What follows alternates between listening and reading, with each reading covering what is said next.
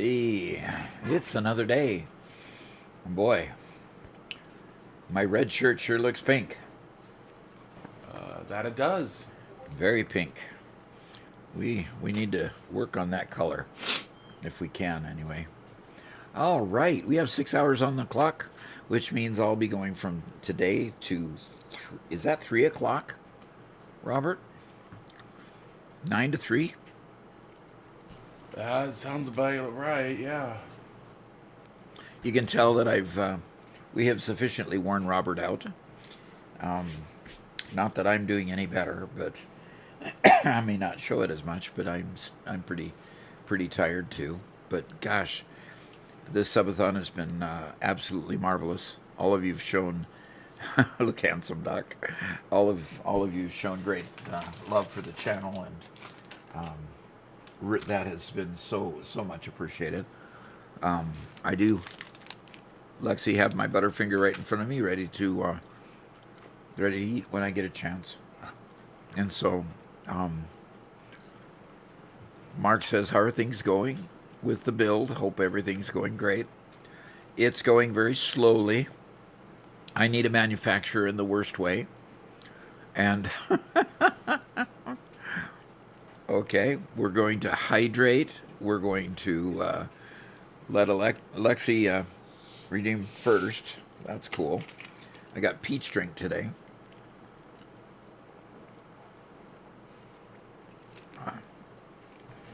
Yeah, we're at that level in the build now where everything we built at the very beginning is useless.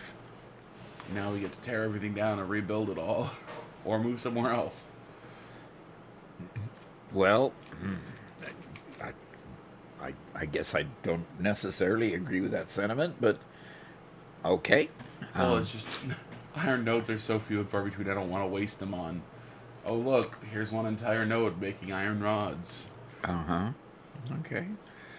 Unfortunately, it's kind of like we need an entire node making iron rods. Yeah, that's true. It's crazy.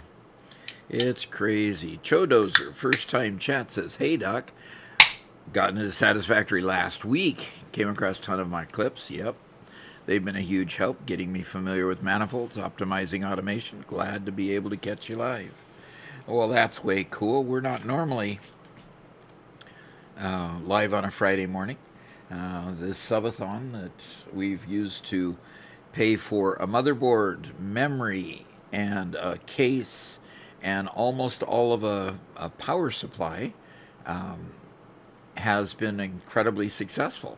We started hoping that we could just do the motherboard and the memory, and then we had generous people come aboard yesterday and help us to get into buying the case and the power supply, so he doesn't have to use the old power supply and a case that's just about ready for the junk heap anyway.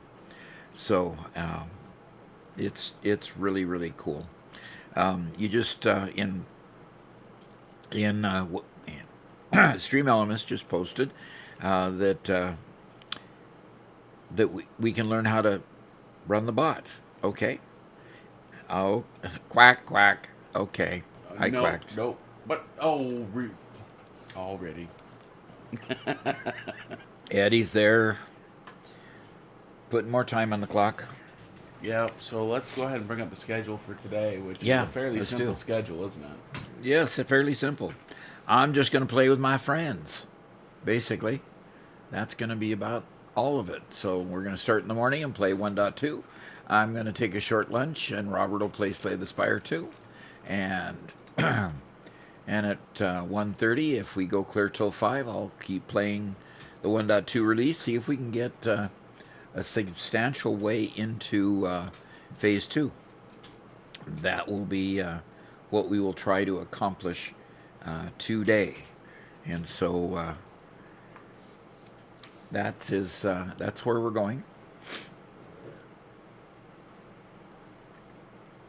And that's where we're going. So hopefully we'll get there. And I'd love to get done with Phase 2 today, but that's a stretch. And Eddie asks, how are we at 6 hours? We were at 4 hours at the end of the last session.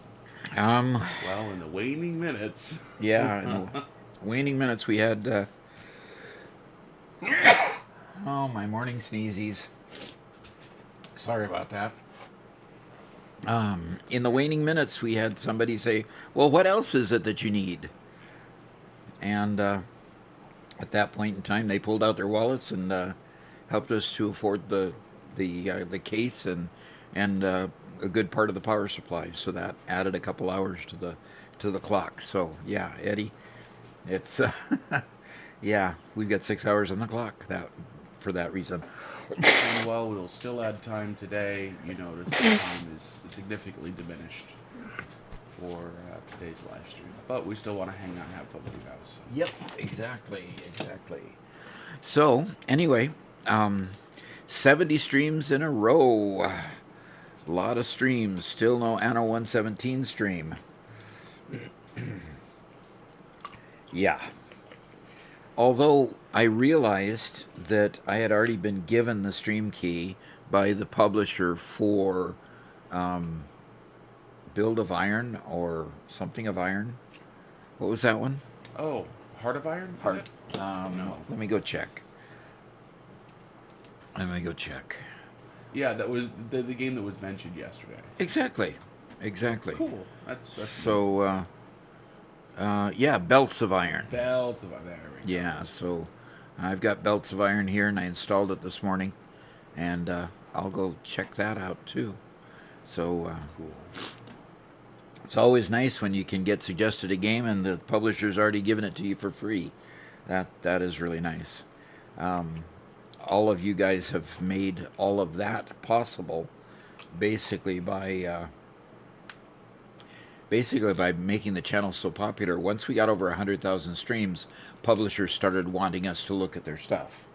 So that's part of that. I checked my email this morning and realized that they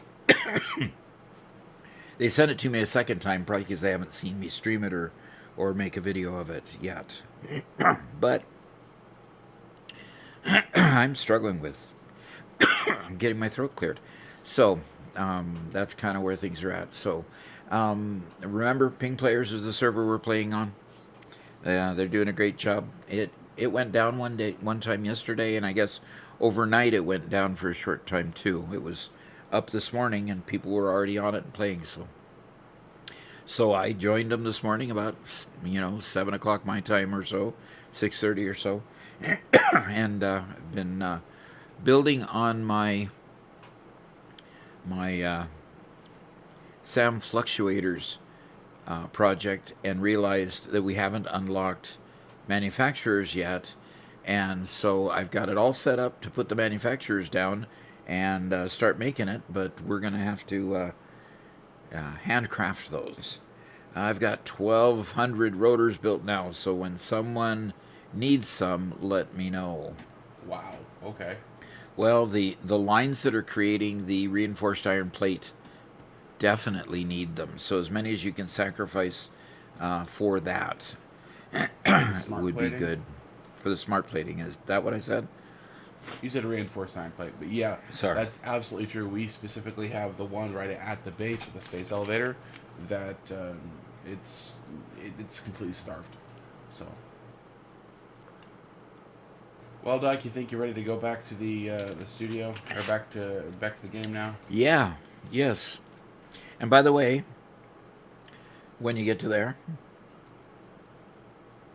okay, I'm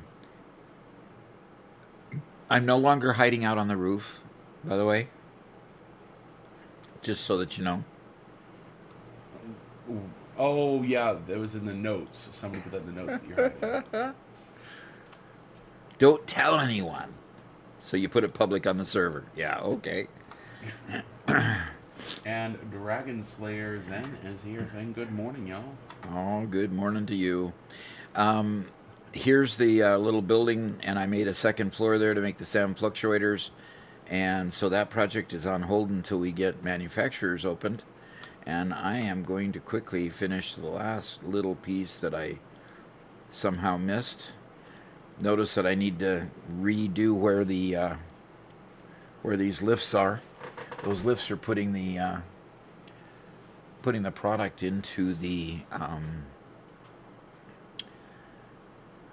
in. Come on, learn how to talk, Rick. Come on, loosen it up. Uh, putting it into the depot. So I don't want to get rid of these lifts until I can reconfigure it and make sure the depot is getting fed. Because every once in a while I see them click off, so people are using the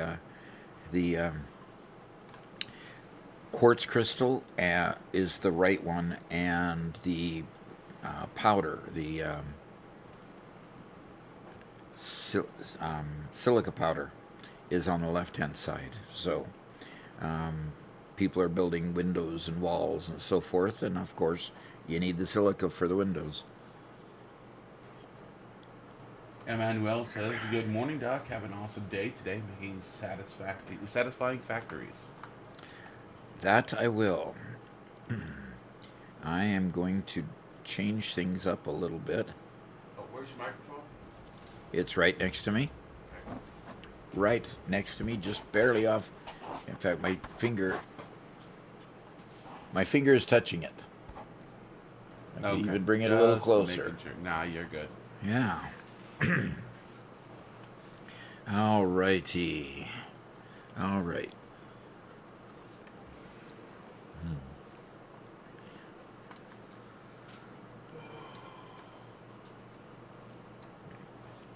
Okay, so now this takes you in, but it doesn't run you into smack into those, which makes it a better ride on in. Now, one thing I can do is when people do need some SAM fluctuators to make things, I can put a bench up here. I'm going to put a workbench up here with a way to get to the 3 products you need here if you need it. In fact, I'm just going to just put a lift on each one of these.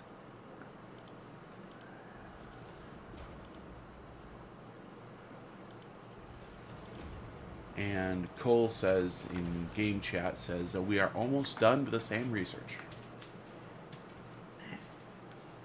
Almost done with the the what research? The SAM research. Okay, so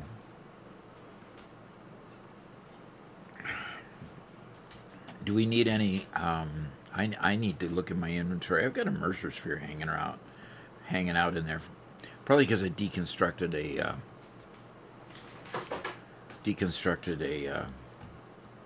a depot. Yeah. So let's go over here, and let's. I am going to put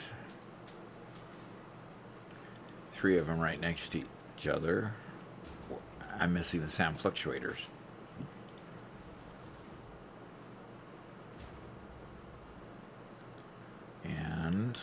And okay, I need to build SAM fluctuators. That's fine.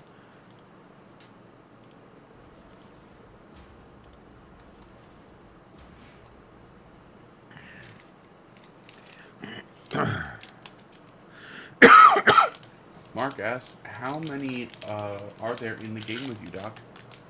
All right, let's go check. I know this morning when I joined there were 2 online before I came in here, but that was pretty early. Let's go here. We have 7 people playing with me right now. So it's 6 people plus myself. And Robert is one of those. Yep, I'm online at the moment.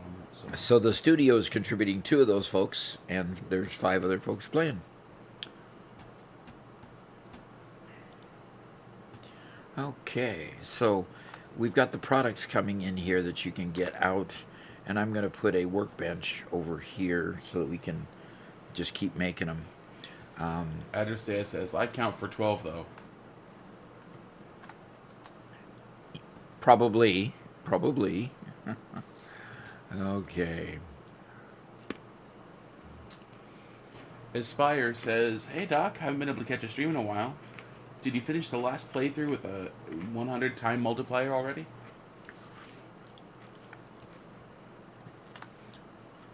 Actually, we did not. And the only reason we didn't is because we had the 1.2 release, and we wanted to start off the community event. And so, in starting off the community event, we kind of diverted our attention to this particular build. But we're going to continue making videos on that build as we perfect it. We're at the aluminum stage right now, finishing out that massive aluminum plant that I started. Just a little bit more tweaking to do on that before it is done. And so, Florida Mower just joined the game. So we're working on that. Enrico Ray, I love your emoticon there. Is that what they call those? Yeah, a little dancing skeleton dude. Dancing skeleton dude. That's a good way to put it. Best name I know for it. And Mike Hero asks, what do you think of 1.2?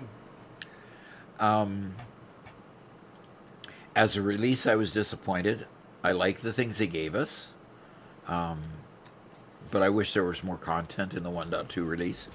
I love the daisy chaining when we get that unlocked. I started using it in the 100x multiplier release. And gosh, it was great when I had to have all of those foundries and stuff next to each other for the aluminum factory, just going one to the next to the next to the next and going through them. That was just awesome. Being able to just go straight one to the other and not have to place a power pole, run a cable, and place another power pole and run another cable, and yeah, that was great.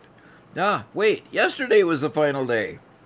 Yeah, until some very generous people stepped in and made it not the last day.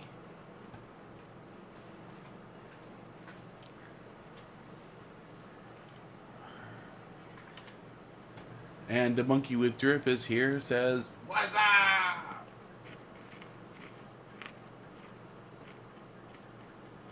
Very good.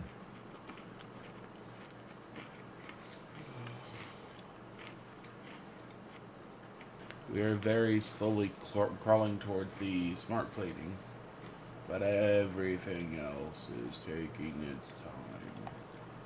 Yeah. I think Address is working on Versatile Framework at the moment. Okay, cool. Anybody working on the automated wiring? I haven't heard anything about that. Okay.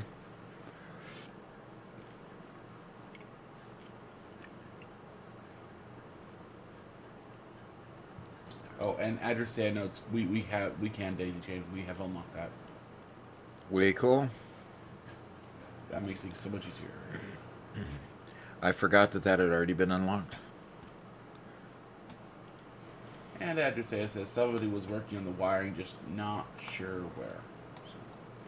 Okay.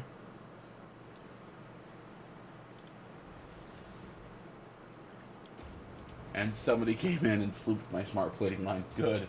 Oh, it needs it.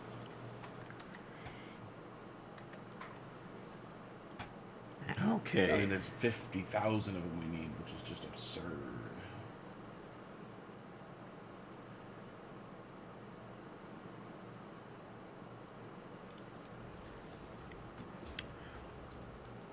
Yeah, slooping about this time is about almost your only alternative to successfully getting it accomplished. So, all right, I am going to start. I've got SAM fluctuators going into the depot, so people can make part of the need for SAM fluctuators at this point, even though we can't automatically make them, is the fact that the doggos were in charge of wiring. That's who was doing it. That makes sense. So much uranium, somebody says. What? Who needs uranium? Anyway, you need the SAM fluctuators to make the depots. And so, since you need, fluctuators to make the depot, we've got to have them going into the depot to make the depots. So, one of those circular references there again. So let's... I'm sad that video hasn't resurfaced. Which one? The video on... I think it was on plastic and oil. But it was one of those very early ones we did just before the tips. In order to unlock something, we need to have oil, but in order to have oil, we have to unlock something first. Oh, that one. Yeah. And I thought the animation I did on that was Was still very excellent. happy with that. Mm.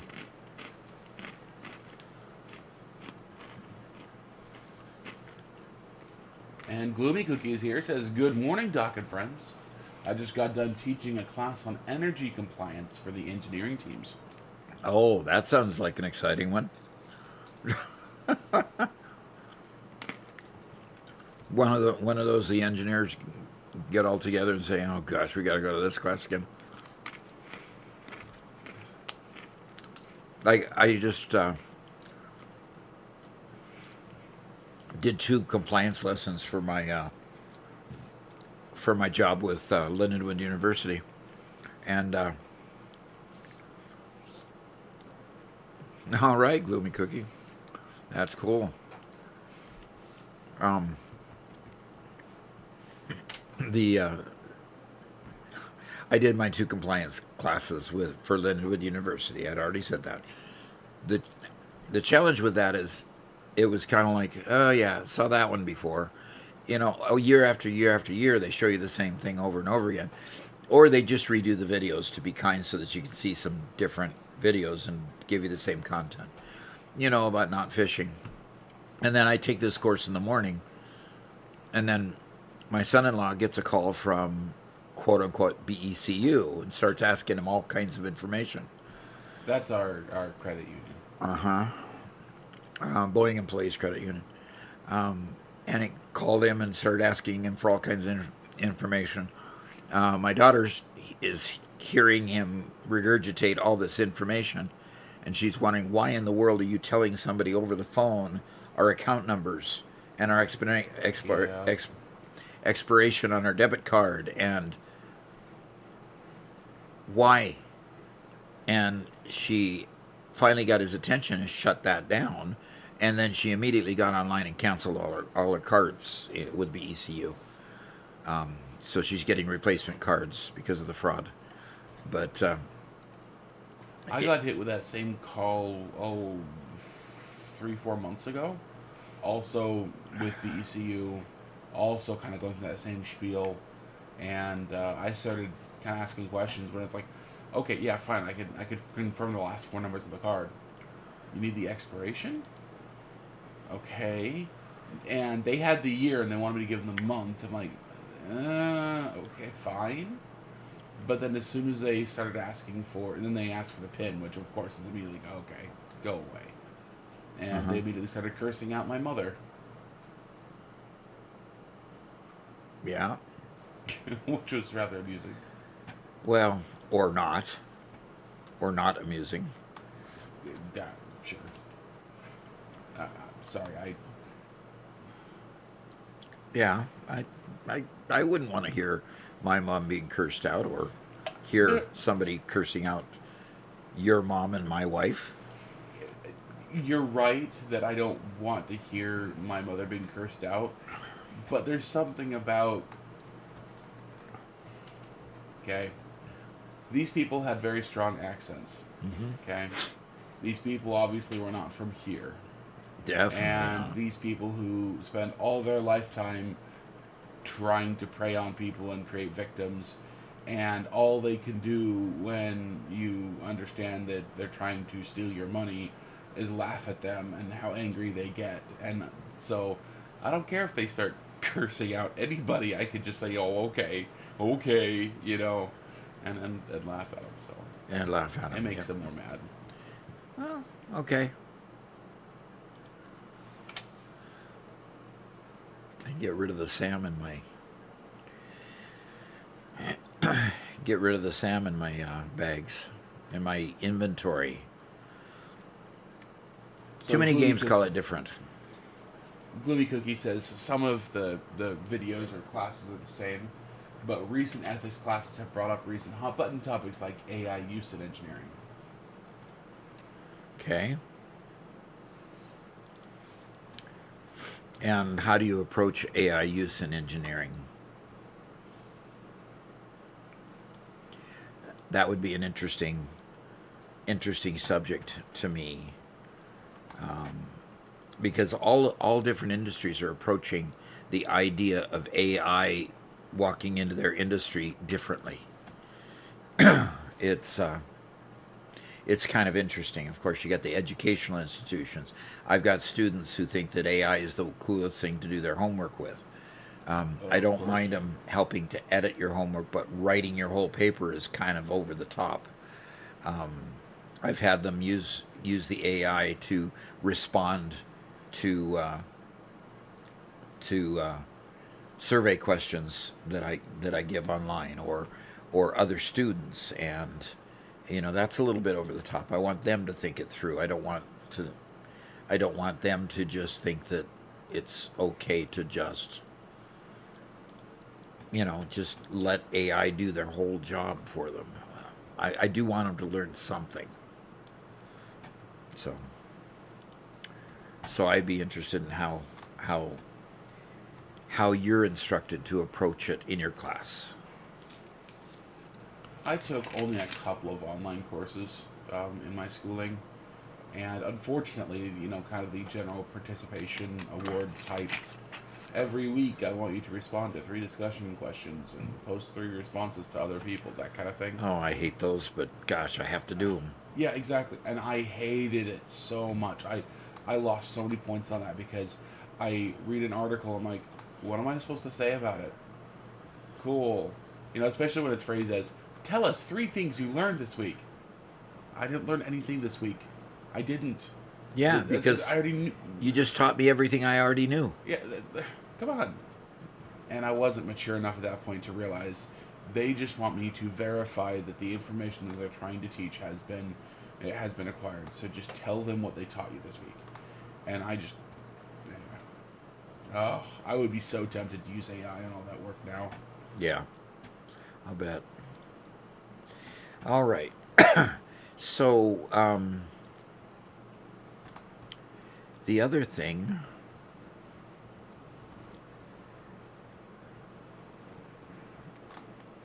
are rotors going into the depot? Okay, rods are going into the depot. Reinforced iron plate, is not. I have a bunch What of is it? reinforced iron plate if you need it. I don't think I do at this point. I just want to know what it's going to take to create rotors. Okay. So Gloomy Cookie says, personally, I never use AI to directly calculate things. I'll ask AI to help me draft emails and stuff, but I make my own Excel calculators for information because I need to be able to prove in a court of law where the numbers came from. Yeah. Yep. Yeah. And ultimately, if anything goes wrong with your engineering, you do have to prove where those numbers came from.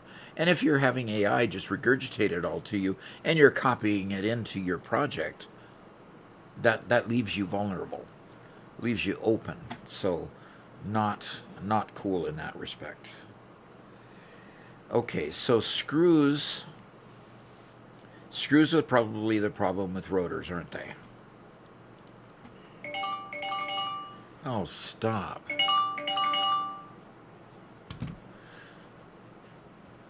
Well, hello.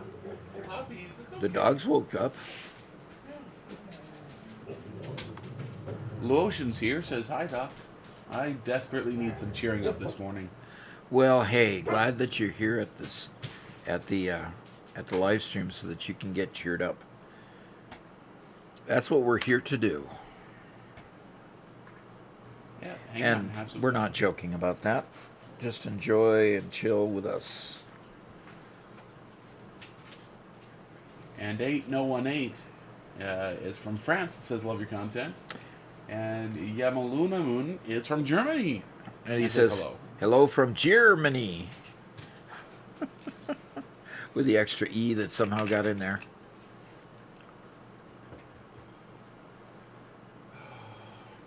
Chodozer commented on the scam call situation. Uh-huh. He says, I had something like that happen a couple years ago. Usually you can't call them back because they spoof numbers. But these ones didn't do that, so I harassed them by calling them a ton.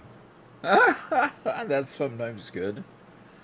So back when I was still a really little kid, Oh, And here comes this story. yeah, I love you this know story. exactly what story I'm gonna I tell. love this story. Go for it. We'd get, them calling just on our home phones and whatever. And this was back before we had some protections against the U.S. where you could get out of registry to prevent these kinds of calls. But we'd get them all the time. And my mom would answer the phone, and she'd be super sweet about it. It's like, "Oh, what's your name, dear? Okay, are you going to school? Cool. How long have you worked in it? Do you like this job? Is it a good job for you? Well, how's your family?" And my mom wouldn't answer the questions. She wouldn't, and of course, a lot of these scammers are, or sometimes they're not even scammers. They're just, their job is to call people and do cold calling, right? And they, by their script, aren't allowed to hang up, right? Yep. And so mom would just keep them on the line for 10, 15 minutes. And I distinctly remember a couple times, she's in the middle of finishing up prepping for dinner, and we're all sitting down around the table. She gets one of these calls, and so we all just sit there in silence, cracking up, listening to my mom keep this person on the phone for 15, 20 minutes as they get increasingly exasperated, trying to end the call so they can move on. And she won't let them. Yep. It was great. Yep. That's definitely one way to handle a scammer. But the thing is, you have to be quick on your toes mentally enough to be able to recognize it's a scammer and then shift gears on them like that. So Yeah, that's very true.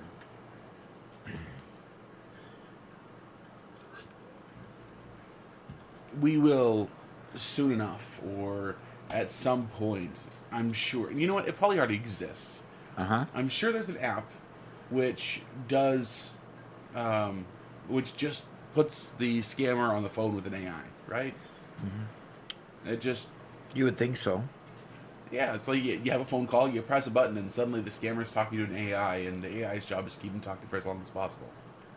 Yeah, wouldn't that be cool? Just to program your AI to just do that one task. Yeah. Then again, I'm pretty sure that if it hasn't already started happening, we're just going to start getting scam calls from AI. Oh yeah, no kidding. Address says she just puts the phone down and does something else. Yeah, that works.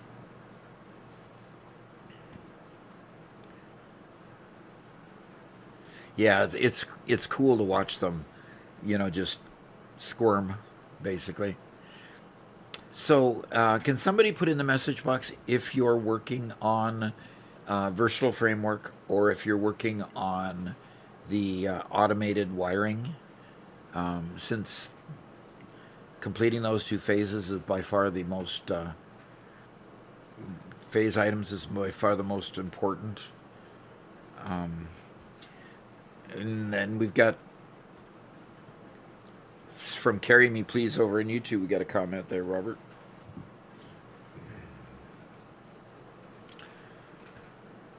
When should I stop transcribing? Stop the transcribing. Yeah. You want me to put something in chat for you?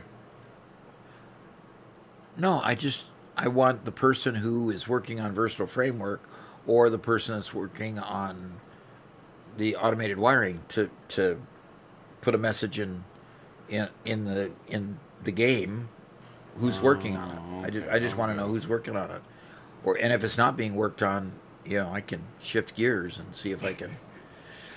Okay, Address Day is working on the Versatile Framework, and we aren't sure who's working on automated wiring. Okay. So yeah, Carrie McLeese says, "Morning, gentlemen. 5 more hours. Well done.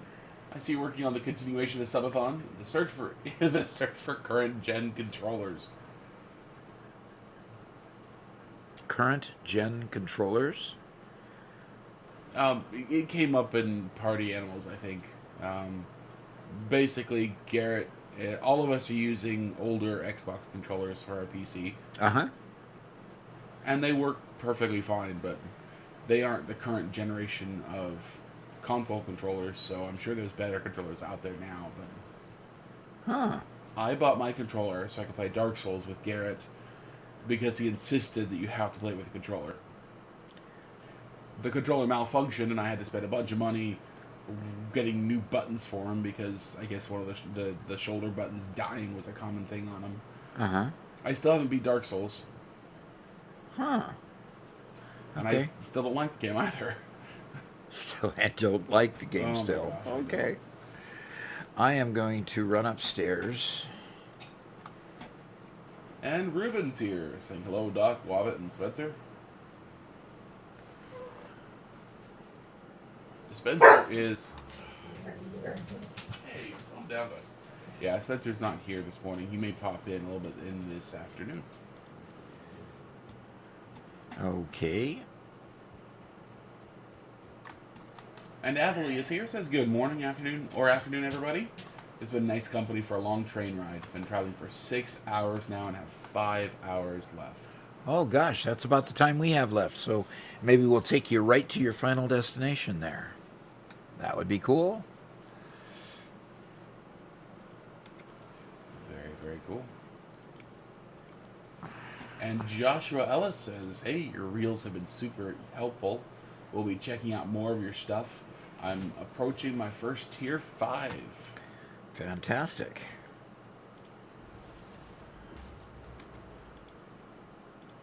I think tier 5 and 6 are kind of like my favorite in the game. You have most of the tools to build as much as you want, and the complexity hasn't got to that level that it feels like a slog to me. Fantastic.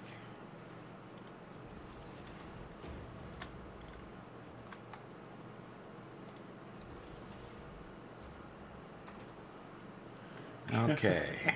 Adversary says, I'm not sure if taking someone to their final destination is a good thing, especially if you've seen the movies. Okay, I have created a container up top on the top floor to put rotors into. I am going to put a workbench right here, and I'm going to start handcrafting rotors as well. And I'm just going to then turn right around and put those rotors into that container.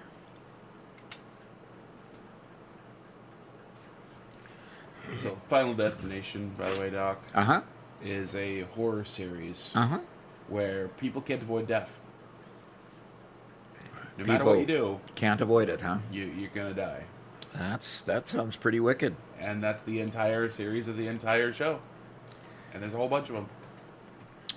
And there's a whole bunch of them, huh? Wow. Yeah, so. That's pretty insane. I would not Well, to be in that kind of a loop, that's for sure. You've seen... I don't know if you've seen it. There was H.G. Wells' Time Machine movie that was made Yeah. early 2000s. Right. And it kind of took that same sort of theory that if somebody's destined to die, they're just destined to die, period. Yeah, you can't avoid it. Yeah, and it takes kind of that sort of concept, although I haven't seen the movies myself, but it feels like it's following that sort of concept. Yes, Chodozer, this is a mug that it has a monster logo in the side. It is 3D printed on our 3D printer. I've got a multicolor 3D printer. And Robert found the model on, wasn't it Thingiverse that you found this one? Yeah, it's on all the major 3D Yeah. modeling sites. So if you've got a 3D printer, go for it. It's a great little mug. It fits in. It gets kind of snug at the bottom. So if I pushed it all the way down, it would get stuck and I'd have to push it out. But they give you a hole in the bottom to push it out, so I guess I could push it all the way down. But I kind of like it setting up like that. But got a strawberry monster in there today. And it does those, it does the 16 ounce, these are 16 ounce, I believe. Does the 16 fluid ounce cans really well. If you put in a 12 ounce can, it just goes too far down and can't drink out of it. So it's meant for a monster size cup. So, okay, I'm going to put 62 more rotors in there. And go back here and do some more. Says, "Oh, I avoid horror as much as I can. I just can't watch them. I'll get just as much of it. I'll just get a meltdown. And don't ask. Yes, I've tried." Yes, I've tried what? To Not get a meltdown? Yeah, I probably tried just about every horror movie. I'm not a huge fan of the genre, mostly because I try to avoid a lot of the kind of content that's in a lot of horror Well, movies. I used to enjoy horror movies back when I was in sixth grade. I mean, my friend and I would get together on Friday night and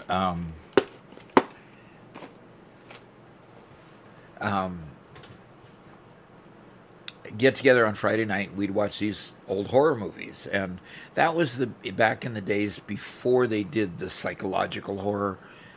It was just the true horror. It was monsters jumping out of closets. I mean, it was just the old Bela Lugosi type stuff, and Frankenstein and things like that. Those kind of horror movies.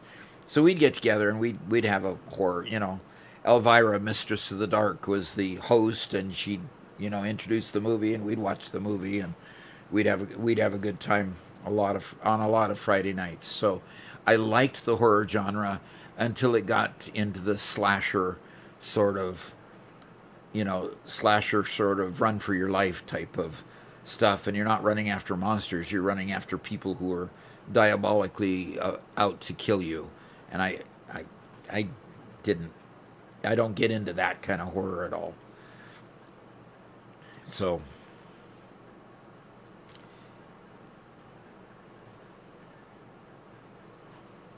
boy, it is really, really good. Whoever hooked up the depot to the rod line is keeping up, and I'm being able to craft as many screws as I need for the rotors. I wish you could do alternate recipes at a crafting bench. I guess that would be an upgrade that I would like to see. That it just wouldn't be just a 1-to-1 ratio. We're only allowing the standard recipes to be done at a crafting bench. I wish it were a little bit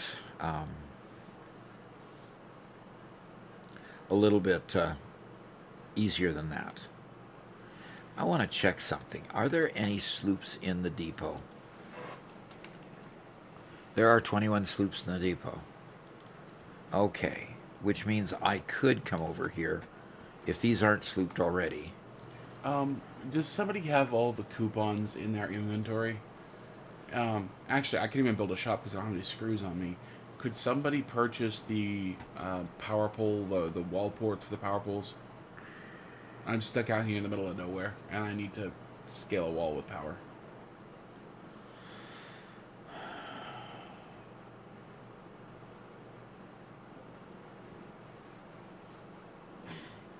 Address says, I do recommend the old black and white horror movies, as though they're all about the art, the acting, the camera work. My favorite section in the genre. Absolutely. Absolutely. Okay, good. I am going to sloop.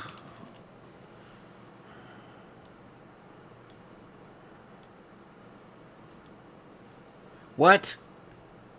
There were 21 sloops in there just a moment ago. Uh-oh. I mentioned sloops, and now they're gone. I guess somebody grabbed them for something. Whoever just grabbed the sloops, could you please put 2, 4, 6, 8 of them back? I really need them for the smart plating.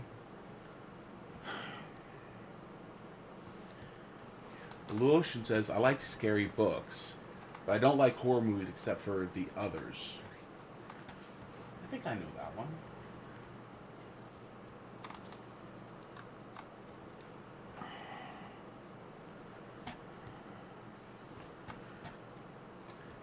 The others? Nicole Kidman. Yeah, I remember that one. Oh. Yeah, I think I know that one too.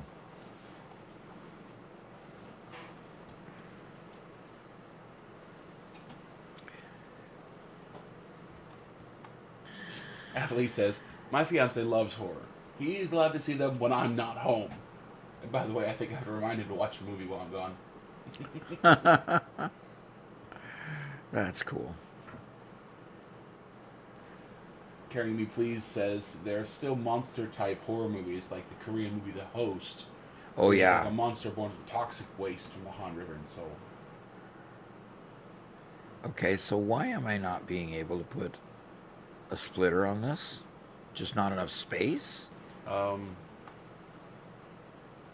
Interesting. I don't know if... Do we have to unlock vertical splitters somewhere? Oh, Don't. you're building a smart splitter. That's fine, isn't it? I don't know. Let me try putting just a regular splitter on it. Then. Sorry, my No, brain's too fried. it's not letting me put a regular splitter on it Yeah, either. X3D says just not enough space. So, Hey, doggone it. All right, fine. I will just undo. yeah, I just did a test one. I could put stuff on. Okay.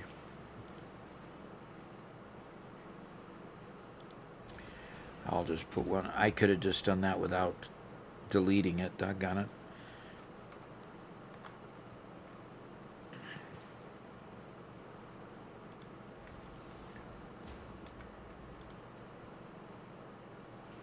Joshua Ellis asks, are sloops renewable? No, they are not. There's a limited number on the world, and that's all you get. I love the new Frankenstein movie, which, when was that put out?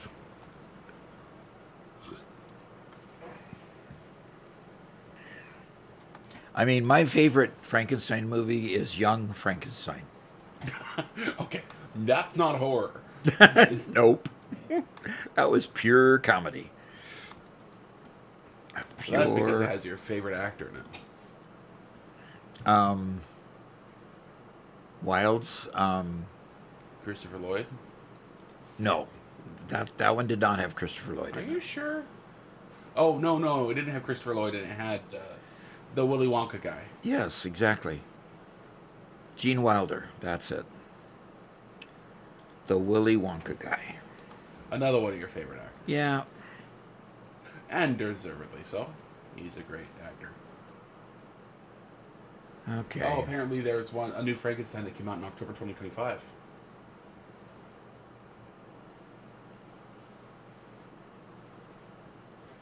$20.25 it was, huh?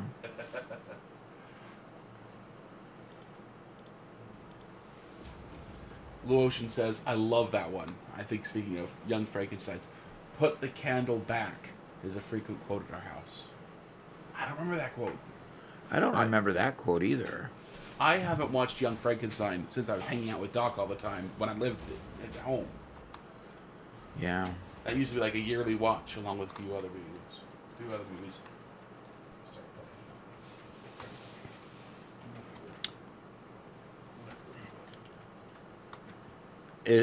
I just love the scene where he sends Igor to go get a brain, and he asked what the label on the brain was. Oh, Abby normal.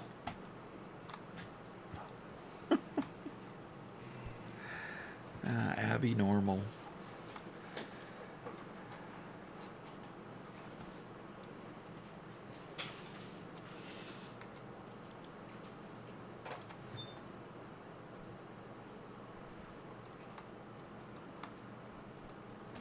Okay, so the right output is going to be overflow.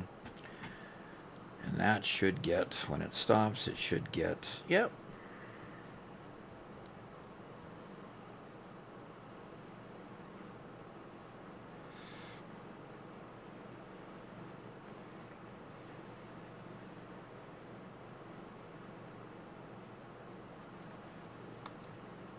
Oh. I woke up and I was pretty stiff this morning. Yeah. Well, we moved some boxes. You moved some heavy boxes in the basement last night before, after the live stream. Oh, yeah. So that kind of physical work just ties me into knots. Mm-hmm. The Lively Gamers here says hello. Hello. All right, we can make some more rotors. Let's get some more rotors going. Oh, by the way, let me see if anybody's put back those sloops. Okay. Thank you. Oh no. Blue Ocean says, "You guys are too distracting. I just walked into the kitchen to find my peas chewed and destroyed and my bag of buttermilk powder dumped. It's 9 a.m. Yay." Did the dog get to it? That's what it sounds like. Either the dog or a 4-year-old.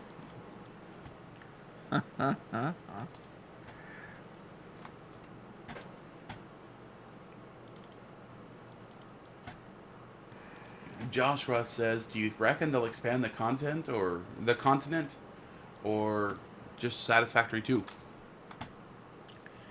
Um, I hope they, I hope they actually expand the continent. That is a logical. That is just kind of a logical progression to the game to just give us more area to play with. Along with more area to play with, possibly a tier 10 and tier 11, tier 12, give us a phase 6.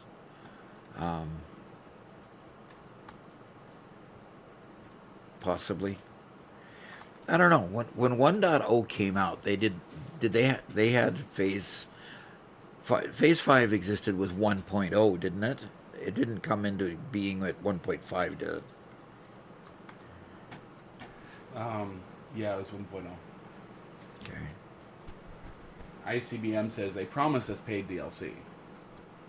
I will hold them to that. They will take my money, and they will give me something for that money. Yes, exactly. That's what That's we what need. I want. I want to give them money so they give me more stuff. Yes, exactly. There's your wall outlets, Robert. Excellent, excellent, excellent. Thank you.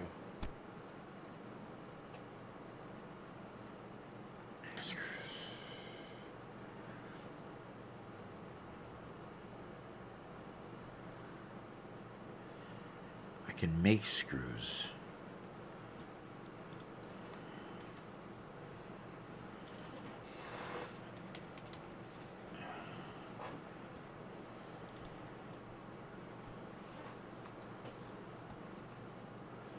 Okay, if we have rods. Ruben says, "I think they'll make Satisfactory 2 with all the lessons they've learned over the years, plus new features and ideas." Okay, I hope so. I hope it's not indicative of the future. The I mean, they set us up. They set this up for failure with 1.1.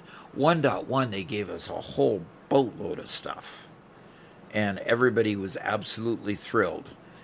1.2 came and went, and I mean, when 1.1 came out, my views went just through the roof. When consoles came out, my views went through the roof. Okay, 1.2 comes out, and I have yet to see any change in viewership at all.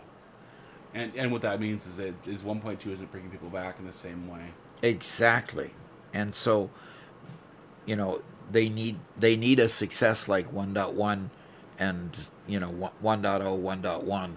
They need that kind of success with new content, and so yeah, they should be gearing up for a 1.3 or a 2.0 that really gives you something worth coming back for. And 1.2 really didn't give that level of attraction at all. So, and they need to fix this bug. Okay, and the bug I'm referring to is if you look on the screen, you don't see the numbers going down for how many are in the depot. There are so many bugs with 1.2. I'm blown away at how many bugs there are on 1.2. A lot of really small ones. But. Yeah, and this is a really small one. They just didn't attach I mean, it's calculating the decrease in the depot because eventually it'll stop making rotors. It knows how much product there is in the depot to make rotors, and it's counting it down, and it'll stop. And in fact, it knows when more stuff is going into the depot because it'll restart here in a moment once there it goes.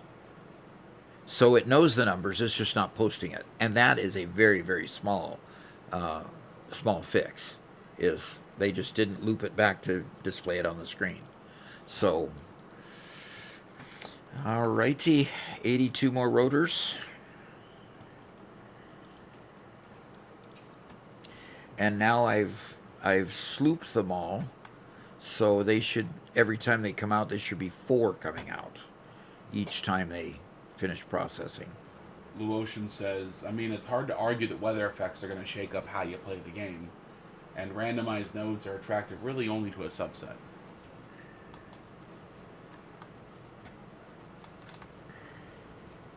And I personally really like trucks. I want to use trucks for my whole playthrough.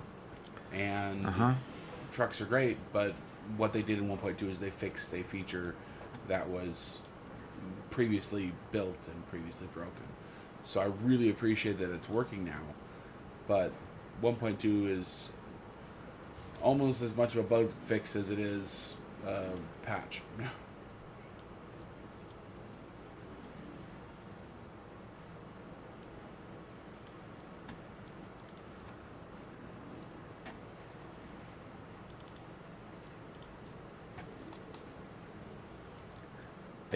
I didn't remember that there were six machines here, and I only slooped the outside ones because I thought there were only 4. Oh, okay, yeah, I did miss that. Thank you for the note. Mega BD Bacon Man is doing the automated wiring. Okay, cool. So cool. We have somebody making both versatile framework and automated wiring. Awesome. And I hope somebody working on phase objectives due to volume needed. Yes, it wouldn't hurt. Not at all. Not at all. And so I'm working really hard on keeping the machines running with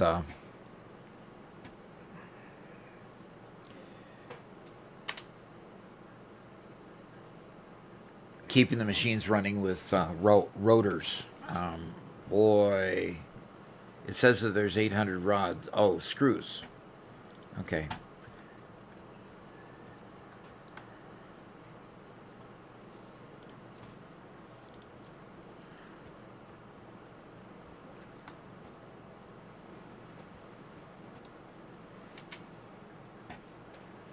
Okay. And I'll just keep on pumping out the screws so we can keep pumping out the smart plating. Pumping out the rotors, which I need screws for, to keep doing the smart plating. Misspoke again. I'm currently grabbing another oil node, or another iron node, and dragging it back so we can not interrupt the smart plating line that I have going on. Keep that running fully, as well as satisfy the steel production for stuff. So Okay.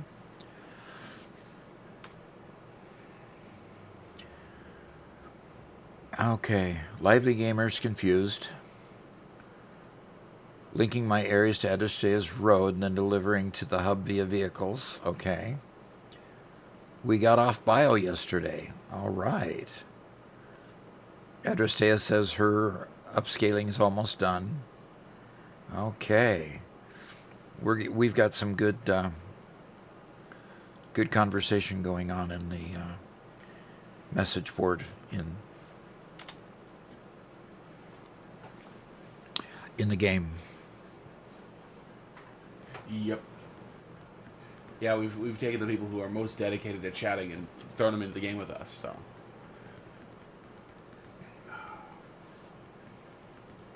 So yeah, we'll sit with this version of the game probably for the next 6 months or so before we start getting bored about the next. My real hope, Doc. Now this might be a little bit of a little much, but my hope is that what's going on right now is they've already split the team, and there's a section of the team working on the next big DLC, and they've been working on behind the scenes, and what we've been interacting with is a subset that's just doing the minor patches. So it's entirely possible if they're doing a whole new continent, or they're doing like a space DLC or ocean DLC, something like that, something really big, those people will be sequestered off and working on their own version of the game and building their own tech and everything separate from the rest of the team. And we wouldn't hear from them until it's nearly ready. So that's a possibility. Yeah, okay. I'll take that. X3D says a space DLC would be so cool. Oh, it would. I kind of got sold on the idea by One Metal Fest yesterday. Yeah? And to me, the big piece that makes it work is the idea that you're not just building. Sorry, the thing that makes it work is that you're not just building the same things but in space. Is that suddenly everything's on a different scale. Here, you're a single individual up in space. You're in your own ship that's flying around, and you're building whole factories all at once, and capturing asteroids and that kind of thing. So, definitely DLC size, not just free update size. Uh-huh. Okay.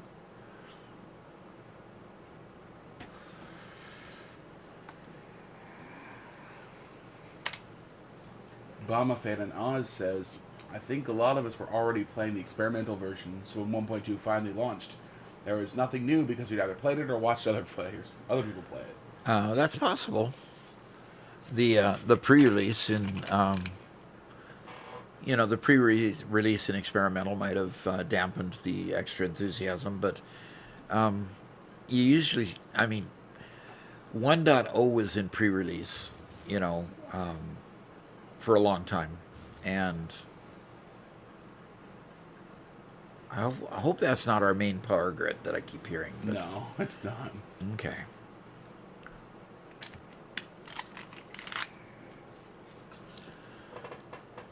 Yeah, we're still doing just fine. Our production's at 5.5 megawatts, and our consumption's at 2. So.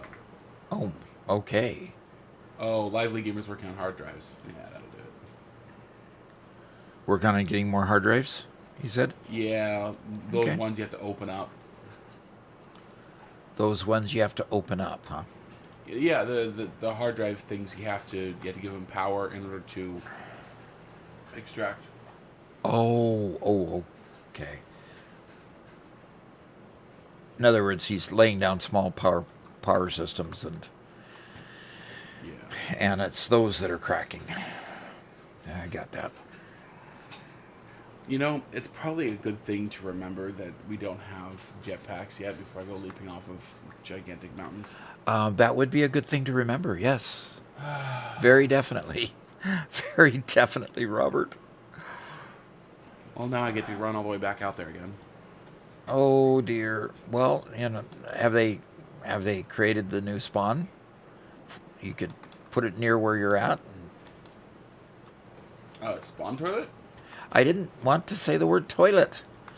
Toilet. Oh. Come on, Doc.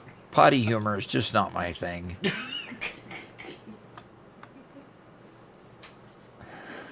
The category potty humor does not mean literally the physical object of the porcelain throne.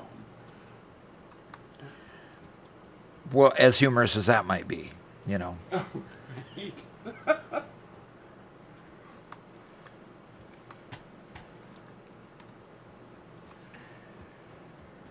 Now, Obama fan says, is it just me, or is the lighting effect different to the experimental version and not in a good way? I didn't notice a difference in lighting effect at all. No.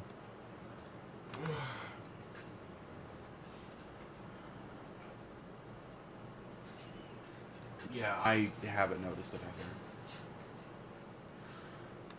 either. Oh, hey, Mark. Good to see ya. Hi, Mark. Avely says, potty is worse than toilet, just saying. That's true.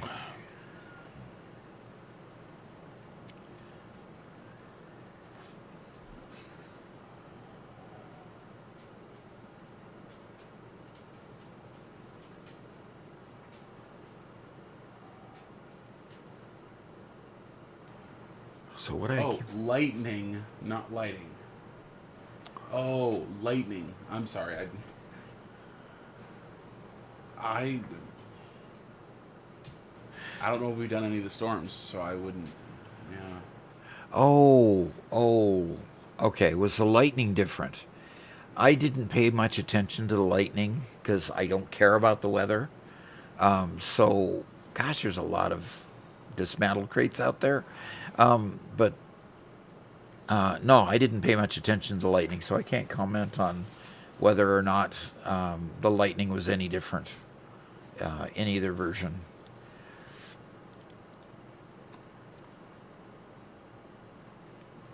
So if it wasn't the rods, it's the screws. Eddie says, hot take. I know it's annoying, but I like the 1.25 part multiplier. It's a small change, but it really makes us have to work together to get things done. Yeah, no kidding, it does.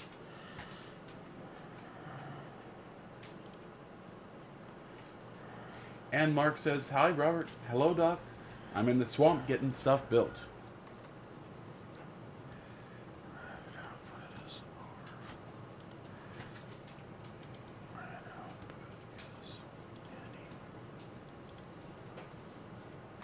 In the swamp getting stuff built? Okay. That is cool.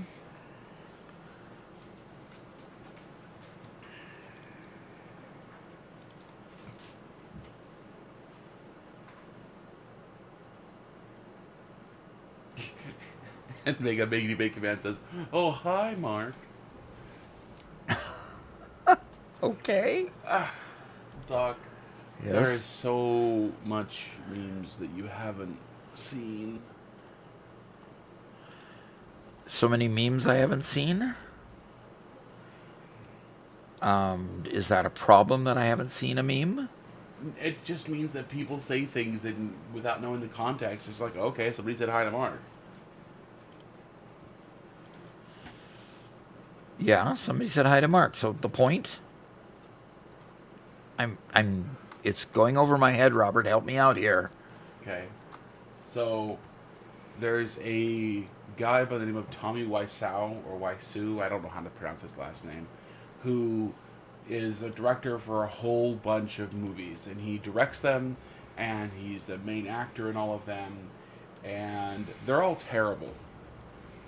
And yet somehow he keeps producing them. The visual effects are awful. But Okay. it's just a generic middle-aged guy. And anyway, one of his famous lines is how he's coming out of a stairwell on the top of a building or something, and he's angry and upset and talking about how bad things are. And then he turns around and sees Mark and says, "Oh, hi, Mark." And it's just one of those, the tone shift from being upset and angry to suddenly, totally hi, normal is just weird. And more hallmarks of how bad he is at his job that it just became, I guess, internet worthy. Okay. And you inferred that in a text? In text on the screen? 100%. Am I wrong, Bacon? I mean, he wrote OHAI Mark. Oh, hi, Mark. Which is the exact quote, so. Yeah, Bacon says you're 100% correct. Oh, dear. Okay. I don't know if need to that get much better time at those, on I guess. Lotion says, to be fair to Doc, I had no idea about that either. Okay. Thank you.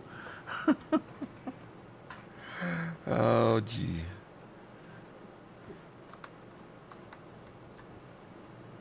And Cole says, I didn't. I did not hit her. I wouldn't. I couldn't. I did not hit her. I did not. Oh, hi, Mark. Just more bad, horrible dialogue.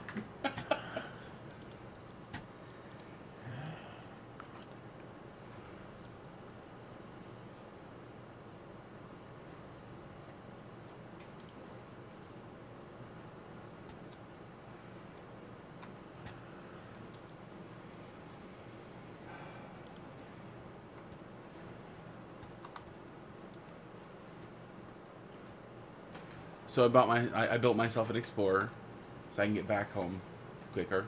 Uh-huh. I wasted 10 minutes getting into the parts for the Explorer. So, I'm already 10 minutes down. And I start driving it, and I immediately drive into a pole, and it rides up the pole and gets stuck, and so I have to go and dismantle it and rebuild it and put the fuel back in. So I'm really saving a lot of time here today. Interesting.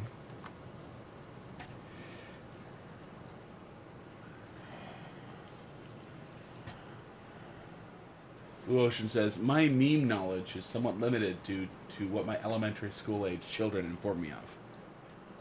Oh, it's all gone.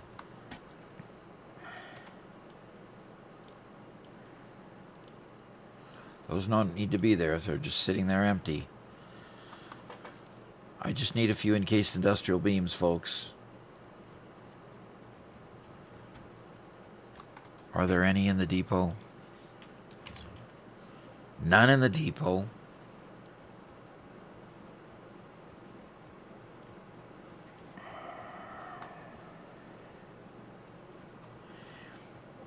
Anybody have any encased industrial beams laying around? Please. I don't know if I want to share them with you, though. I just need to make a Mark II. I need to make a Mark II miner. And it needs 10 encased industrial beams. Oh, okay, I threw some in the depot for you. Thank you. And Mega Meaty says he'll upload 100. Okay. I'll take mine back then. That's if you really need them. Okay, good. I just made a Mark II miner. Come on, start pumping stuff out.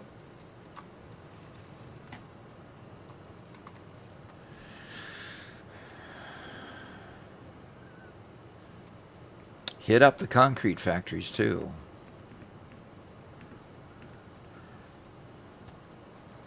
Foley says, a bit off topic, but Snacktorio is a single-player factory cooking game with spoilage that just came out. Might be fun for a stream. It's called what? Snacktorio. Snacktorio, huh?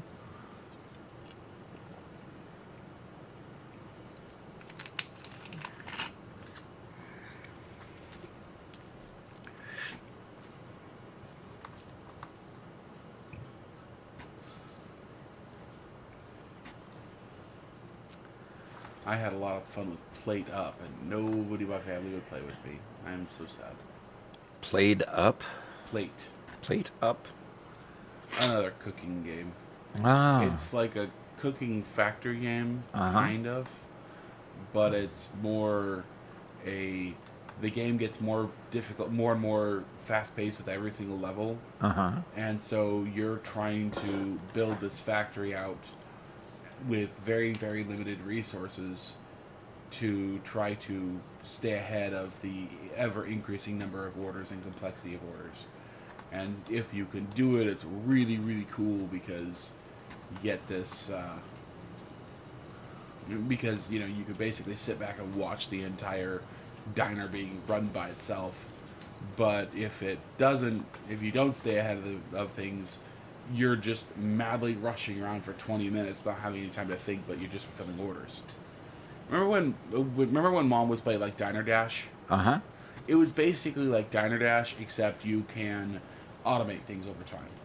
Okay. And so it'd be you trying to balance the number of customers with, you know, again, automation. So With automation, okay. I enjoyed it. Yeah, that would be fun. Okay, it has all of them filled up. That's good. So this thing's running 100%. So that's giving me another 50 per minute. And it's, yeah, increasing. Good, good, good, good.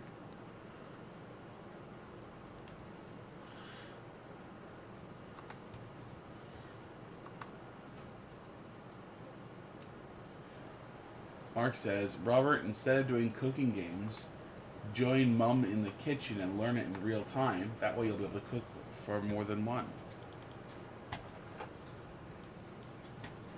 The dopamine hit of cooking in the kitchen is not nearly as good as playing a video game. I suppose that would be true. I don't really enjoy cooking. Garrett does and Spencer does. In fact, strangely enough, yeah, they both do. I don't really, but I can kind of cook. Like, I can follow a recipe, you know. So, yeah. Okay.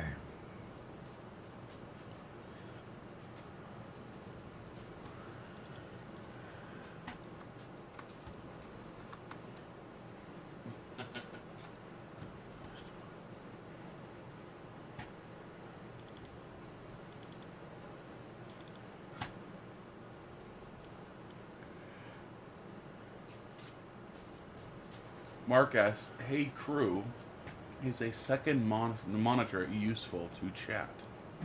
Second monitor useful to chat?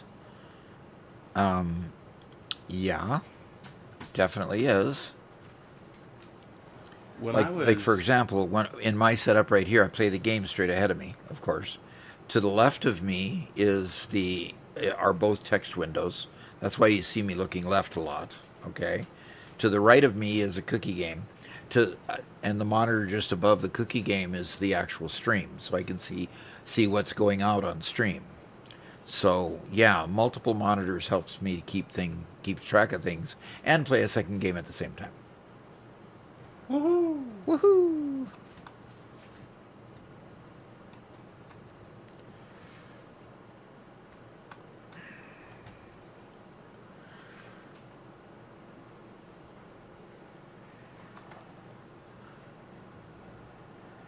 Okay. We've got a production line going here that's actually fairly robust. Blue Ocean says, he says that as I'm chopping carrots. Uh huh. The carrot chopping might not be a dopamine hit, but the Japanese curry would be. Oh, yeah, it would be. Yes, that is very true. I do miss having as many good home cooked meals as my mom used to provide.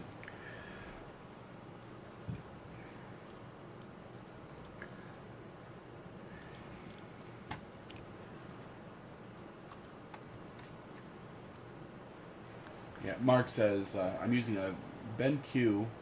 I don't know how to pronounce that brand name. BENQ? Yeah, Yeah. Bank or just BenQ. I don't know. 32-inch widescreen. Might have to get a curved one. My main monitor is a curved what is it? A curved 27-inch, I think it is. So now I should be able to make rotors a lot faster. Wait a minute. They're all going into the depot. Why am I not seeing them in the depot? Somebody else is using them as fast as they... Doggone it. I first bought a curved monitor like 4 or 5 years ago, and I've used them ever since. And now anytime I have to use a computer with a flat monitor, it just feels like the corners and the edges of the monitor are so far away.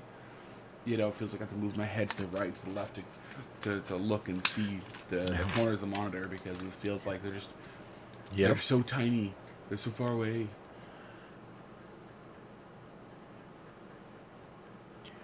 So what game are you playing that you're racing? Okay, is this your real car that you went to the track on with? Mark, I'm asking you based on your question. Oh yeah. He went to a real racetrack the other day with his Yeah. 1983. I think like he had a 1980s car that we looked up. Yep. That's so cool. It was an Beat his Audi, I lifetime think it record was. of 134.68 down to 113.42. Boy, that is quite the time difference. I mean, percentage-wise, it's even a lot of time difference. 21 seconds. 21 seconds off of a 90-second, 94-second time. That's pretty decent.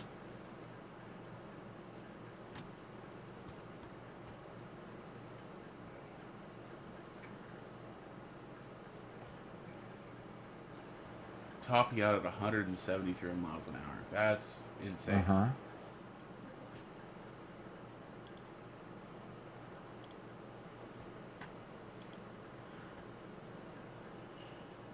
Yeah.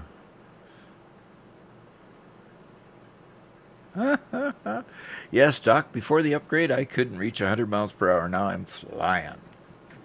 That's cool.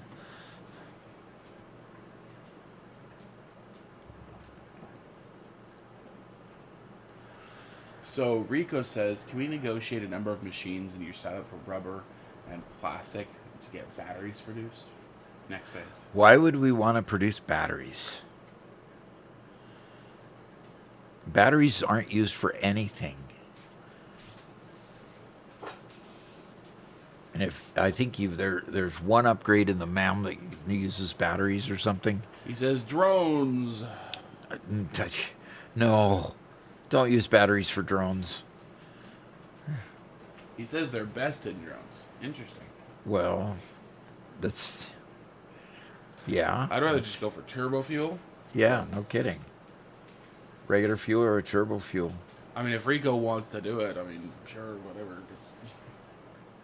Yeah, and if you want to build it, I'd be happy to use them. I'm going to get 1,000 screws here and then... See, I'm putting tons and tons of screws in the depot. I've got 2 depot uploaders that I put on to the screw production and then went and increased the screw production so I'd even have more screws going in there. And somebody is using them faster than I've now added them to the depot. Okay, so I did it for my purpose. I guess maybe I should have just let a container fill up instead of doing them in the depot. Well, if we're just randomly building, it'll just take, we won't even notice it. Yeah. Hi, Indy. Indy came over to say hi, laid her head on my lap, then started bumping my arm again. And she is super sweet. Yeah. Okay. Go. Go now. Go. Thank you. So that lap time increase is majorly due to upgrades in the vehicle. It would have to. It would have to. Upgraded the 2.3 liter to a 4 liter. Oh, well, okay. New gearbox.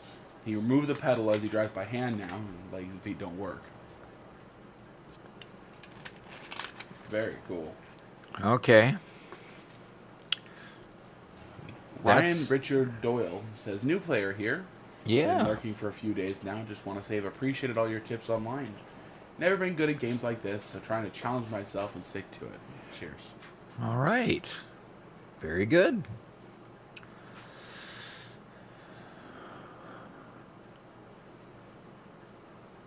This is definitely a game that works the noggin a little. So, needed them for assemblers. Okay. Does that mean you've made the assemblers now and you're done? And you're done taking them? Well, there's 808 in there now. We'll see if they keep increasing.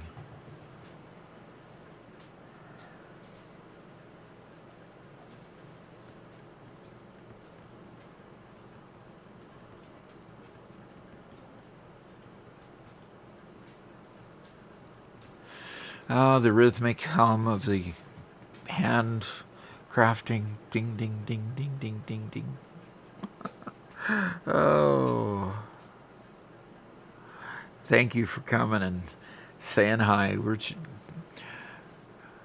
After all, I'll remember. Now, Ryan Richard Doyle. That sounds like an Irish name. Is that anything close? Or is your ancestry Irish? Devotion says, I'm terrible at the game, but I'm very, very good at finding hard drives and getting biofeedback. So my husband keeps me around. Welcome. Okay. Yeah, and that's one of the reasons why I enjoy playing with Doc, because we both do different things. Doc doesn't really care for exploring much, and he'll happily work on a factory all day, every day, and I just need to do a little bit more task switching. So I like playing for a couple hours, and I'll just go out and just run around the map and collect other stuff and come back. You know. Okay. I like planning a bit more. Doc likes building and revising. So part of what's happened, I guess, is the fact that this depot isn't getting any more. So the first depot I set up must have been emptying the containers down below or the buffers in the machines down below, because this isn't even sending up any screws anymore. So I got to go downstairs and see why this isn't sending up screws. And And then down below, of course, also is where I built the other little line. So let's see what's going on here. And Ryan Richard Doyle says, "Oh yes, very Irish bloodline, but ended up American." All right.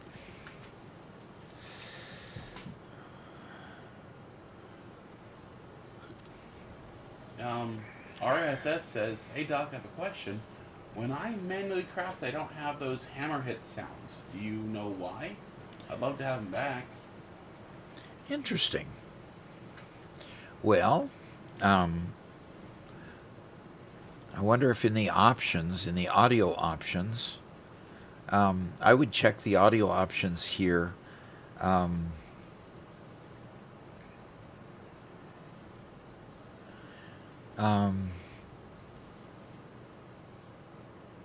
Because I have everything going. The music volume is low, but user interface volume, effects volume. Pardon? I would imagine it's probably on your UI.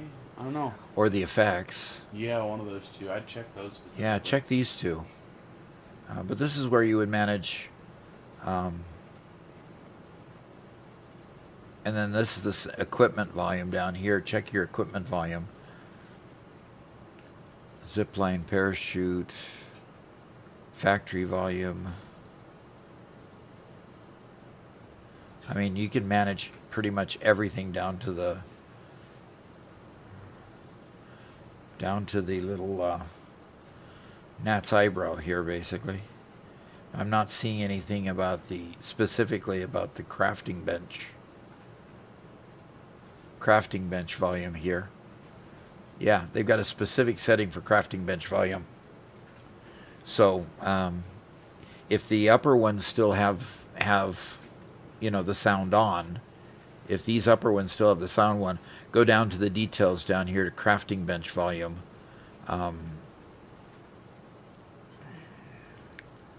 Which is under the factory volume, and make sure that that's still on. And you should be able to get that restored. Blue Ocean says, "Hubby keeps losing his audio after getting into an Explorer, so there might be an audio bug going on." Okay. And True Train's here.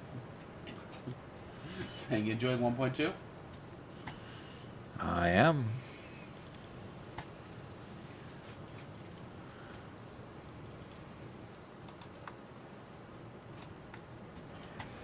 I like the increased difficulty in finishing phases. I generally felt when I was playing them before that, except for my first playthrough feels like it was tuned right.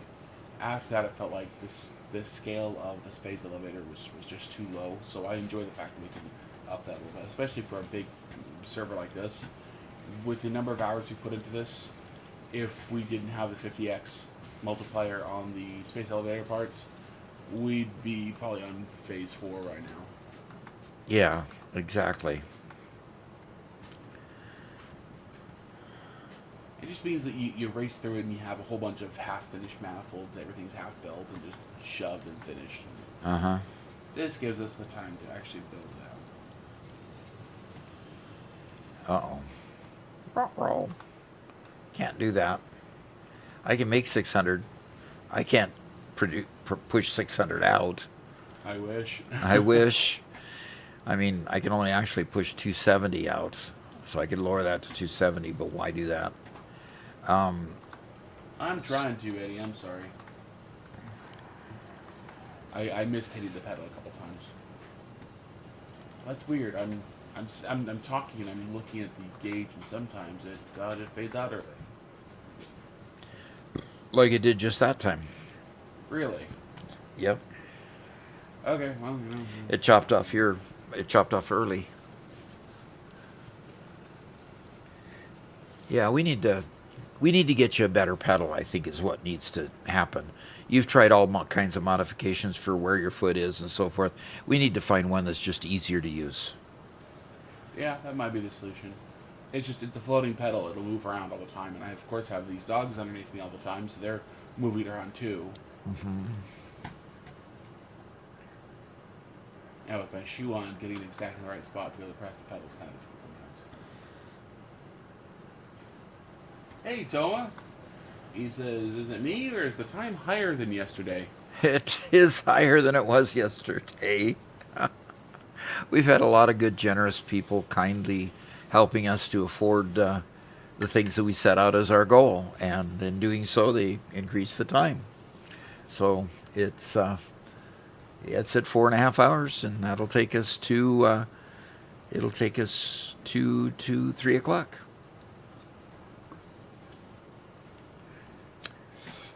Pickle Programmer says, I'm about to start my Mega Factory in 1.2. Hopefully it doesn't become a spaghetti factory.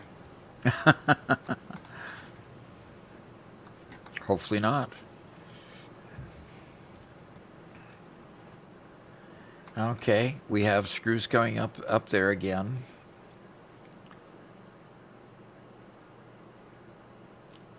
Okay, good. They're going up there consistently now again. Oh, we had somebody create a double deck there. That's good. Yeah, that was one of my upgrades this morning. I'm trying to get a lot of those earliest factories functioning, and so yeah, we needed a lot more screws to help on multiple ends. Okay. So, Well, that's what I've been working on a lot, is getting screws upgraded. That's why I created this extra little line here, doing another machine over here with just the overflow. You overclocked the miner? And I just overclocked the miner. Perfect. I overclocked the miner, and I've overclocked the 2 smelters here, and I've got one just using the overflow. Gosh, I wish there was a way to split it so we could get the stuff out of that miner, because we could go 600 on that one miner if we could just get the stuff out. Yeah. And OG Master's here. He says, still 4.5 hours? Yep. Yep. It feels like deja vu. Yeah, it does. Very much.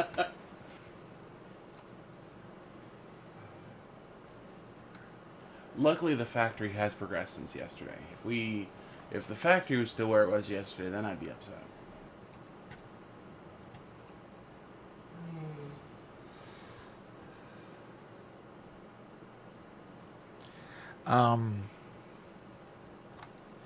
I'm getting nothing up my pole here to make the reinforced iron plates to make the rotors. Very seldom getting any up that pole. Yeah. Well, it's finally caught up to it, so yeah, most everything is going up the upper one. Shoot, this worked when there was a surplus. Yes. Now that there's a surplus, it doesn't work anymore. Gosh darn it, I forgot about that. I was hoping that 6 constructors would be enough. Uh-huh. Yeah, I was hoping that too.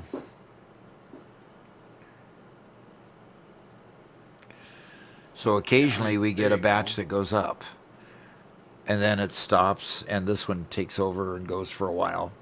And that's weird. It should never favor the top one. It should almost always favor the bottom one.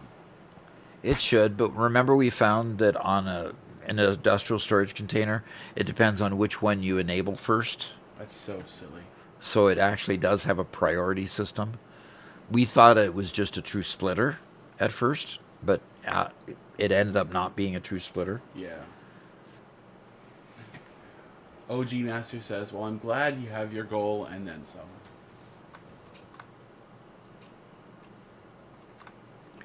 Yeah, in fact, we were able to complete, we have enough funding to get the memory and the motherboard and pop open the schedule here. The other 2 things that we currently are just getting used from, old computers. We were going to scavenge a case and a power supply, and with the funding, basically what's keeping us alive today pays for a new case and at least part of the power supply. So it's definitely made an improvement for Spencer, and he'll be back here. He'll be here this afternoon to come join us again. Yep, he's getting his pre-work for his new job that he's been offered. He's getting his pre-work done. And Dortimer is raiding with a party of 11. All right. Thank you very much, Dortimer. Appreciate that. I don't think I know you, Dortimer. Are you? Were you also streaming Satisfactory? Mm-hmm. And Biebery's here says, when I checked in you guys yesterday afternoon, you had 4 hours left. Congrats on the success. Yes, and thank you for your contributions to that success as well. Okay, well,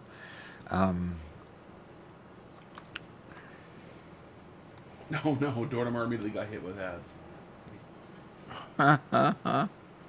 Yeah, that happens. Yeah, it just the hourly ad immediately triggered right then. So the pre-rolls off the next hourly.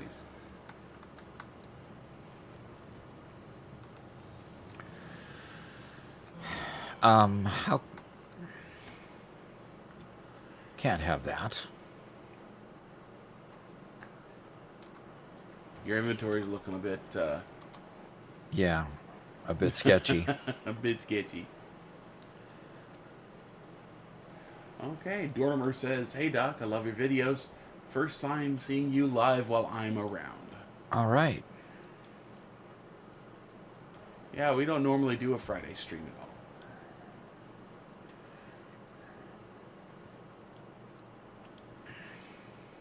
And the Reels Luck is here today. Oh, you're OG Master. Never mind, I'm not saying hi to you again.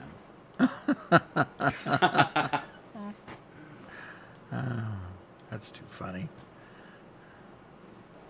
Son Wolfman says, I'm starting phase 4 on my new 1.2 world. It's so easy on all pure nodes, power set to 0.25. Yeah, that gets easy at that level.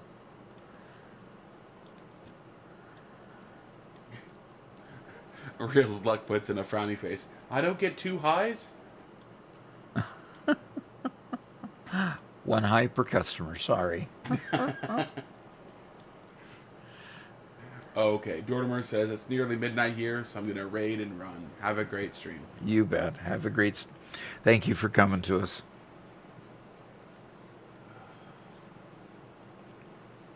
Midnight. Wow. We do morning streams. Europe does evening streams. Yep.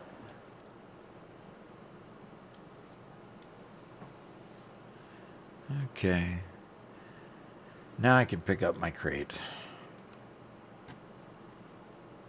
Yeah, call sign Wolfman is he says I suck at building factories, so I'm starting there to build better factories. Okay. Oh Okay. yeah, Dortimer's in west coast of Australia. Ah, okay. Very cool. So, Robert, I removed my little extra apparatus here because by overclocking the 2 machines here and running them into what you increased was just a more efficient method than trying to take the overflow over to here. Cool. So, a little bit more compact that way. But I've done as much as I can do here. I've overclocked the smelters to the point that it's taking more than just a touch more than the conveyors can deliver. So we're making as many ingots as we can out of a miner that can produce a whole lot more than what they can smelt. Okay. But it's just a conveyor problem at this point, a conveyor restriction. Yep.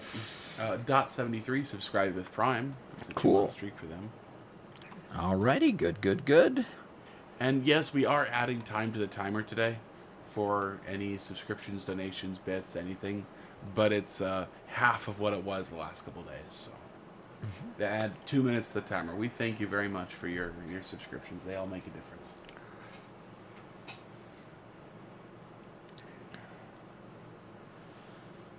Crunchy asks, how was playing Satisfactory multiplayer? I always run into my friends that are messing around and not being efficient, or they just get bored fast. And just get better friends.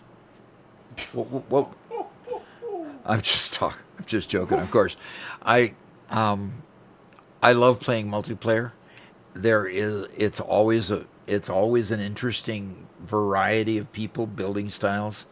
Like for example, we have this huge trestle thing going on over here. Not something I ever would have built, but another person would, and obviously did. Another neat thing is that that's what they're using to organize the organize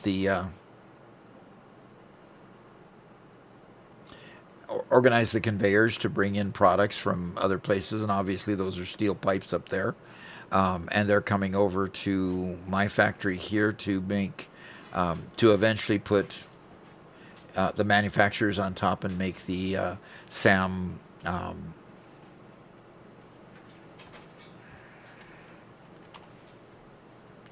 the SAM fluctuators. Okay, to make the SAM fluctuators there. So everything is set up, ready to make SAM fluctuators, and I can't make them because we don't have manufacturers yet. I am wondering that since the Doc, you just got clipped saying that. I just got clipped by what? Clipped by reels saying what? What did I say? Get better friends.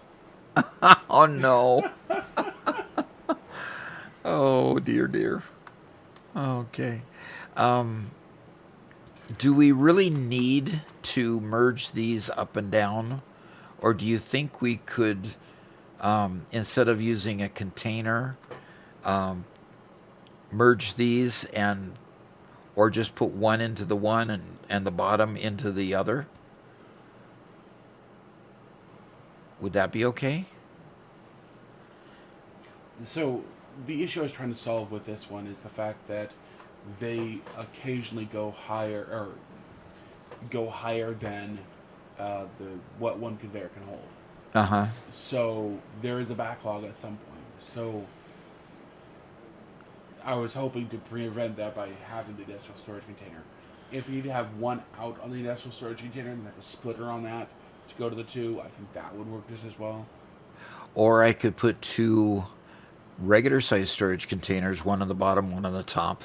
So if there's ever an extra flow in the top or the bottom, it would just kind of store in the middle. But you need to have a conveyor balancer between the two, because what was going on is the lower output there, that was completely backed up and completely full, while the other one was starved when I came to it. So when I added that second story, it was in order for the one on that goes out the upper port there. Mm-hmm. So, I mean, you can do two storage containers. So that's reverting back to what it was at before. But you have to put a conveyor balancer on it. I don't think you've built one of those in a long time. No, I haven't. Actually, I've built quite a few of them. Just kind of sneak them in when I need them.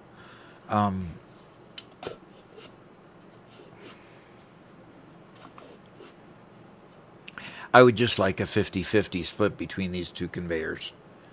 And you basically said that you're saying that these machines here, when you've got 6 of them at 50 screws apiece, and it is 6, yes, it is 6. Yeah. That's 300, which is slightly more than a conveyor. What have we got here? Look at this. How about if we take care of that issue? That would be nice. I mean, it's not like they were backed up or anything because of it, but...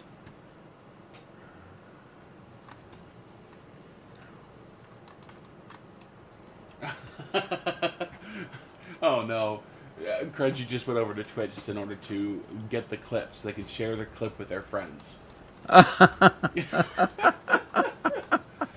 See, that's even better, because then you can use emotional blackmail on them to make them better friends. Yeah, there you go. Oh, dear, dear, dear. Sometimes you should just never say the thing you shouldn't say.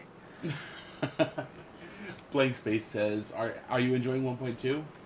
Yeah. 350 hours in game. I just can't judge the update quality. You can't judge the what? Quality of the update. Yeah. I am enjoying it, yes. Wish there was more content. Wish they would have given us more in the update 1.2.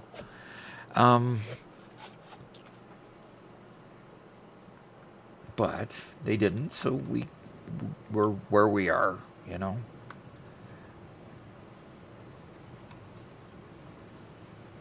Okay. I'm just trying to see if there's any more tweaking we can do to get this to even out some more, but I don't think there is. It's maxed out in production, and this container is going to do what it's going to do, I guess.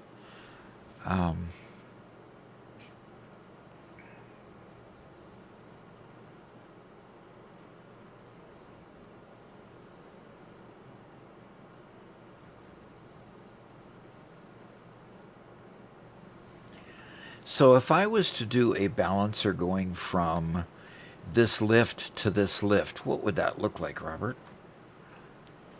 Oh, you know what? That's actually pretty easy. Just put a splitter about a third of the way up, and then a merger about 2/3 of the way up, and cross-link them. And that's it? That would do it. But wouldn't that send half of this production to here and it would just stay there? And half the production from the other one back. Oh, in other words, do it twice. Don't just do a splitter to yeah. merger. Yes, you have to do them So, both. okay, so I can do a splitter to merger here and then splitter to merger here. Nope. Start with this one. They have to cross. Splitter on both, low. Merger on both, high. Well, not what I just said. No, at least the way your cursor went, it went left to right, right to left. Okay. They both have to cross. Okay, so splitter there, splitter there, right? Yep. And then merger there, and merger there, and then just go here. Oh, come on, really? Oh, come on. Okay, fine, I'll level them out a bit. You might want to offset them by 90 degrees as well. Let them rotate a bit. So you don't clip into each other, I think. Okay. I'll be prettier. Okay, so splitter at the bottom. So we're going to go splitter and we're going to go out the back. And this one will come out the front. Okay? And then merger, we'll put as close as we can to it. And that one will go in that side. And yeah, it goes in both sides. Okay. So let's go here.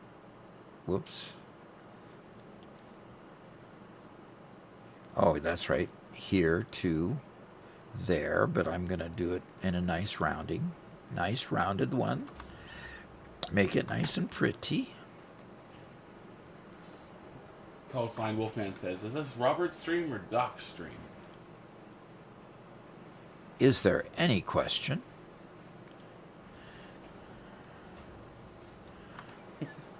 Now, doesn't that look pretty? There you go. Except that it's the wrong way. Second one's wrong. Yeah. What did I do wrong?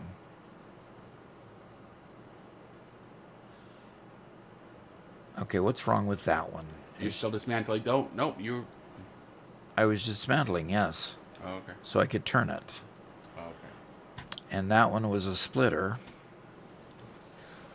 And JSL Riot, I think, says, hi, just started playing Satisfactory. Only have 34 hours.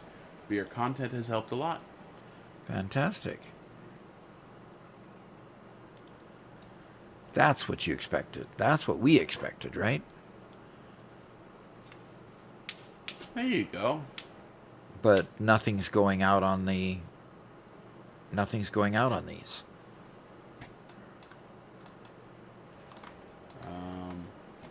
I didn't put smart splitters there, did I? Oh. Yep. Don't dismantle. Just replace it.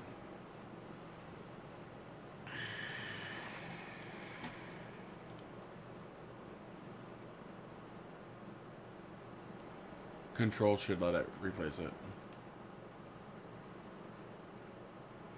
And then rotate it the right direction.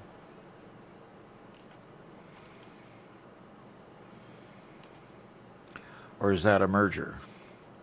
No, the splitter needs to be on bottom. Splitter's on the bottom, but Yeah. it's not saying it can't match. Okay, so I think the problem is the rotation. Mm-hmm. So get it to snap to the conveyor below it.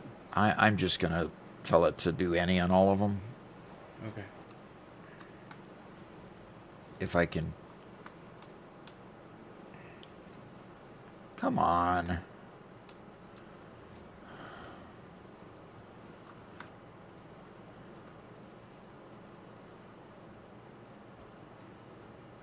Lively Gamer says we now have a very poor and slow automated wiring factory that creates 0.7 per minute. 0.7. It's a start. It's a start, yes. I'm really getting frustrated with this.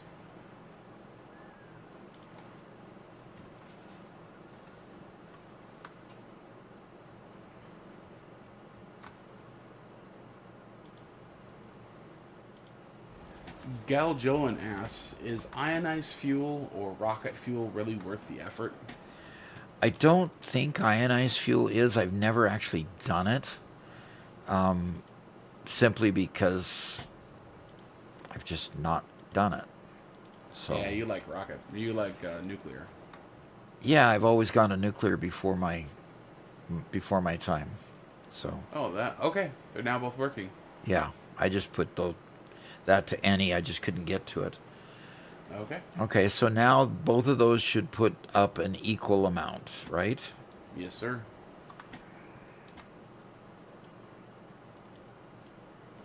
The world's silliest conveyor balancer, but it works. Yeah. If I have to do it, I might as well make it look silly. Yeah, that looks pretty good. Yeah. See, now both of those sides look like they're full. You know, when you get that burst of production, now both are going out as being full. And that one's staying full a little bit longer. This one starts off a little sooner. Interesting. It's because we don't have the priority mergers yet. Technically, we should be using priority mergers, but whatever. Ruben asks, Duck, do you ever get burnout from Satisfactory? Sometimes I just get burned out and didn't play for 2 weeks. Yeah. I don't, because I'm fascinated by the puzzles that it gives me. And I have not gotten tired of the new puzzles to work out. Now, I am getting a bit tired of playing this week because I've played literally 8 hours a day for 3 days in a row now into my, so I've played 24 hours in the last 3 days, and I'm, working on 30. By the time this is done, it'll be 30 hours this week during normal work time. So a little bit tired, but no, I'll end up coming back to it. In fact, I started 2 hours early this morning because I was excited to get done with phase 2. So, all right. Okay, that means that we've filled up that manifold. Good. We just are not making enough rotors to keep this manifold running. So let me make some more manifolds. Make some more rotors. Call sign says he loves Satisfactory, just not as much when Robert's on dock season. Yeah, well, Dock hunting season is a little bit challenging, yes.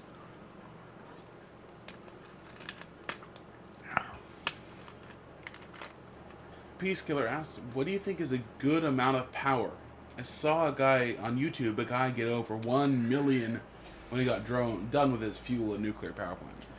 Well, he probably will never outpace his power in that case.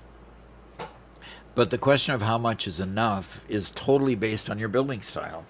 If you decide to build, long manifolds, big factories, large amounts of lighting, and all the goodies that are all around, you're going to need more power. So it really totally depends on your building situation.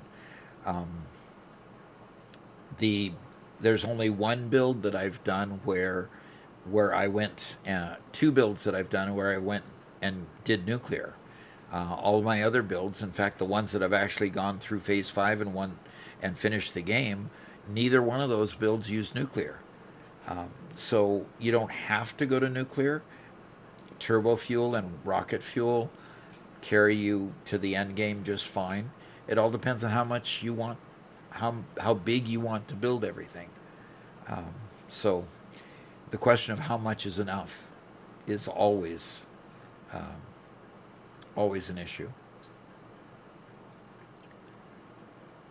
Always an issue. Blue Ocean says Wobbert/Wabbit season. Wobbit season. Gonna throw those in there. I don't need to keep those in my bags. Oh no. Acroman says my old goofball of a dad forgot to pay the mobile bill. Uh-oh. And Curtis Carlson says, Doc, save my spaghetti. Oh dear. Who wants to get saved? I have just the person to help you. Mega Meaty Bacon Man. Ping him in the game here. He'll help you fix your spaghetti. Anyone got 3 sloops? Nope. All the sloops that I took out, I put back in the depot. The ones I wasn't using. Speaking of Doc, your younger brother might enjoy this game quite a bit. Which game is that? This game, Satisfactory. My younger brother? Yes. He's an engineer. Yeah. He's a real engineer. Yes. Huh. I don't know why I had never thought of it, but yeah. Well, that would be a real twist to the channel to have him suddenly become part of it, because he had a stroke that ended his career at GE. I don't know what he's been doing since then. Yeah. I've been thinking about getting back in touch with him. We haven't talked for 10 years maybe. Gosh. Time just stacks up. It's not one of those intentional things. Time just goes and life happens. Because you know how family oriented I am. There's no excuse for not talking to him. Okay, Luotian. You're gonna find a fellow soul here with Doc. He says, or Luotian, she says, every time someone says I have a spaghetti factory, I want spumoni ice cream. Absolutely. You've been to the real spaghetti factory. Yeah. My wife, every time we went to the spaghetti factory, would get the spumoni ice cream, because that's you just can't get that everywhere. In fact, it's very difficult to find. So, yeah. Do you still like the spaghetti factory? We found that some of the franchisees were just not as good as the old spaghetti factory that we went to in downtown Seattle. I think that's where Spaghetti Factory got its start. I'm not sure. But we had it was built in an old warehouse, and you had to wait to get in because it was always packed. The ambiance was special. It was really neat. And my mom in particular loved to have us go there. So Lotion says theirs is so good. We went for my birthday. Yeah. All right, let's go back to some more rotors. We can make 23 more.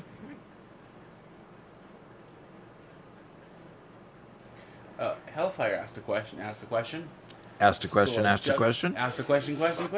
Okay. I just finished the game, but I want 100% the game. So what's the best way to grind tickets? Best way to grind tickets. Now that you've finished Phase 5, start sinking those Phase 5 parts. The ballistic warp engine is the one that creates the most coupon points of any other part in the game.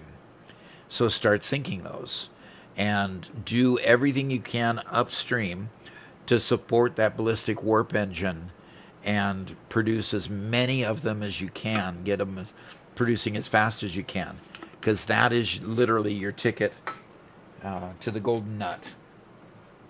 So, yeah, that's the way to do it. A very similar question from Curtis asks, is it frowned upon AFKing while your Awesome Sync tickets stack up? Is it frowned upon? It's frowned upon for streamers, okay? I was chastised the other day for going a bit AFK on our 100X space elevator parts.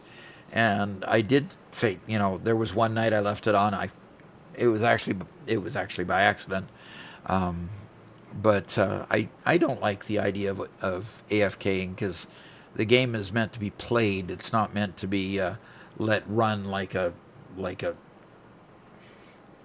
I don't know, just generating stuff. So anyway, at least that's my thoughts on it.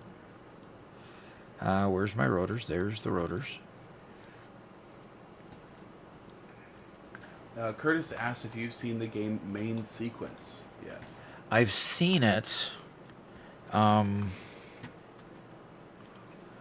think I may even have it. Isn't that the one where you got soft locked out in space on? Let me remind myself what it looks like. No, I don't have it. Huh. Okay. Now, you don't have it, do you? No, I've just seen it a whole bunch. Yeah. So I'm not sure. I've heard of it. I don't know why I don't have it, because I've heard of it before. So I am getting excited to play Belts of Iron, though. Now, so why isn't this one getting rotors? Has this one got a problem with its belt? Oh, come on. Because every time I give rotors, it seems like, are these last two just not getting any? Yeah, Doc, I'm pretty sure you played the demo of main sequence. The demo? Okay. Yeah. Maybe it's, or the playtest. Maybe it got removed from your library when you finished, but this looks extremely familiar. Okay, you want to show it on the screen so I can see it? Oh, brother, I have a dog here. He's getting very insistent. Huh. Yeah, but like you get here to the beginning.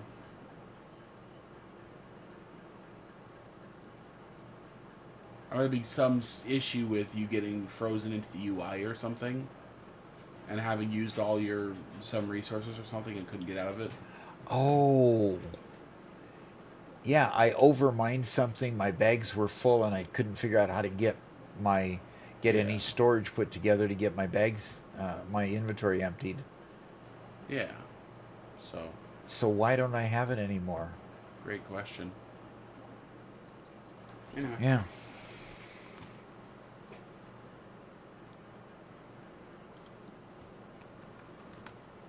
Okay.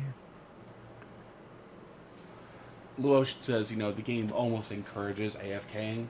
I spend more time emoji blitzing on my phone while handcrafting parts in early game than I do actually playing the game.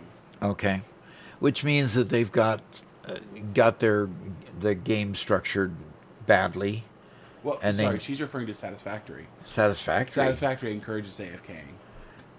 Sometimes. With a lot of handcrafting in the early game. Sometimes. We're not making a whole lot of progress on these smart plates. And I'm really not understanding why. This isn't building up. No. I mean, we got, 4 going in there now. Am I going to see 4 added to this. Yeah, it added the 4, so it's not my line that's the problem. Yeah, I mean, that line is mostly productive. I have to hand deliver all the ones I'm making over at my area. Okay. And do you have a backlog that you're going to be putting over here pretty soon? Yeah, I'll bring over what I have. Yeah, is that why you put this container there, so you can throw them in the container and let it feed it through the conveyor? Somebody else did that, but I'll use it. Okay. Okay. And Riot asks, do I get better transportation after phase 2 for moving items? Yes, you do. I believe you unlock trains after phase 2 when you get into phase 3. So yeah, better transportation. Trains come up then. You get trucks in phase 1. After phase 1, you get trains after phase 2. You get drones after phase 4, unfortunately. I believe, if I'm remembering right.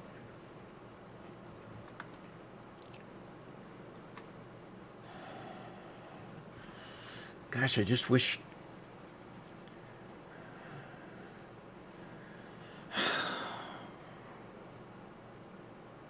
I need to get a rotor factory up here. I can't just keep hand doing rotors up here. We have the world's tiniest rotor factory on the floor below you. Yeah, so IMO, you paid for the game. In my opinion. Okay. Play it however you want. AFK, don't AF. What? I believe that once you get a good handle on the game, you can automate everything as soon as possible, which limits handcrafting. Yep, it does. If you're waiting for parts to build up, that's a good time to explore and get slugs, sloops, spheres, remains. Absolutely. I agree with all those statements. It's just that I want a better rotor factory. So I'm going to see what I can do to build a better rotor factory. And if we've got the smallest one down here, maybe we ought to just see what we can do to increase that. Okay, I need to find where the rotors are being made. This is rods. Okay.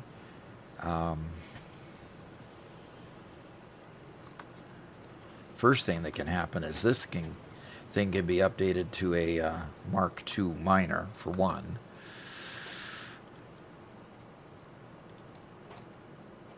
And I'm missing the modular frames, so let's see if I can just... Any frames in the depot? Only 4. Yeah, I think DC is correct. You play the game however you want. It's a single player game. There's no such thing as cheating when you play. You can play like Mega Meaty Bacon Man. You can play like Whitestone or anybody else. Play however you want, but it's just personal preference whether you like AFKing for things or not. I think AFKing can cheapen the game a little bit. If you build a tiny factory and then just leave the game running for 2 weeks, it'll work. I think AFKing can lessen the amount of fun you can have with a game. But again, it's all up to you. If spending all the time to build a brand new gigantic factory to make things a little faster, so you don't have to AFK, is just going to frustrate you, then AFK instead. Okay, so... What?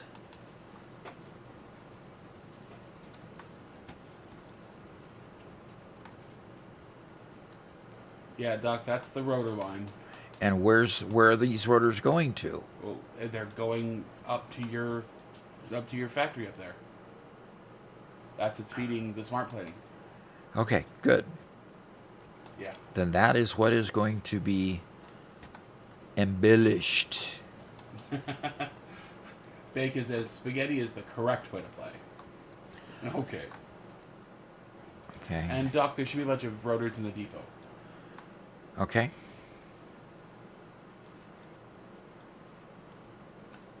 And we've got screws. Okay, this is what's feeding that. So we've got one machine making rotors. One lonely machine creating rotors. Yeah. Which is definitely going to be corrected very quickly. one of the nice things about 1.2, adding in all the modifiers, means that a lot of people who previously couldn't really play the game because it just demanded too much time, maybe they'll be able to play the game now with a little bit less demands. You know, turn down the power requirements, turn down the power requirements, let you dip your toes and enjoy the game.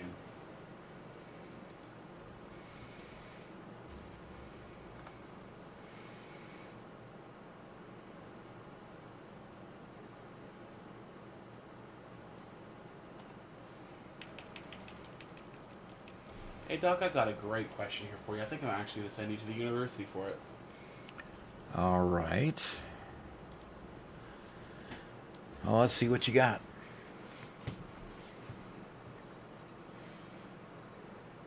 All righty. I've been looking. We have a question from Chops 2539. He says, I've been looking forward to drones, but I'm having trouble figuring out how to keep the outputs fueled without having extra drone ports that just deliver fuel. Well, if you figure out how to do that without another drone port close by, then let me know. So here's the thing. A drone port has to be fueled, so you have to get fuel in it. Generally, I will fuel on one side and let the drone fly there and back and get fuel again, and there and back and get fuel again. So I like to put the one drone port where I've got fuel available, and then I could just conveyor it to the drone port, whether it be fuel or turbo fuel or rocket fuel or even batteries, if you still want to use batteries.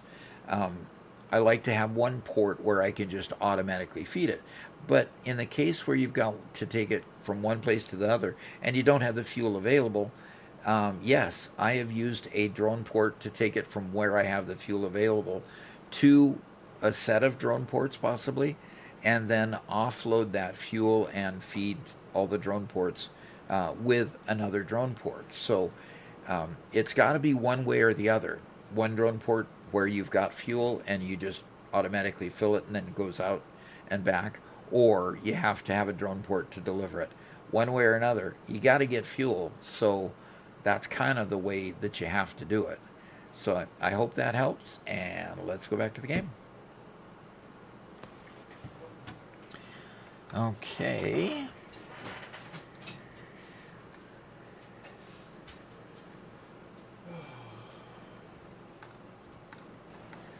Ruben wonders, will today's stream be 8 hours long too? At this point, no. At this point, it's going to end up going a little over 6 hours and end, and it all depends on how many people want to keep us online. So we'll work based on what happens. So.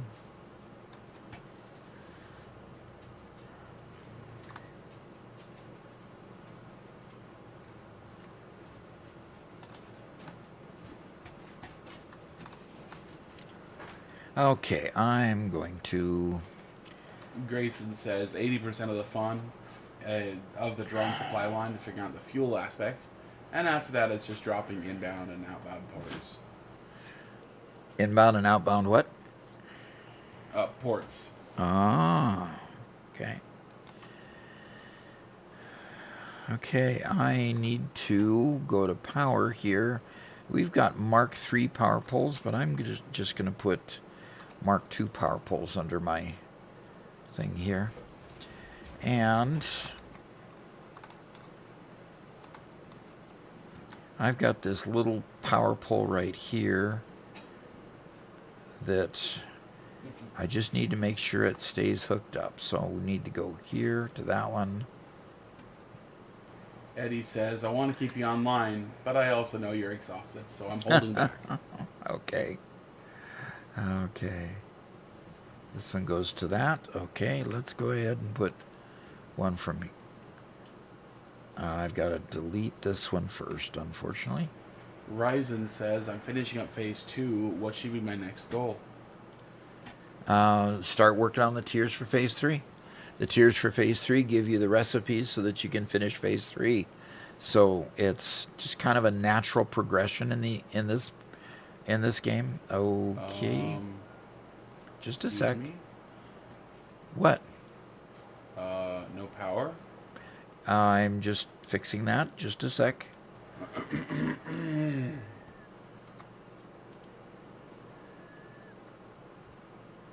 And M1 just subscribed at Tier 1 for 3 months in advance. Thank you, very one, M1 SOS. Misas? Okay, that should have put your power back. Okay.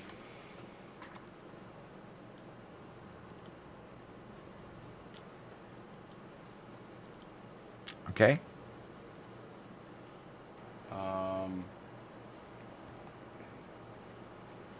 Yeah. Okay, good.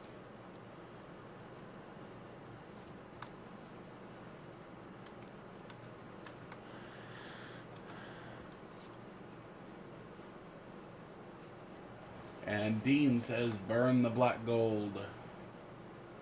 Yep. The Texas tea.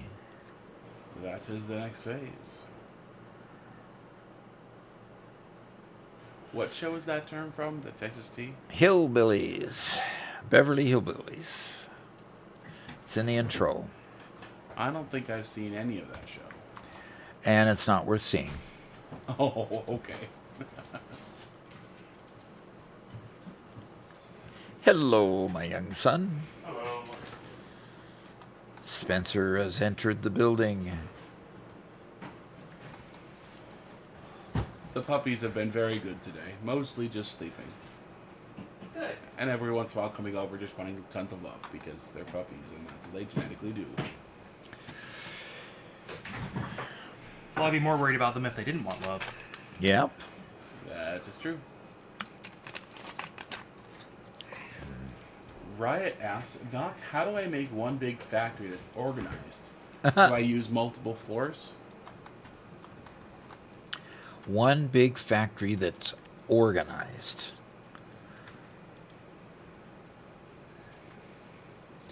One big factory that's organized. Doc wouldn't know anything about that. Well, you can tell that this factory is tremendously organized. You know, yeah, it's well organized.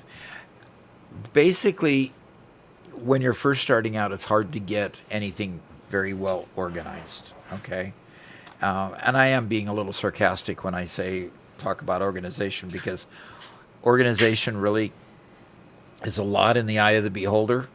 Ask Mega Midi Bacon Man versus me versus My Name Jakes. Levels of organization vary according to your building style. So My Name Jakes is very, very organized, very, very, very, very beautiful in all that he builds.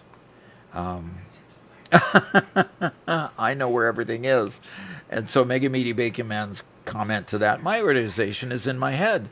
I know where everything is. Yeah, exactly. But nobody else could build with him is the problem, because he is well organized in his own head. And that's not bad. You know, we joke about it, and that's not necessarily bad. It's just his style. He builds a lot of beautiful sculptured items.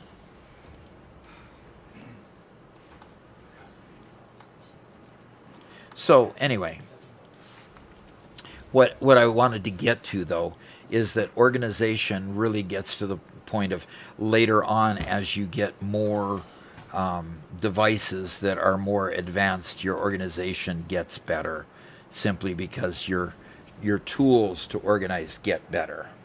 So don't worry so much about how badly or well organized it is at first, because you can clean things up later and make them, better organized. Okay.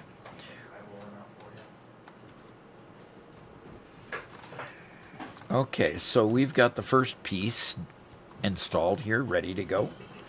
And the second piece is coming next. And so I'm going to put a lift here and facing out. And here and facing out.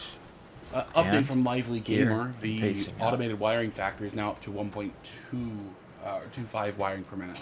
Okay. Nearly doubled it. So how many minutes would it then take? 1.2 per minute to make the automated wiring 5,000? So how about if we divide 1.2 minutes by into 5,000? It's only 66 hours. There we go. Hey, we could AFK for 66 hours and be done with automated wiring. Woohoo! So basically, AFK in the server world means any person that is online playing continues the server cranking out and calculating things. So it's going to go faster on a server because I won't be playing all the time, but there's some people playing some of the time, which might actually work pretty good in our favor. So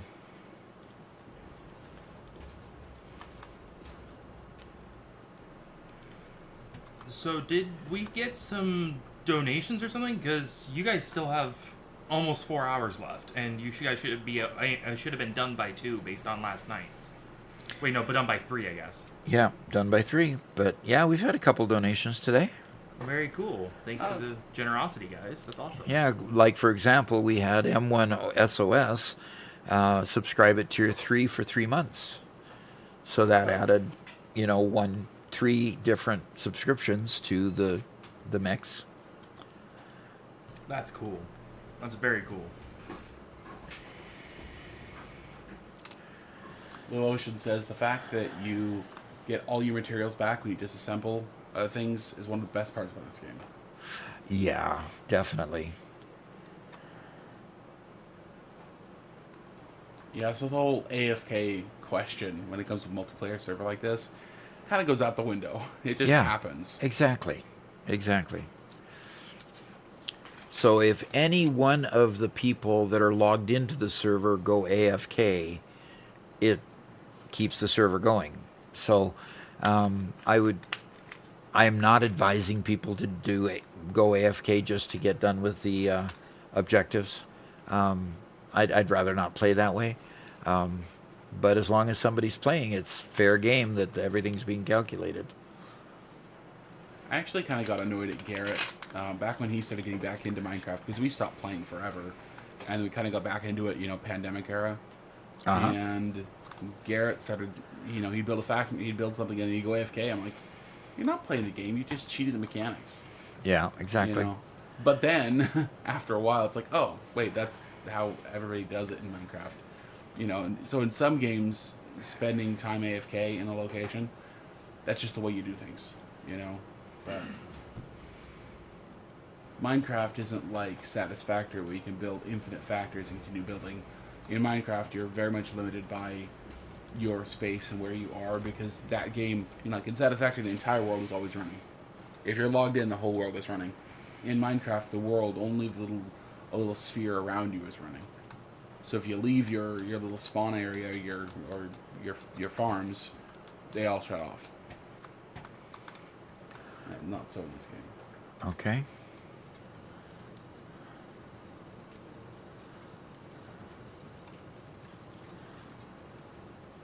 So this is not necessary because it was just going to a dead end.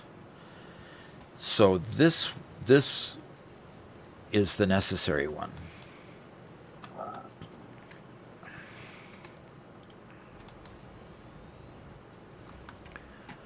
And I love the clipping through the mountain there.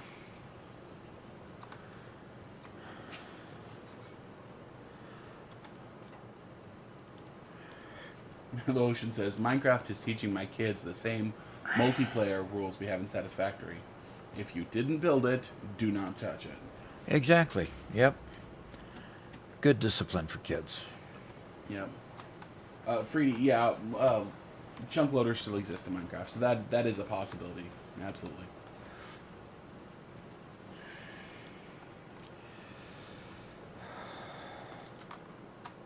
But then you have the issue again, and this is a Minecraft specific thing of too many chunk loaders leads to a pretty bad time.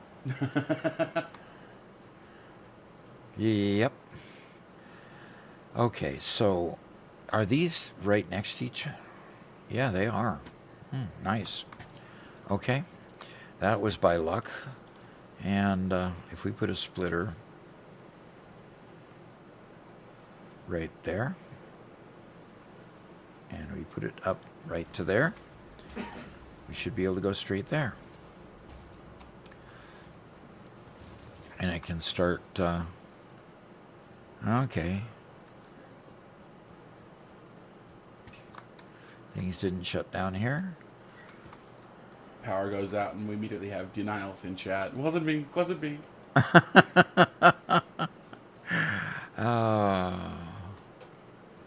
That, by the way, that's also an unfortunate side effect of watching a streamer play Satisfactory. If you're playing at the same time, I'm sorry you're going to get jump scared with the power down. Yes, no kidding. Somebody's out there searching for hard drives, and you know, they're putting up mini power plants with biofuel generators, and they're putting down biofuel generators. They're trying to get the pod to relieve its goodies when it needs power, and sometimes you just don't get adequate power to it, and oops, it shuts. All right, I'm going to put a merger on here, and I'm going to put a lift on here and push it up Pickle there. says, time for my 15th hard drive check for encased industrial pipe. 15th hard drive check for encased industrial beam? Pipe. He said pipe, huh? He did. Okay. I mean, encased industrial beam, that's a standard recipe. I'm wondering if there's an encased industrial pipe alt recipe. I don't know. You know, back in our Mega Factory world, we didn't really use any alt recipes or hard drives for a while, and that's actually the reason for our hard drive redemption on Twitch, is to help remind us to redeem hard drives. We redeemed so many hard drives looking for the wet concrete recipe. It was dozens and dozens of them.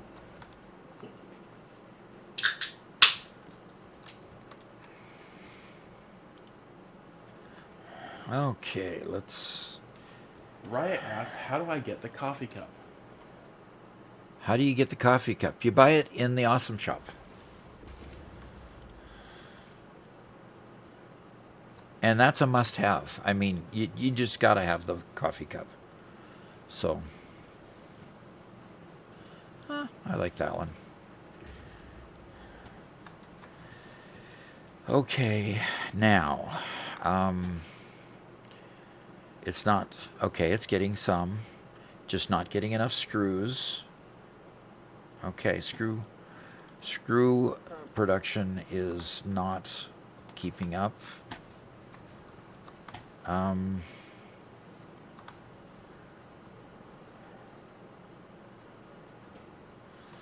Okay, I would really rather not have it go into here for a time.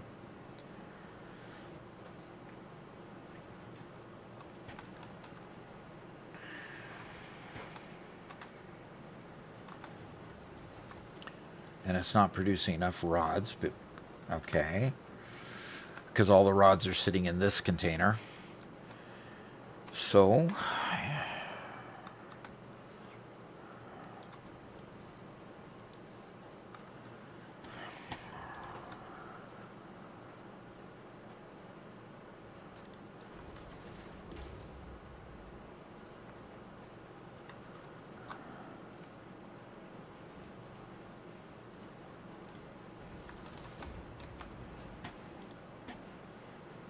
Oh no. what? Avali says my connecting train got cancelled. Now I'm going to travel 12 hours in total. Looks like you will not follow me along to my final destination. Oh, I'm sorry. Oh, that's rough. Does that happen often? Where your train just gets canceled out from under you?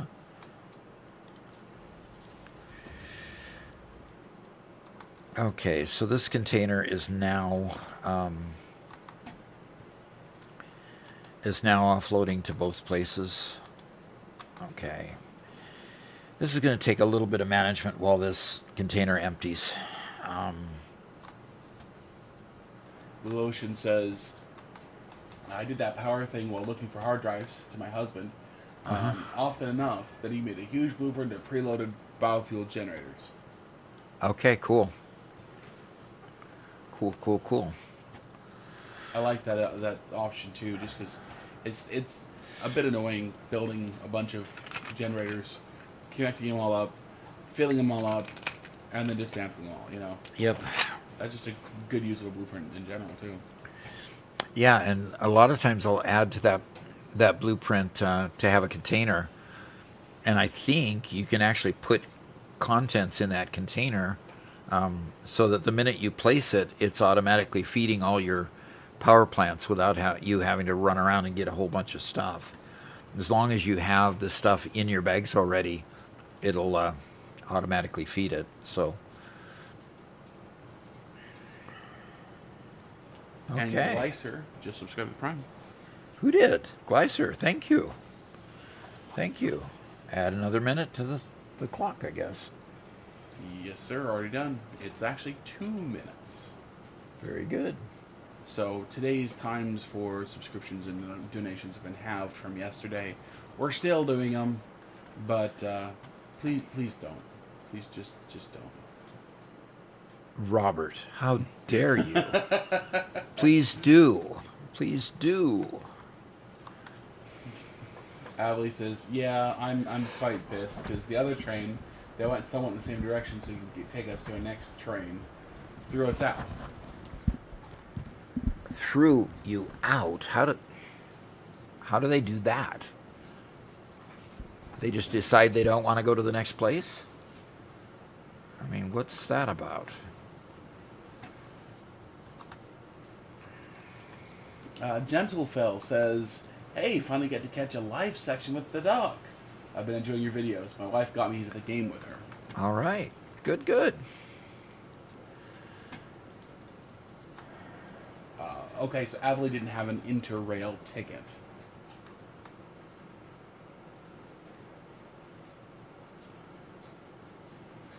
A what? And I didn't have an Interrail ticket.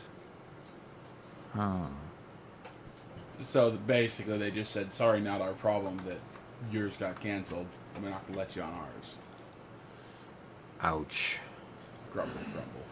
Yeah, grumble would be right.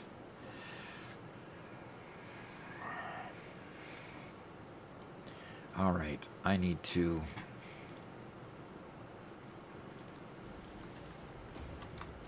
a quick crafting bench here. Need some modular frames.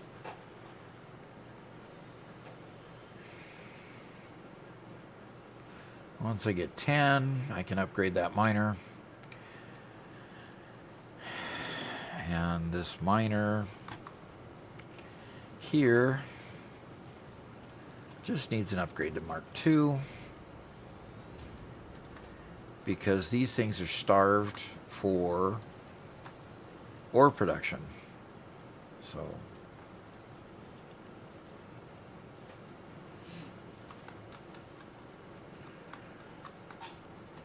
okay, that's all right. That should be a little bit better. What? Okay, that one's okay.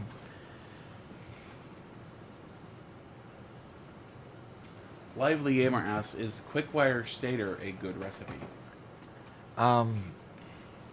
It is, yes. It is. Rather than having to use copper wire. So you've got two alternatives there. You can make deuterium wire, which replaces copper wire, or you can do the deuterium stator, which allows you to build, and that's what he asked, the stator, right? Yeah. Yes. You can build the quickwire stator and use the deuterium to just make quickwire and go into that. There's not all that much use for quickwire, so using the deuterium that way actually is a good benefit. Okay, so these are going, and they can be slooped. Uh, they can they can be overclocked here. Riot asks, how big is the map in Satisfactory? What's your definition of how big? A train can cross it from Dune Desert to Rocky Desert in about 10 minutes, and it's going about 120 meters per minute, meters per hour.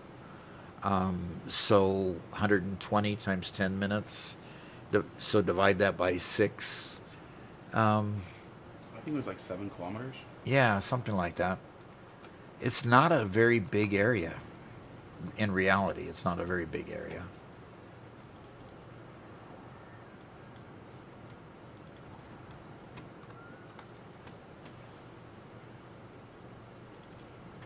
And Ruben asks, Doc, has this week been your best Satisfactory week yet in terms of donations? By far, yes, by a long shot. By a long shot. Okay.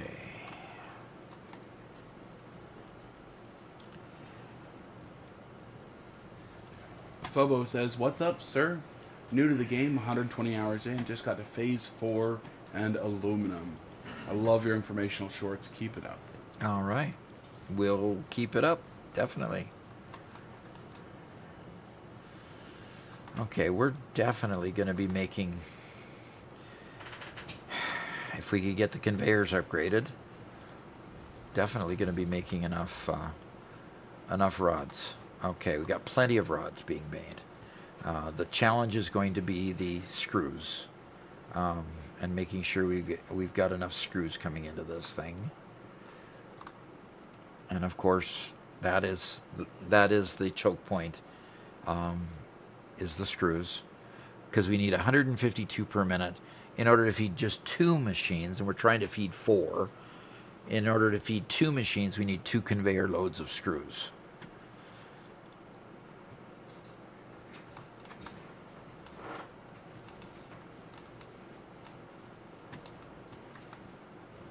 So, I wonder...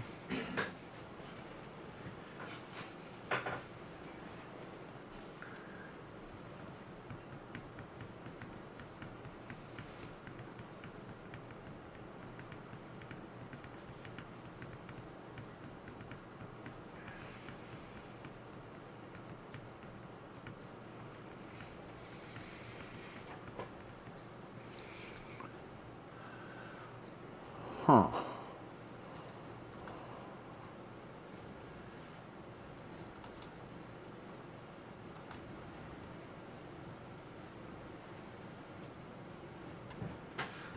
I have got a thought that I have never tried before. Uh-oh. It's a crazy thought. Well, let's hear it. Nothing new for you then.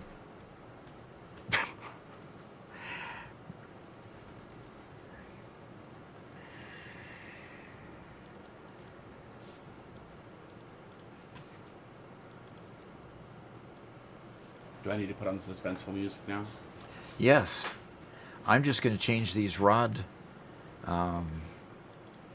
this rod recipe into the alternate cast screws, and just have 2.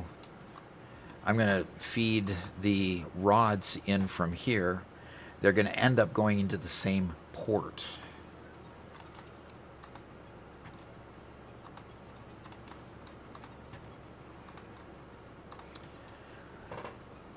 So here's the crazy idea. It's going to take a while for it to flush through, but these 2 things are creating cast screws, and they're going to feed in here on a line that was rods, and mix in rods and screws going into this second port here, while this port fills in screws. You're gonna sushi belt? Yeah, basically, yes. I'm going to sushi belt the one side. Boy. Because look at this crazy recipe. 38 screws for every 8 rods. and the rods are full, it needs screws. So yeah, I'm going to sushi belt it for a while, see how it helps. That is kind of a crazy idea. Uh-huh. And so I'm actually going to take rods out of here so that it starts working on flushing the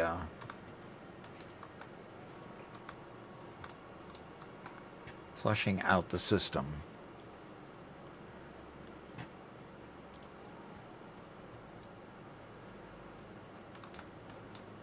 You know, normally you sushi belt something like a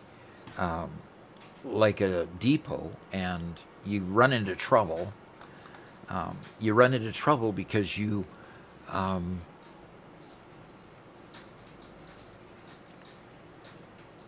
it gets filled up on one commodity and it has no way to get rid of that one commodity. Here, this machine knows how to get rid of the rods and the screws. It just keeps producing. Right. So you see it's starting to work here. And this is going to be alternating screws and rods for a while.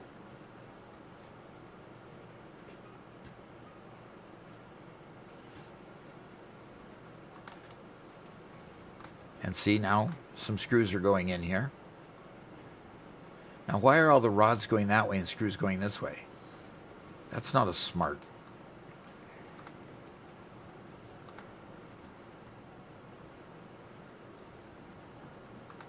Well, isn't that weird? It just so happens that we've got this alternating, and this one being splitting it two ways is sending all screws this way and all rods that way. I guess that's technically how it works. That's technically how it works. You're right. That is interesting. I don't know if I like it, but No, I don't think I like that, because this one's eventually going to run out of rods.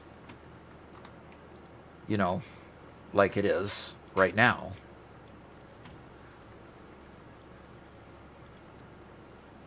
okay. Well, you've been investigating / pontificating / something. We've had a couple of comments in chat. Okay. Good question from Gentlefell. Do you tend to hang on to hold hard drives and choose recipes in the late game, or do you know which preferred recipes to use along the way? I have a few preferred recipes. You know, like I'll pick up the wet concrete recipe as soon as I get it. I'll pick up the solid steel recipe as soon as I can find it. I'll pick up cast screws. Has been a good thing for what we're doing here.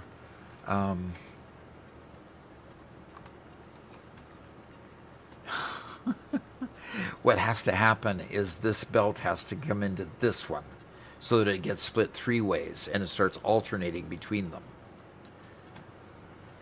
There you go. Uh-huh. So let's slow this down just a little bit and take this out, and this, and this. Woofer says, "Well, I do enjoy your builds. I always wonder why there are so many containers everywhere. In my factory, they seem to do is temporarily compensate for any bottleneck. I'd rather face the bottleneck ASAP and solve the issue right away." Okay. That's a design philosophy that you decide to do. I usually put a container there that stays there for a time, and then I need a merger here. Stays there for a time, and usually it stays there for longer than it should. But the whole idea of it is that it's... Okay. The whole idea of it is it's there initially just to capture what is made until I get it attached to another machine. The intent is not for it to stay there permanently, but they tend to stay there too long. And Robert in particular is critical of that to me. a lot. So, Yeah, I tend to not like them either. But Doc is very much, he comes from the software world where you do things fast and quick and break things and fix them later, which is very different philosophy from, the manufacturing world where you build it right the first time, right? uh-huh. Okay, Robert, now look at what we've got. Okay, now it's alternating. It's alternating until that one got full. And as long as they're all taking it, they all get a mixture. Interesting. Sushi belts. Yep. That's what happens. And David Rock says, so many screws, it burns my eyes. Yeah. Yes, it burns my eyes. And Carry Me Please says, Waterfall versus Agile. Yep.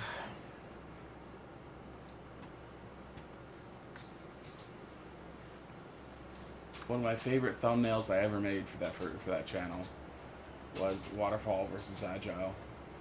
Uh-huh. I made it look like a UFC fight card.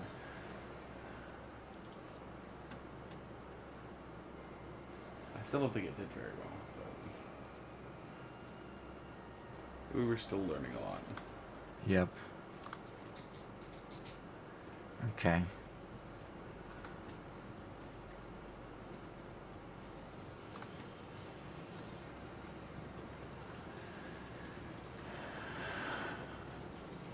Well, we've got a little bit more production. Now let's work on seeing if we can balance this a little bit better. We're still a little light on screws, but I'm sure better than we were.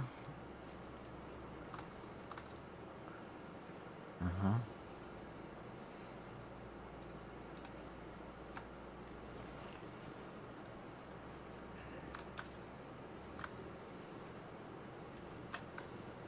Ruben says, Robert, lies. In the software world, you don't rush to break things.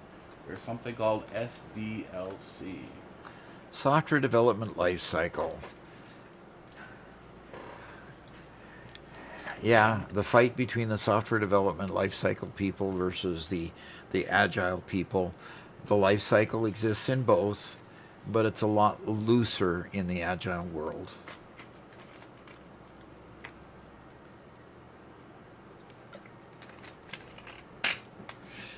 And the faster you deploy software, not the faster we break things. That's more of a manufacturing side of look at it.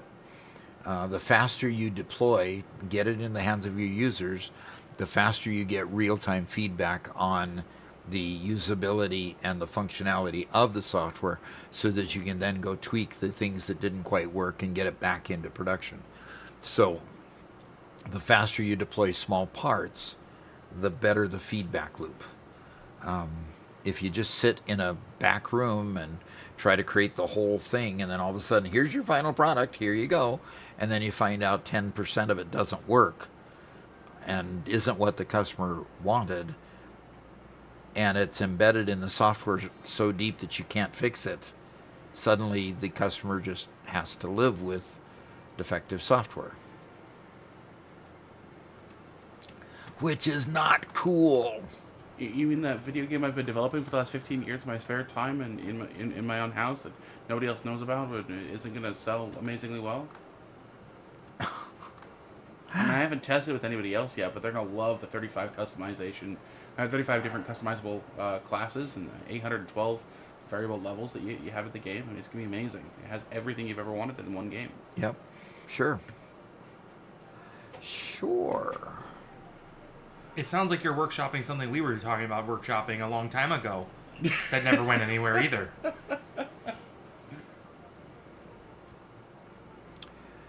Okay.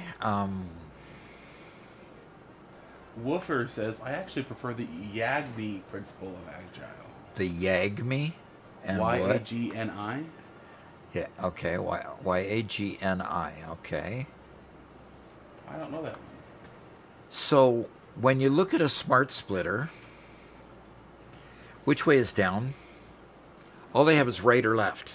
Down is the direction that gravity's pulling you. Thank you. That's informative. The side that's facing is well, up or down is center, always. See, I don't need it to go into this container. This container is full. It's holding on to things that I don't need it to hold on to.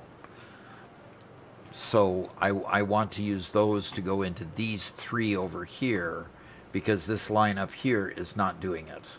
And all this line is getting is the new stuff being added, and it's only getting half of that.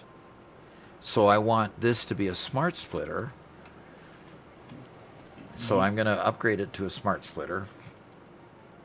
And it says it can't match up the ports. So I want you to try something before you change that. Okay. Can you just move your mouse up so it's there? Okay, now it's rotated correctly. Now hold control and look down again. Okay, hold control and look down again. It moves. Yeah, it does not want to snap to it properly. Right. Dang. So I'm going to put it...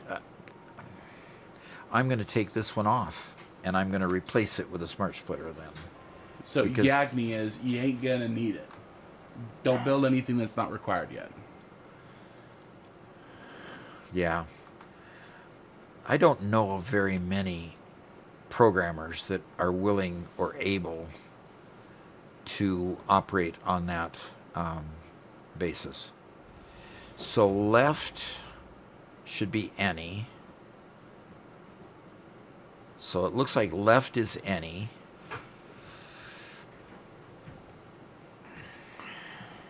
No, going down is any at this point.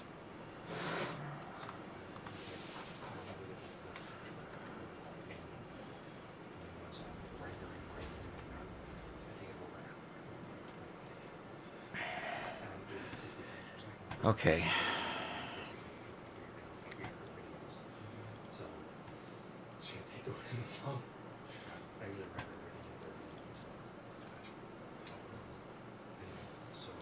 Got it, Robert. I'm sorry, I'm discussing Doc and Son stuff with him. Super top secret stuff, sorry. Okay. Can't let you guys hear it. Okay. So once I have that done, I plan on just lining up all the tracks, overlapping them in there, and then just cutting between them. So, and basically, I'm just cut out all the audio files except for the microphones, and then I would just move the make a cut and move whatever track is dominant to the top. Whatever video track is dominant to the top. Instead of just deleting sections. That works, yeah. Oh, sorry, I ended up pressing the key. I'm so used to pressing the mute button when I talk that I go to respond to Spencer and I press the mute button so I can talk to you guys. But you're on push to talk now. Yes, right. I'm on push to talk in real life. IRL. Yeah. That's the thing. We'll talk about that. It's working. It's going. So Jekyll says, I'm a bit behind on the software talk here. As a software developer myself, I know that short sprints with quick iterations are always better. If you plan for everything, you never ship. Yep. The killer feature may never be actually useful to your customer base. Real users are the ones using the product. Let them shape the idea. Ship first, ship fast. Been writing software for over 15 years, and my Xbox API, now called XAPI because thanks Microsoft, product has proven this fact true so many times. I think of an idea, push it to production, it's either used by a few or not actually useful yet. Yep. So my dissertation was about why large corporations struggle to implement Agile. Okay? So I was deep in the woods with Agile philosophy and Agile methodology. And the biggest challenge, of course, with large corporations is that they want to manage it to the gnat's eyebrow. And I worked in a discipline in finance where finance people wanted to know is it on budget, is it on time? Is it on budget? Is it on time? And when they ask those questions, and they got a contrary answer. They wanted more meetings. They wanted to manage it more. So the biggest challenge of an agile thing is, yes, we're behind a little on this one, but we're ahead on that one. And that wasn't a satisfactory answer for a finance person.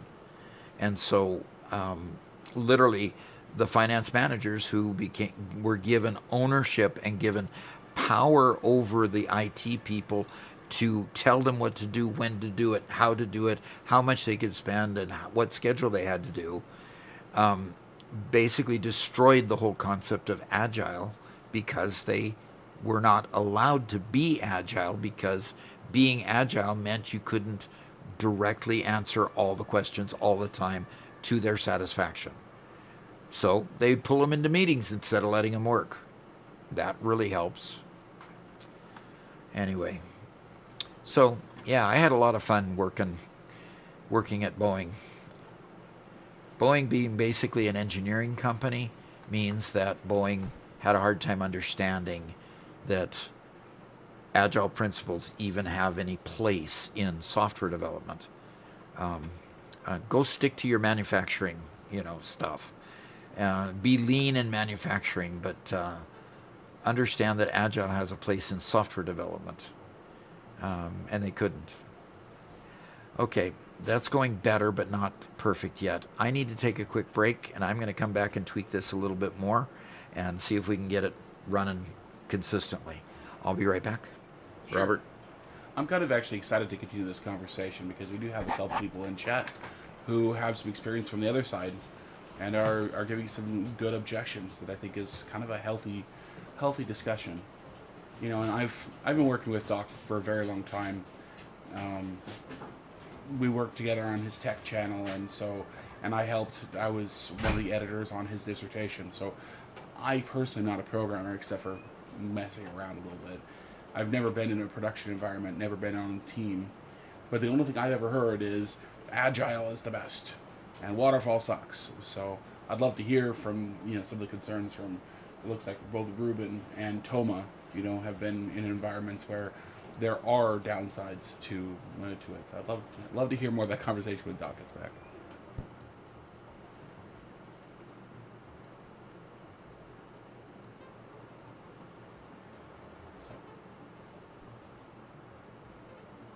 Yeah, I was one of those many kids who like, yeah, I want to become a games programmer when I'm an adult. That'd be so cool. But I grew up in Western Washington, where if you wanted to get an education, if you wanted to go to the programming department in college, you have to have a really good GPA, and I did not.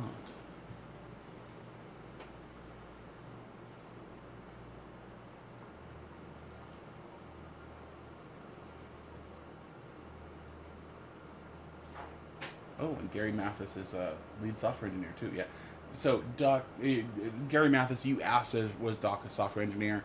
He was the go-between, and he worked with the software and developers and the finance guys. And so he was the go-between with them while he worked at Boeing.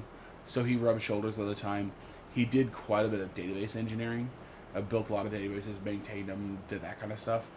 But just straight up, pounding out code. Doc didn't do very much of that at all. So, toes in both places.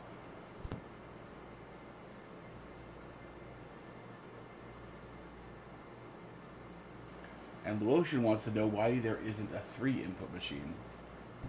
I think that's a great question.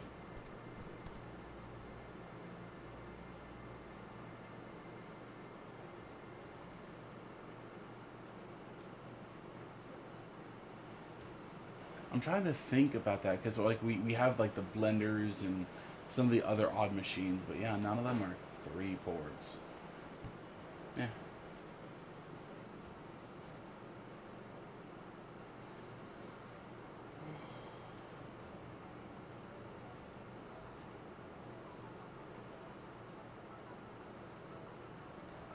Yeah, great conversation. I just don't want to promote it without Doc here. I'm still struggling with this when we just don't have enough iron in the system to run both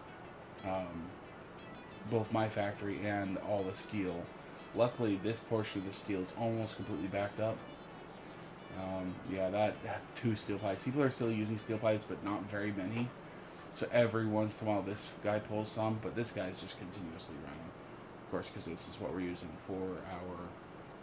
Yeah. Okay. Well, half that's just left. So I guess somebody would just come and grab that. So, unfortunately, it just means that this thing won't ever be full, and the nearest iron node is way up here where Carry Me Please is at. I actually got a miner on it, but bringing that conveyor all the way from up here down to here to feed the steel so I can get my factory up and running again is a really long ways to pull the conveyor, and I didn't want to spend that much time, so I sat back and did nothing instead.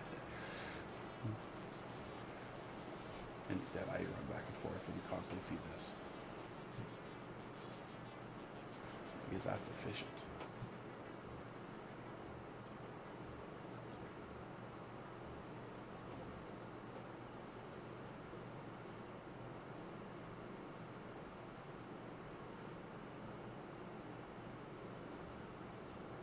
Oh my gosh, I haven't changed the screen. Thank you for the reminder. I'm over here, guys, just talking. Being an idiot.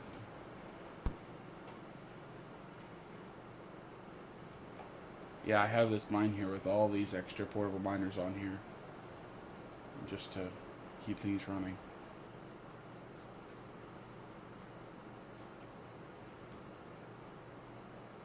And that's what this thing overclocked, so this is belt's completely full. So.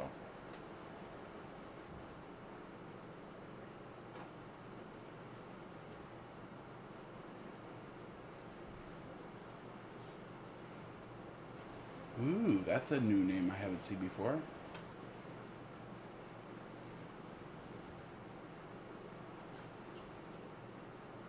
Interesting. I didn't know names could have a dot. Okay, cool.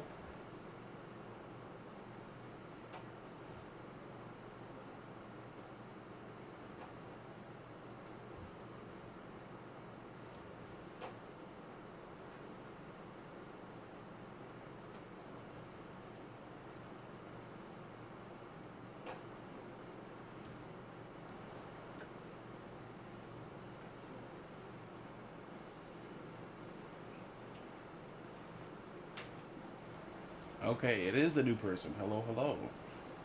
Are you watching stream as well? Probably.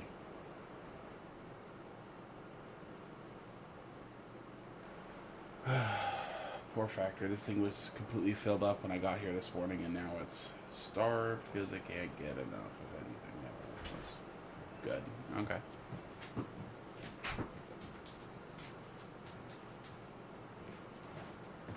And Duck is back. We're quite happy for that. Well, Doc, we have quite the robust discussion on our hands. Wow. Sparked something with talking about Agile, huh? Yeah, well, we have a couple people here who have worked with both Waterfall and Agile, and actually have a couple people who are very much Agile or Waterfall proponents. Okay.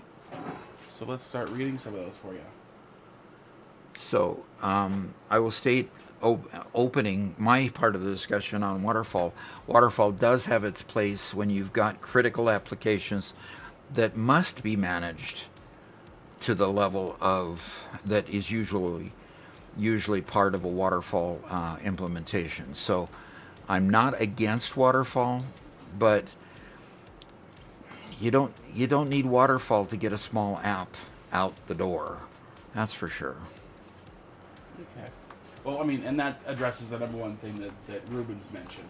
Mm-hmm. When you have critical infrastructure in hospitals or banks, doing that, Mm-hmm. is pretty dangerous. Yep. Absolutely.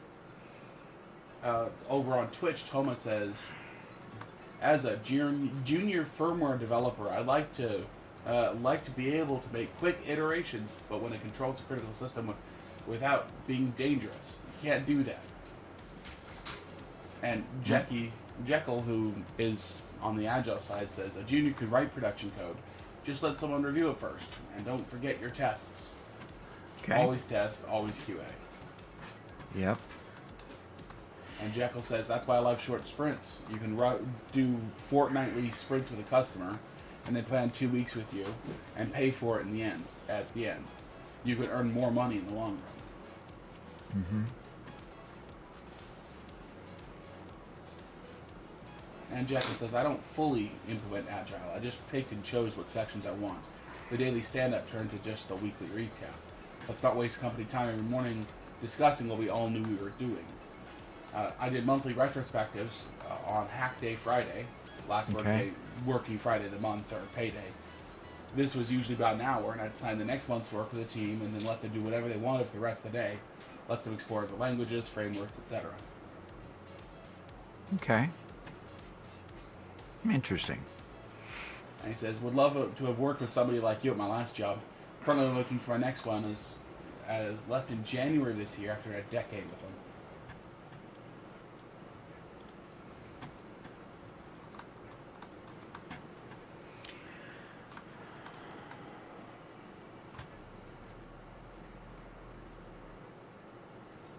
Doc, you should tell your waterfall story about the zero. Yeah. Yeah. When collecting requirements and not iterating quickly, you end up with situations where in the final testing you end up with issues that need to be fixed. I was in a project that was budgeted about $85 million at the beginning. And by the time we were 3 years late and $165 million into the budget, so more than twice the budget and 3 times the schedule that was originally put together, which those are always fiction anyway.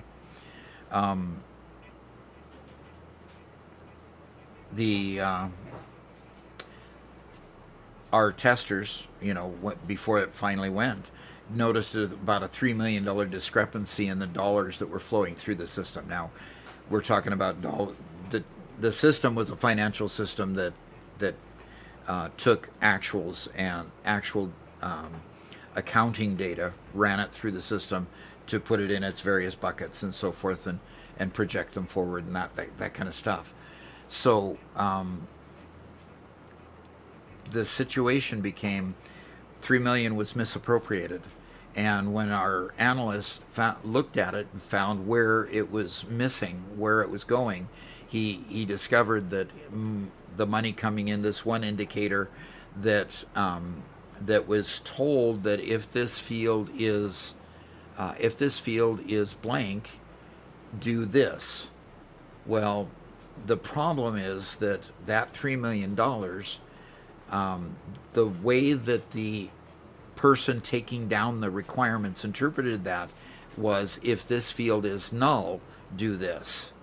The problem is, if you put a value in there, or the value coming from the data, which we can't control the value coming from the data, if the data appears to be blank but has been erased, or just is not actually null, but it's just blank, empty, it was treating it as a null, okay?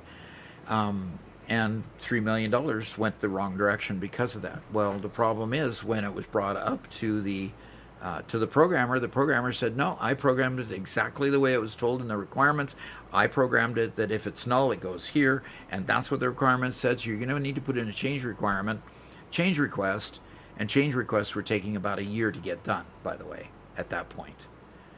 This is waterfall, so taking a year to get done. So we pushed back on that, went through several management changes up to above the programmer. And then the programmer says, oh, okay, we can change it. Took him 5 minutes. And it took a whole lot more time than the 5 minutes to go up the management change to tell the programmer, let's be reasonable. And just change it from null to blank. Accept either the null condition or the blank condition. So it's that kind of a thing that's kind of gets to be nonsensical when you adhere to strict waterfall methodology that just bugs the heck out of me. All reasonableness seems to fall out of the window when the project has been pushed to severely over budget and severely over time, and the management is finally getting frustrated and said, just get this thing over the edge. So It seems like one of the biggest advantages of the waterfall style is the collaborative effort between the developer and the customer. So that instead of having this egotistical, protectionist, well, I did what you said to do, and that sort of thing, instead it's a collaboration of when your data performs the way you want it to, I win and you win, kind of thing. It just creates a better relationship there. yeah. And, you know, the relationship between this particular programmer had been burnt several times in the respect that he became inflexible simply because of a relationship being fractured a long time previous. He was frustrated, he was angry, and difficult to work with, and that was, you know, that just happens when a project gets so severely out of whack and you're constantly getting beat upon by managers to go faster, go faster, go faster. And then when you try to go fast and follow the rules and do everything you're supposed to do, and then he gets confronted with something like this, you know. Where the rule itself was wrong, Uh-huh. and you have to go do more work because the rule itself is wrong. Well, and it's not that he had to do particularly a whole lot more work. It's just that he, you know, it was just a bad situation. Yeah, sounds like it. Jekyll says translating business logic into code and not losing context is a skill in itself. I Yeah. dealt with things like this with my last job. It's something that takes time to learn and fully understand. The problem is when the business is trying to speak code and not stick with the business logic itself. Yeah, exactly. Exactly. And the person who was taking the requirements understood the language of IT and translated a field being blank into null, and she probably discussed it with you know, the guy that was giving the requirements, because the person who tested it was the same one who gave the requirements. So he knew exactly what he was saying. She thought she knew exactly what he was saying. She translated it into her language, and he said it in his language. And the two just didn't match because, you know, the finance guy, I mean, literally was not an IT guy. He was great at finance, but he was definitely not an IT guy. If I were taking the requirements, but I wasn't, unfortunately, if I were taking the requirements, the immediate question would have been, okay, what do you mean by blank? And then he would have described what he meant by blank and what the data looks like when it comes into the system. User stories. User stories, yeah, there you go. And, you know, would have solved the whole problem before it became a problem. But anyway, so that's one of my, you know, frustrating stories. And Justea says, as a product manager / owner, I am the connection between the customer and development. I make the dev team happy by allowing them to think with me and solve customer issues, and the customer happy by offering the best technical solution. okay. Okay, so my Sushi belt idea is working somewhat. It's increasing the amount of screw production going in. But it is getting clogged because the rod production, the rods are still overwhelming the systems, and it closes down, and it stops relying on the sushi belt because it clogs up the sushi belt, and then we're relying upon this wimpy supply of screws coming down. So, not an optimal solution. I need about 2/3 screws to 1/3 rods here, but I don't know how I can get that here. What? You have a merger there with a third port. A merger here? No, look down. This one? Yeah, there's a third port there. You need 2/3 screws, 1/3 rods. I think sushi belts are kind of a silly idea, but if you want to try, that's your solution. Put another screw port on this. Right. Right where this container Right. is right next to it, huh? I mean, if this container weren't here, that'd be great. I would love that idea. But let's see if I can...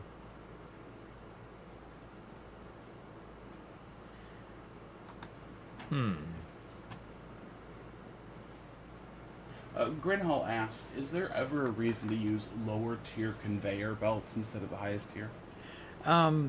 There have been people that have played around a lot with lower tiered belts, and lower tiered belts really come in when you say you want to regulate how much output that you have going to one particular place. And so in a manifold, a lot of times you want it to flush down to the last machine, and you want it to do it as quickly and as effectively as possible. Well, each machine, let's say, requires 30. Well, your lowest tier mark conveyor will handle 30 easily, but you want it to get quickly down the center and maybe slower into the machine. So a lot of people have played around with the idea of putting it fast down the center, have your splitter, and have slower belts going into the machine, so that the merger or the splitter here would think that these machines were full faster, because basically the conveyor is full faster, and it send it down the machine. I don't know how effective that really is, but a lot of people have done that and they've said they've had good results with it. So is there a reason to do it? Sure, at times. And that would be one of them that I've seen done effectively. So I am going to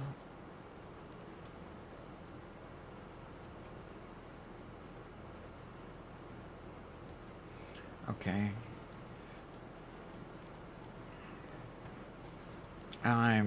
Okay. This actually needed to So come into. Ruben asks a question about your, the experience that you gave. He says, in your scenario, where was testing in that waterfall model? Was it truly waterfall minus some steps? Yes, it was truly waterfall. All the testing was being done at the end. So this thing was a very early on requirement and a very late catch in the system. So the reluctance from the programmer was more in the fact that he'd have to dig around and figure out where in the world this code existed. Where did it become a problem? Where did it become an issue?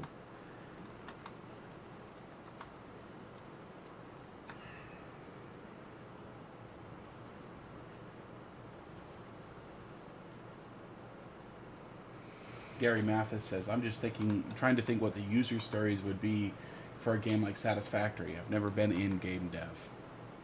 Mm-hmm.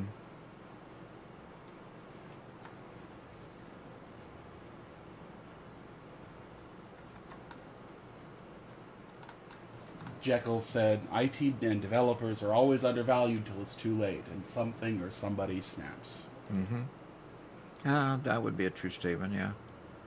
And Thomas says, people think you can just replace them with AI. Yeah. That is starting to be the consensus. And they're going to find out the hard way that that's not the case. And Jekyll says, this is the exact solution the last company has implemented. And let's put it this way, it's proven why I left them. Them trying to vibe code additional changes to the system I wrote from the ground up has so far caused 3 days of downtime in the last 2 months alone. It's an international chemical resale company, so downtime isn't an option. Okay.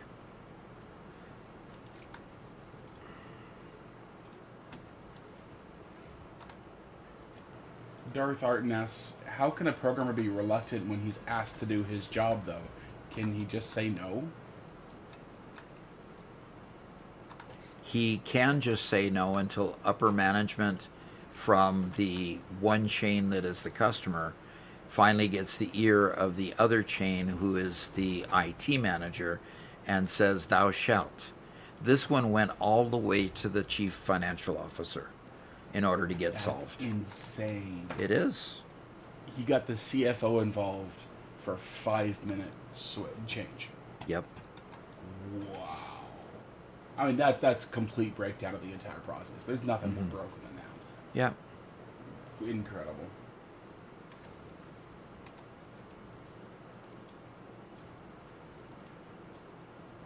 Got some logic. Logic that I'm working on here. That hopefully. Yeah, Ruben, in another, had the dice fallen a little bit differently, I would have been a software developer. I did go fairly deep down that line when I was a teenager. Took a number of classes, programmed a bunch of other fun stuff on the side, but things just didn't quite line up with getting the right education at the right time. And I'm turning 40 this year, so things have changed since then. Today I'd tell anybody who wanted to become a programmer, just go learn it, just go play with it on your own until you get it. But at that point, as far as I understood, you have to get into the right college for it, you have to get the right degree for it, and whatever. And I unfortunately didn't quite get there. Hey Doc, I think What you're having is some that? problems here. No kidding. You might need to relog. Wow. What in the world happened here? Oh, It did it for me. Yep. Okay. Did I crash the whole server, or did... I just got a connection timeout. Uh-oh. Bacon and Eddie, you both got picked as well. Yep, we got 0 players, but they could... pardon me. Yeah, appears to be offline. Let me go check. Uh-oh. Adistay got DC'd in the middle of Stinky Stones. What are stinky stones? The green gas Oh. things. Oh, no. I'm trying to think of a good term for them. Disconnected in the poison gas?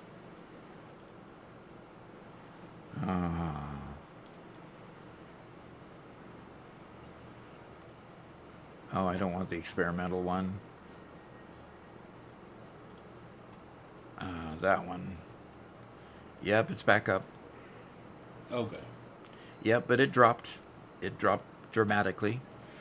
I'm aware you don't need a degree to become a developer. I think that's completely correct, and I stand by that. 20 years ago, that's not what I understood in my head, and so 20 years ago, when I felt like I couldn't get the education I wanted, I went a different direction. So. Yeah, and I wanted to be I wanted to be a hardware engineer. Oh yeah. And I didn't have. They wanted a 3.8 GPA coming from my junior college in order to get there, and I just didn't. I had a 3.4, so. Yeah. Namarak says, "Hey Doc, love the content. Just got back into Satisfactory. First time playing during the early access days. You're my favorite Satisfactory content creator. Who's your favorite?" If I had to pick a favorite, I'd say my favorite is probably I Am Kibitz. I think he does a marvelous job of presenting his material the way he presents it. I'm a very different creator, of course, than he is. So I am.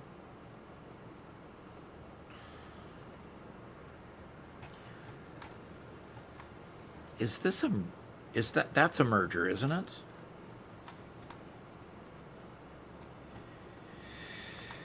What am I trying to do? Yes, it is a merger. I am going to just go do this. And Rendug's here. Hello, hello. Can have one machine going into this, and one machine going into this, so that I get a 2/3, 1/3. 1/3 rods, 2/3 screws, and this one needs to be purged of rods.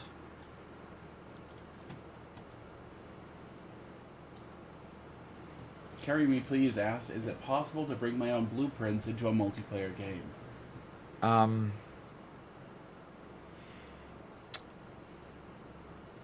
Would he have to send the blueprint by Discord to you and have Yeah. you upload it, or me upload it to? Yeah.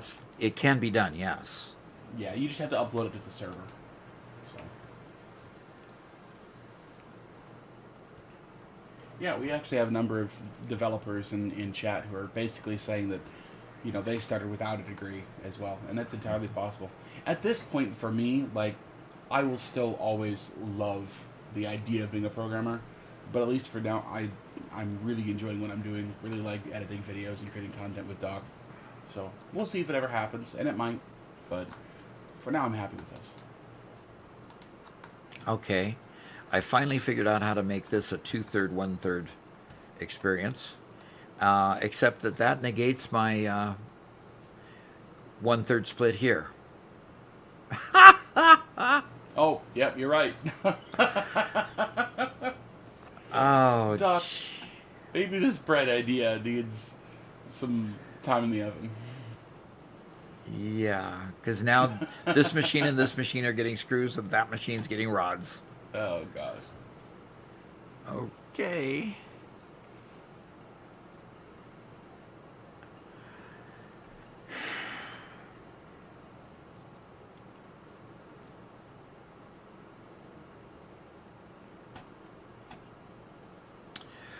Oh boy, oh boy, oh boy.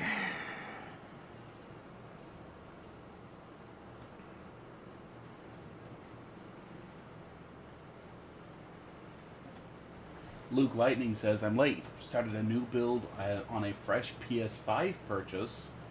The inventory screens are buggy as anything on PS5, but fun all the same. Okay, cool.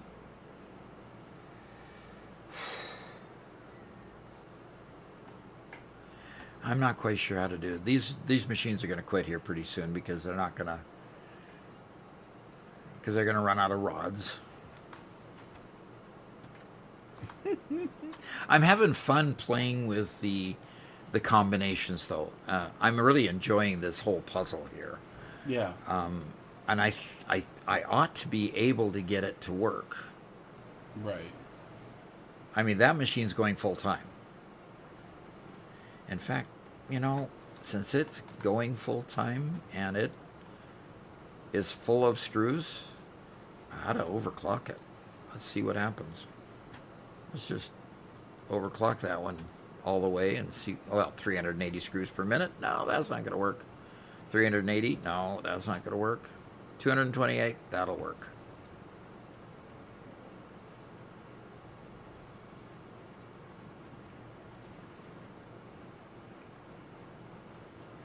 Oh. I guess we missed Jekyll redeeming Butterfinger, so who wants it? Is Spencer even here? Then I guess it's you. Huzzah. I'll take it. Uh-huh. And it over the partition didn't make it. Nope. Try again. The best part about this new setup is if it makes it over the partition, it lands right on my desk or in my hands. Yeah, I just got to get better at throwing. But I'm trying to throw with my bad shoulder. Yeah. Okay, well that was interesting.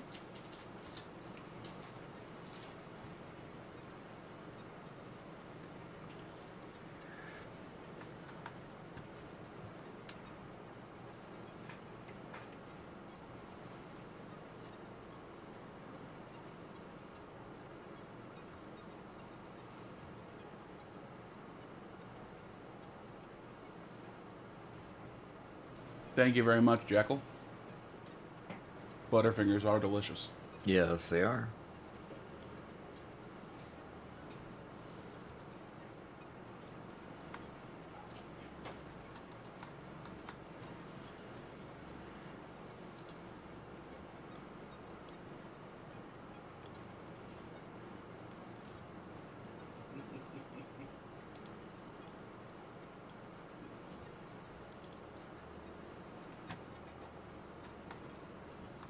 What I need is 2 machines instead of 3.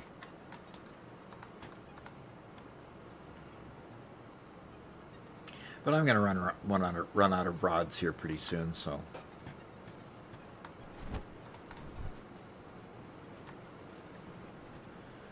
I'm pretty sure we could theorize and get it to work. We just have to think through it. Yeah, it's true. Jekyll says, can't say I've ever had a Butterfinger. Is it a U.S. thing? From what we've understood from the from previous users, watchers, is that it appears to be a U.S. candy.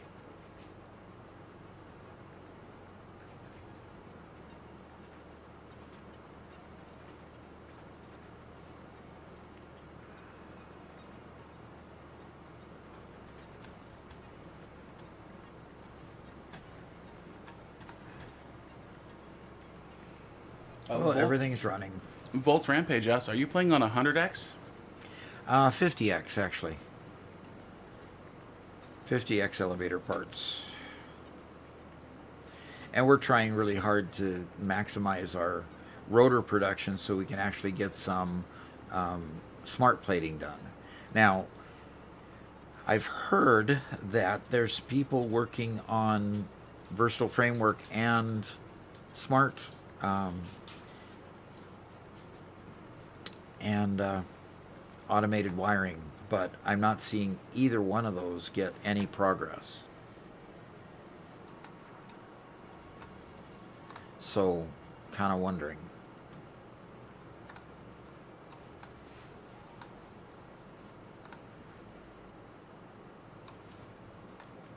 So Ruben asked me, says, which game engine are you using for your unreleased and undeveloped game? Unreleased and undeveloped. I haven't actually messed around with it in a very, very long time. In my programming classes, they were all applied programming. They were all. We never even touched a UI, right? Mm-hmm.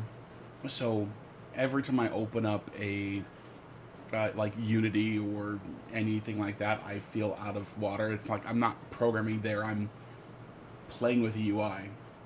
And so I've never enjoyed or felt like I got what was going on, other than, oh look, there's a first person controller. Yeah, I can run around a blank room.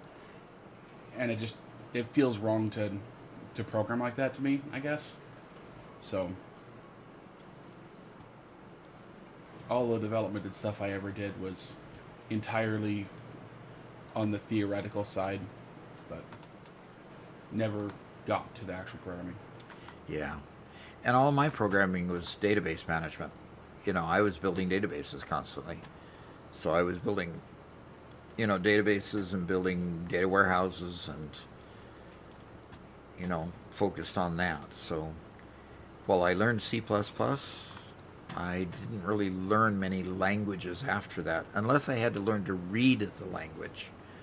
I had to learn to read COBOL, just for an example. So that's rough stuff. Mm-hmm. It is.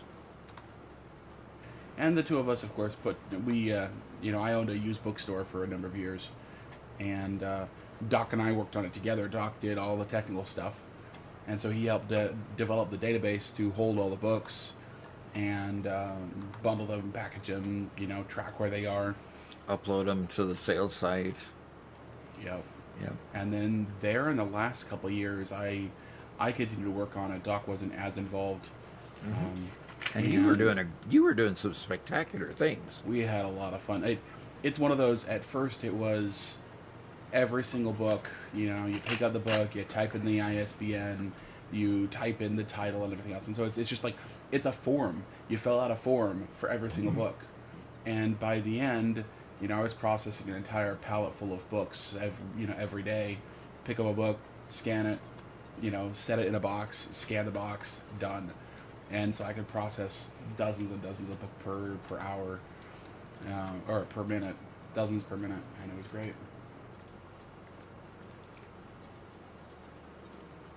Oh no, Jekyll has some level of PTSD from COBOL.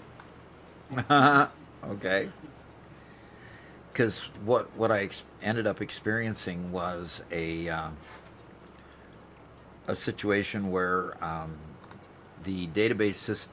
Okay, we were switching from the old system where we compiled how many parts were needed to be purchased outside to build our planes.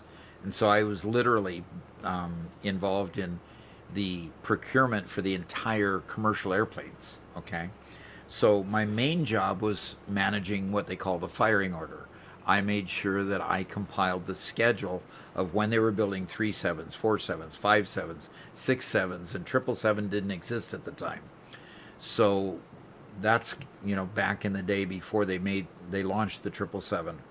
And then during my tenure there, they got rid of the 757, and the 67 stayed going. So that kind of churn and change, I had to manage all those schedules. Well, attached to those schedules was the this COBOL program that took that schedule and said, I need to make a plane for Southwest Airlines. Southwest Airlines is configured this way, therefore I need these parts to make a 737 that goes out and flies out at this date. So the program literally took a model 737 from prior years, the most recent one they could find. So the program said, okay, going back in the firing order, and that's what I identified as what plane you were going to take it from. That was part of managing the firing order job. What plane you were going to take the example model from to forecast these parts. And the COBOL program then generated the data to spit out when we'd need to buy parts for each of these planes going forward. Fairly complex. But what I learned about the COBOL was a lot of the data in the COBOL wasn't in a database. It was in these flat file tables that were embedded in the COBOL programming. So I had to extract all that, put it in a SQL server, actually database all of that stuff so that I could then take all the data from COBOL and marry it up with the new ERP program that was managing the new inventory and purchasing that was going to be done. So the bill of material basically came from ERP. So each plane was built with these parts. So I had to marry those two up. And when I married those two up, I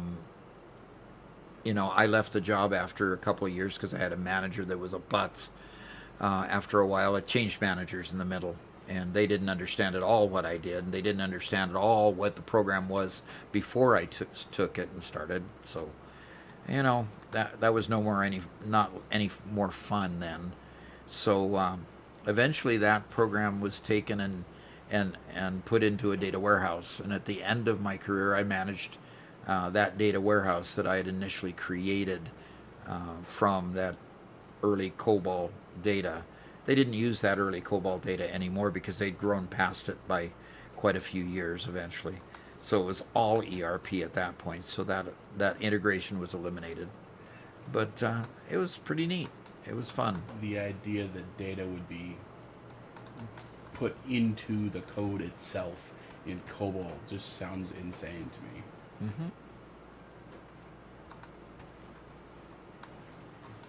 Jekyll says, that's precisely what I wrote for my last job. Mm-hmm. A full new ERP for them, touching every part of the business. Challenges like that are what I enjoy solving. Oh, absolutely. That's a lot of fun. Enterprise resource planning. We should be explicit. This is enterprise resource planning. We don't use acronyms around here because, Eddie, they could get confused. There are other acronyms for ERP. Oh, are there? Really? Yeah. Okay. And Leo asked the question, or Luke Lightning, asked the question that Jekyll responded to. And yes, anybody, even with a Twitch Prime sub, can come join us on the server. So if that's what you want to contribute to us, you only get one a month. But if you want to come hang out with us, drop us a Prime sub and that'll get you in. What you gotta do if you're a member on YouTube or you're a subscriber on Twitch, including Prime, is once you've subscribed, go to our Discord, and in the lower left-hand corner of Discord, click on the gear icon, go to Connections, and under Connections, you can tell it to link your YouTube or your Twitch account, and that will automatically grab your subscription. and we'll give you the permissions on the Discord to see the member hangout section. And in there is, in a pinned message, is all the information you need to know to get on the Satisfactory server, the Minecraft server, and in fact, if you're here on Fridays, well, today's Friday, but on Fridays not during a subathon, you can come hang out with us if we have something to record, and we do that on live stream, and that's more chill than this, because we're just hanging out and Doc's recording bits, and we talk about whatever you guys want to talk about. Sometimes Doc just jumps out of the voice channel, we all hang out together, so. Yep. Yeah, that's a lot of times ends up being a really fun day of the week.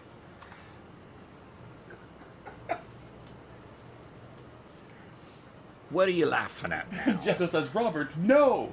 The acronyms is what keeps the IT and developers in power. It's like Samson cutting his hair or Dorian Gray looking upon his portrait. Yeah, true. True. I just call it acronym hell. That's all. We made an entire video on acronym hell, and Yeah. nobody watched it. Yep. Oh, that poor channel.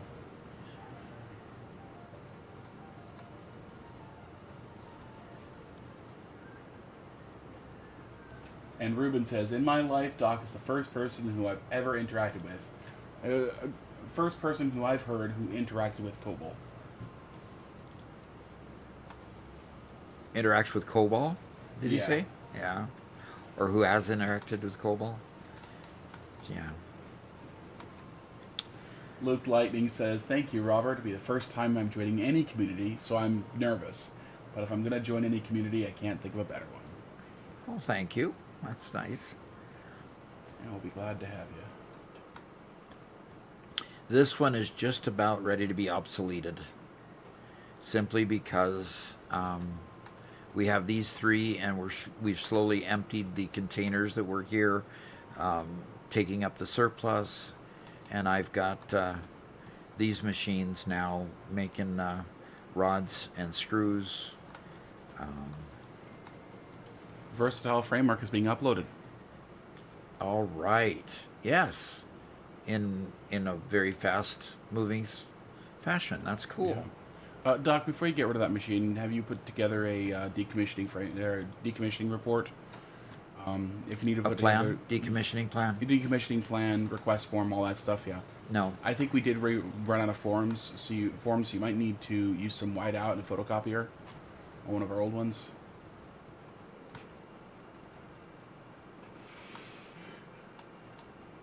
He does that to tease me once in a while.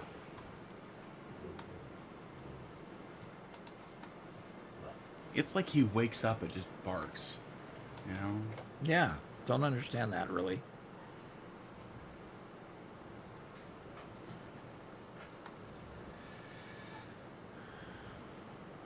Carry Me Please says, I did a lot of foreign military sales. I wrote an acronym dictionary for the radio I supported. Oh, Ended no. up with 10,000 acronyms with multiple definitions. I wrote an acronym dictionary too when I was at Boeing. Really? Yes, because I'd go from finance group to finance group, and they'd have their totally separate acronyms, and I go, okay, fine. And I just had to keep track of them all. There's just no way, and I'd get an email or some sort of communication, and it would have an acronym in it, and so I'd go look it up. If it wasn't there, I'd put it there. I'd figure out what it was and document it, and move on. Too bad I don't have any of those anymore. Some of them were pretty funny. Somebody used the acronym IRS for something, and I really. Oh gosh. You want the Internal Revenue Service in here? Oh, you're not talking about them? Oh, well, let's not use a popular acronym that everybody knows for something else. That's crazy. You know, if these belts were completely full of screws and these belts were completely full of rods, I don't know if we'd still have the right kind of balance. But we're getting better. And as soon as this thing finishes using up all of its rods, which is going to be pretty soon, we will decommission this machine and be 100% on the other machine.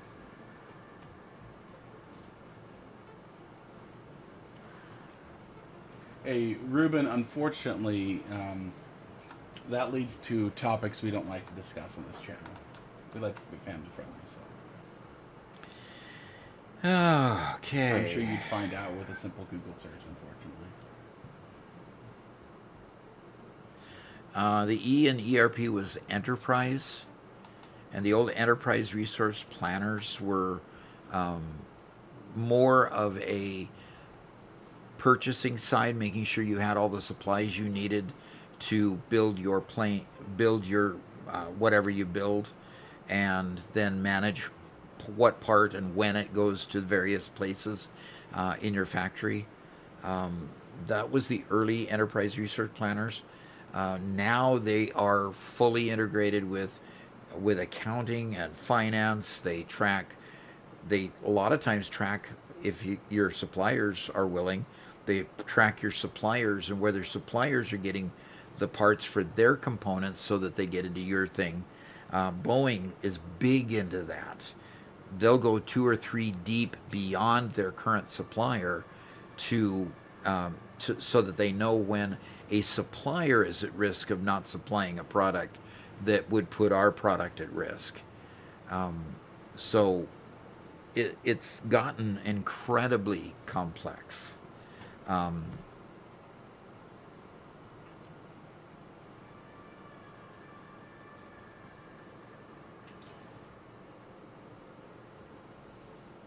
That is really, really Ruben strange. says IRL IDK WIDWOY doc. Okay, good. Yeah. Whatever you said.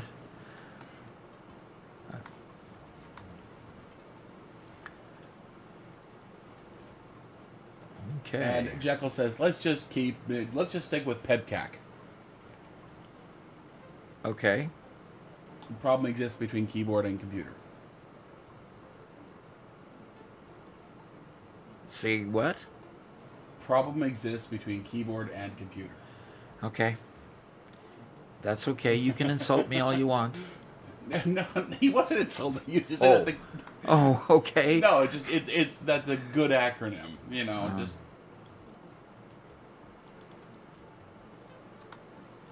Riot has a technical question about Satisfactory. Okay. Says, what should I choose? Alternate Caterium wire, Caterium ingot. Caterium wire or alternate fused quartz crystal. I've never. Okay, the fused quartz crystal includes what? Coal and quartz. Coal and quartz to make more quartz crystal. Make the fused quartz. Yeah. Yeah, which would make increased amount of quartz crystal. I don't find a whole lot of need for quartz crystal. Usually, leaving it without the alternate recipe produces plenty of silica for all the needs, even all the way through making aluminum. And there's even an alternate recipe to eliminate the silica from aluminum. So I would accept the other one. I can't remember which the other one was. I would stay away from the quartz one. Not stay away from, but in this comparison, I would take the first one rather than the quartz one. All right, let's...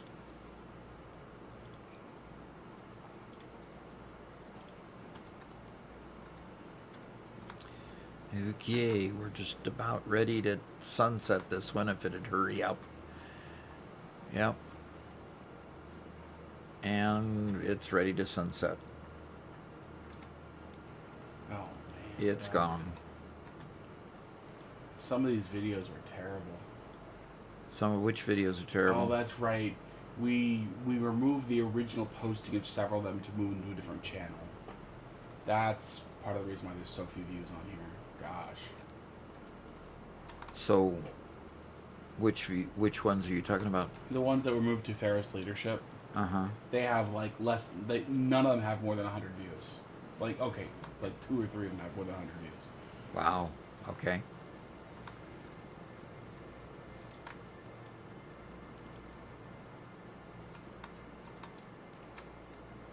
There we go. 4 years ago, titled "How to Alienate Your Audience." How to alienate your audience.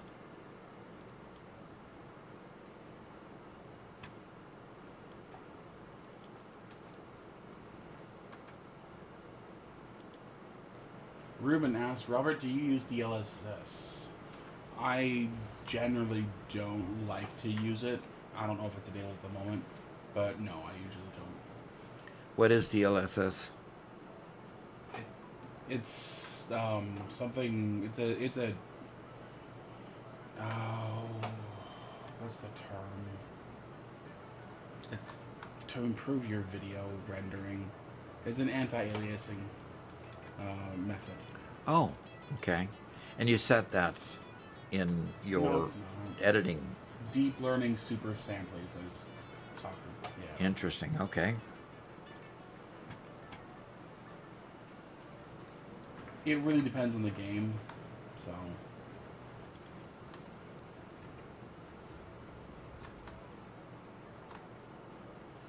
All right. Jekyll asks, isn't DLSS just fake frames? And yes. See, the problem is, one of the big things that they're trying to do is they're trying to do a temporal sampling. Instead of frame by frame smoothing pixels, they're trying to look at from one frame to the next. And that causes, in many cases, over ghosting, and other weird effects that are just funky. So, yeah, Ruben calls it an AI image upscaler. Yeah. Okay.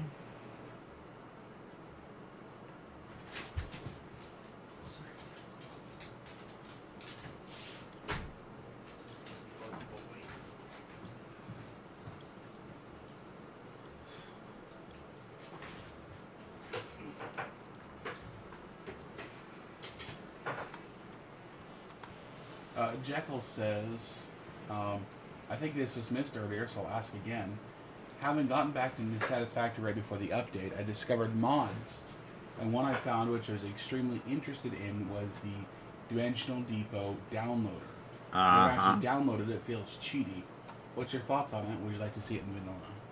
You know, we found out about that particular one, and either turn your microphone off or put your microphone closer to your mouth. All of a sudden, you've gotten really quiet in my ear for some reason. Interesting. You can still hear me. It's just quiet. Yes, I put my hand over it to make sure I was still hearing it.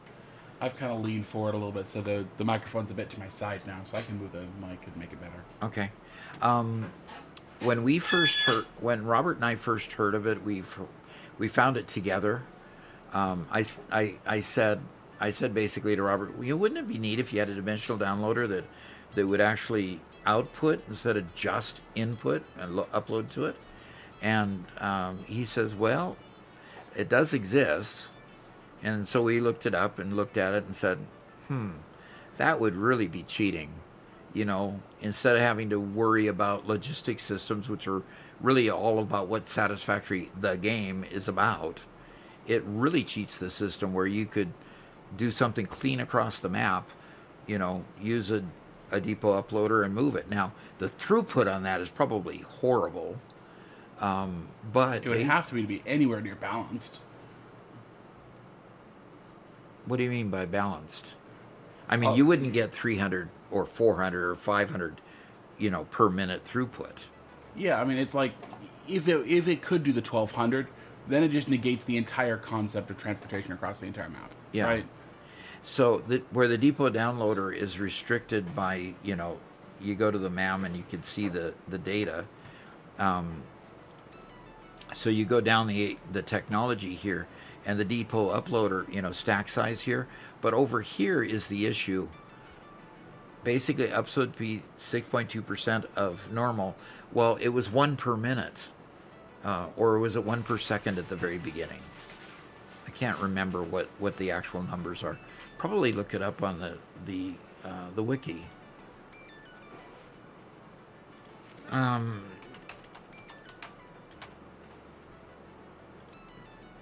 So the Dimensional Depot uploader, if I just pull this over here, Dimensional Depot uploader, upload rate is 30 per minute.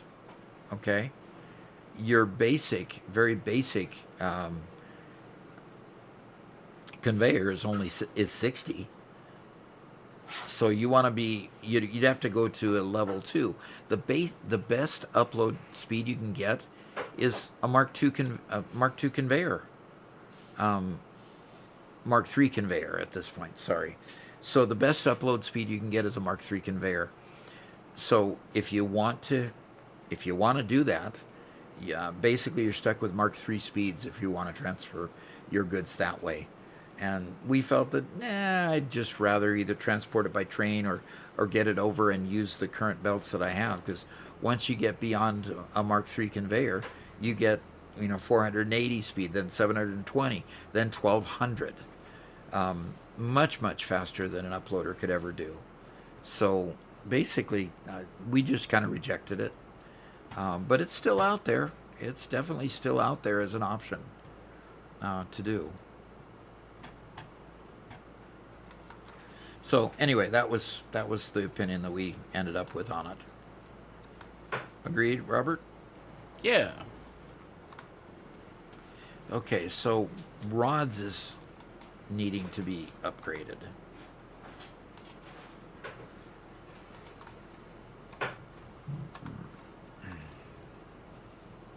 Okay, we're getting as many rods as we can produce.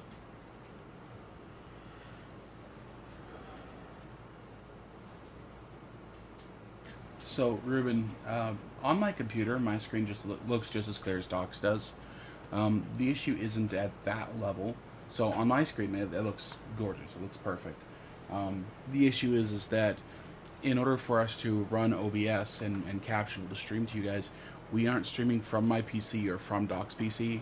We're streaming from a different computer. So my computer outputs to a capture card that then plugs into my monitor, and that capture card has a USB-C port going to our stream PC. My capture card is a 1080p capture card, and I have a 1440p monitor. Doc has a 1440p monitor and has a 4K capture card.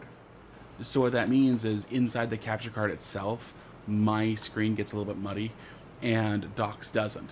And then OBS can downscale it a little bit nicer. So that's the reason why my screen looks so much worse than Doc's does generally. It's because of the capture card level that compression is happening.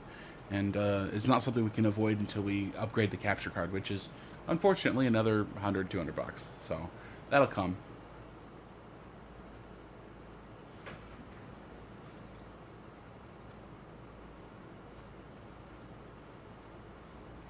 Okay, so we're producing screws at 125 per minute, and rod production isn't doing what we need it to do. It needs to be higher. Spencer Wright is here, says, "Good afternoon, Doc and Sons. Hope your day is going well. It is. I just did my first towered landing at the Grand Canyon Airport. My dad always said, chase your dreams, and they become reality." Fantastic. So you have your pilot's license, a towered landing. Tell us about what a towered landing is.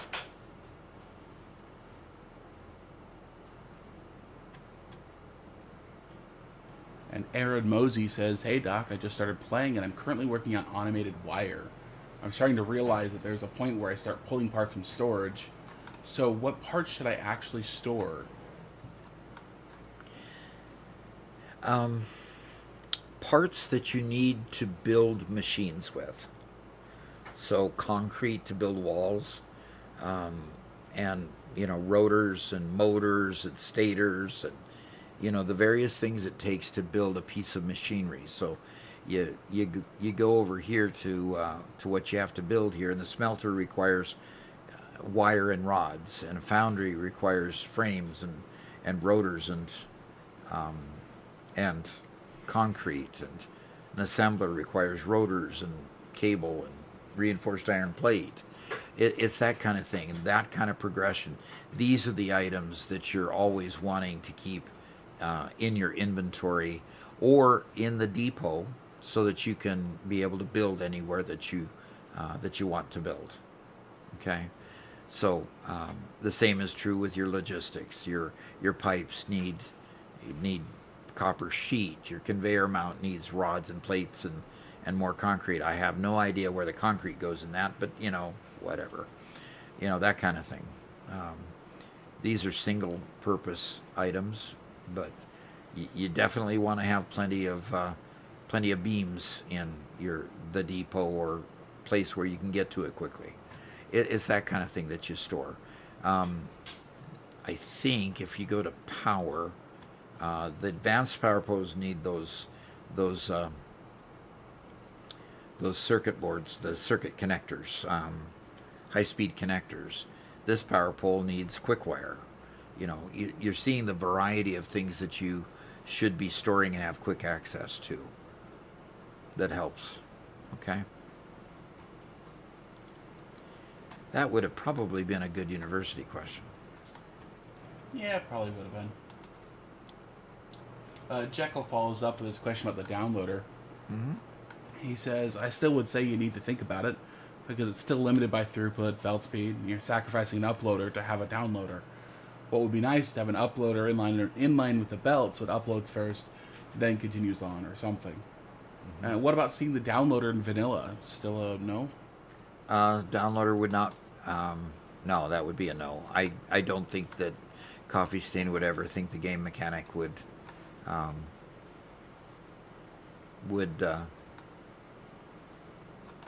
support having a downloader. Yeah, I'm pretty. They've actually explicitly said that they're not going to do a downloader. Mm-hmm. They could easily, as in the fact that there's a mod that can easily do it. So Spencer Wright says that a towered landing is where you talk with a tower operator and make sure they see you, and then you have to get clearance to land and follow their instructions to the letter to make sure all aircraft are spaced out. As a new student, it's one more checklisted items on my way to get my private pilot's license. all right, good. So you got that one checked off today. That's cool. So it's a 5-to-1 ratio. Basically a 5-to-1 ratio here. 32 times 5 is a little bit more than 152. So we'll go with 5-to-1. I'm not quite sure how many screws are coming in here, but I definitely am getting. I'm definitely getting plenty of screws. I'm definitely getting plenty of screws and not enough rods. Well, Doc, it is 1 o'clock. Yeah, you kicking me out. Do you? Well, what I'm wondering is, do you want to go get your lunch, bring it here, and sit Yeah, with I've us got and- my lunch. Oh, okay. All my Cheez-Its here. Yeah. Well, I mean, if you're just gonna hang out and munch on Cheez-Its, then we're gonna chill in this game. I mean, Yeah, let's just chill in this game. I'll just keep munching. okay, very good.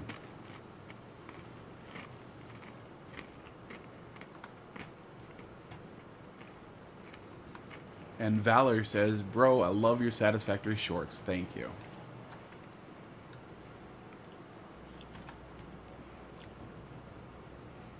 You're welcome. And Jay Wiley has a great question. He says, "Where are your Well, let's do this in the university because I think you'd like to show off the Satisfactory calculator for this." Okay.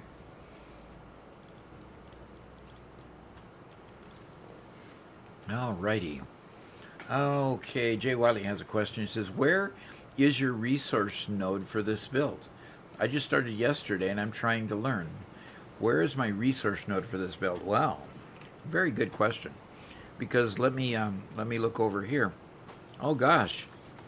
You just see it sitting on a platform. Well, to be totally truthful, what's happening here is the resource node is underneath this platform. In fact, if I were to remove it, you'd see that the mine is right there.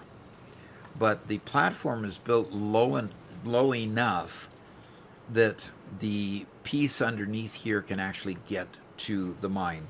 There is a tolerance, so you got to play with it.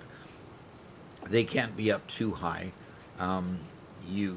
They do have to be within a certain distance, but it makes it look a whole lot cleaner when I can just put it on a platform, and it allows me to put it on the grid that the platform is sitting on and line everything up real nice.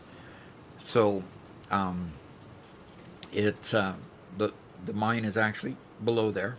You can't do a miner unless it's on a resource node. So I build my platforms just slightly over the resource node, and a lot of players do, just so that you can put your miner on the platform. So I hope that helps. Let's go back to the game. You'll notice that all of these are on a platform, and the resource node is directly under them. There's a Caterium node here, there's an iron node there, and so forth.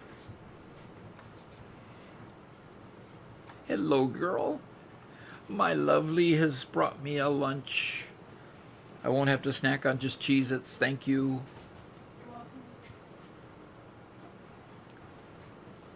See, all I had to do was say out loud that I was just going to snack on Cheez-Its.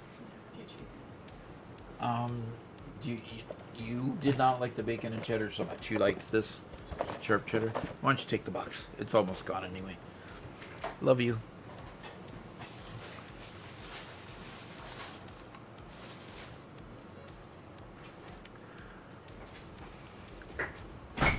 Biebery says that Cheez-It nachos in a sheet pan are next level. I like that idea, making nachos with Cheez-Its. Oof.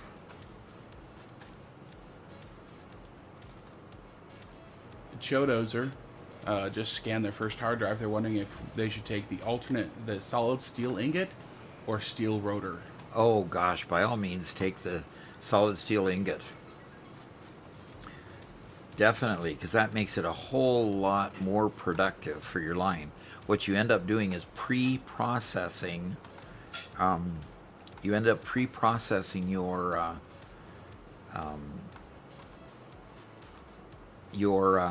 iron into ingots, and then take the ingots and go straight into your foundry along with your coal, and you end up with a bigger yield at the end than what you could if you just put the raw ore into your foundry. So that works really, really good.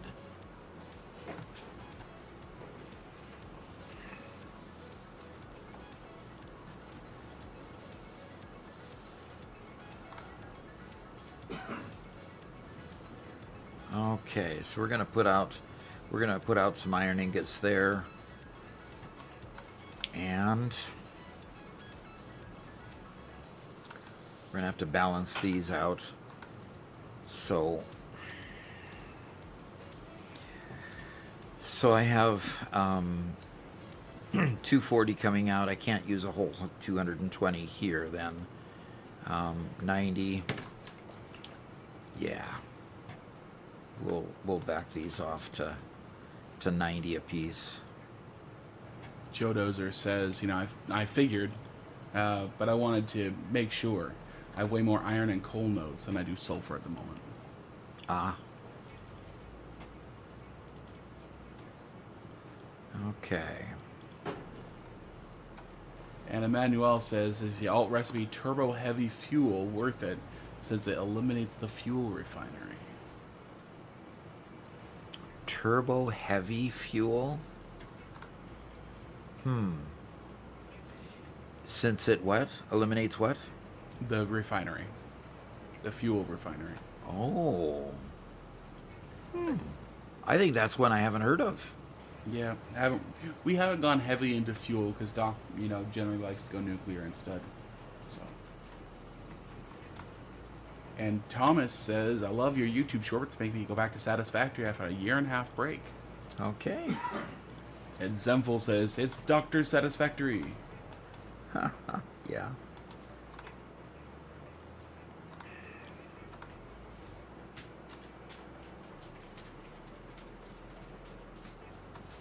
Okay, so we have that producing, and we have that one producing, and we still have this one producing too many. So I rewatched your acronym hell video. Oh, you did? It's only 4.5 minutes long. Okay. And it's fairly well done. You got to go ahead and send the link into the chat. Doc, you're just eating lunch. You might as well watch it. Watch my video on stream? Yeah, why not? Get to see what Doc looked like 4 or 5 years ago. Oh, no. Okay. You're looking better these days. What is it called? I sent you the link in Discord.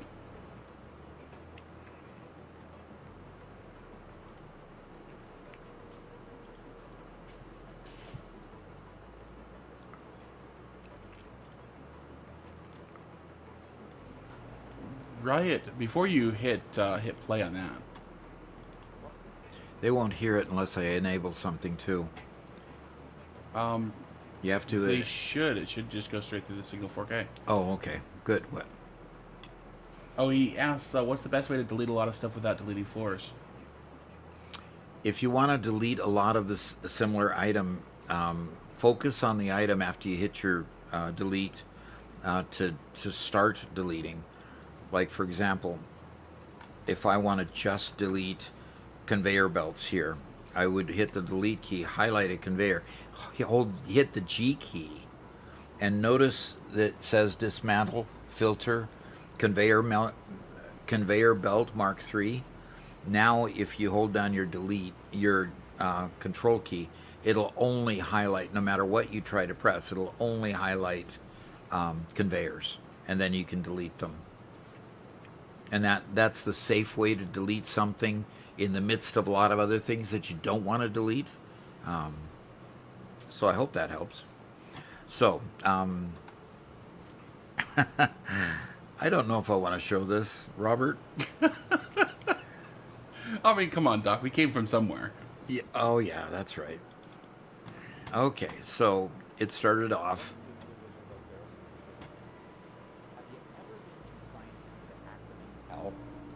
I mean, really, have you ever been in a meeting where someone starts presenting and it seems like suddenly they're starting to talk a different language? One that you've never heard? I have worked for my company for over 20 years and was in a meeting where a presenter used 22 acronyms that I did not know the definition of in the space of a 20-minute presentation. That's not to mention the acronyms I knew. Asking what one or two acronyms mean might be okay, but if I were to continue asking about each one, what would the rest of the group think? What happens is that most people give up on listening and mentally wait until you're done and get off the stage. I was watching another presentation and the presenter kept using the acronym API. My question was, what did application programming interface have to do with accounts payable? They stopped using the API acronym for accounts payable and invoicing when they realized that it was used for a much more common meaning.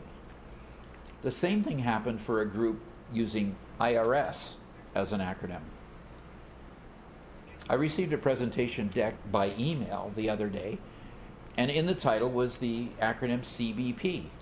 I really don't know what the Customs and Border Protection has to do with outsourcing applications, but I couldn't find any other definition for CBP.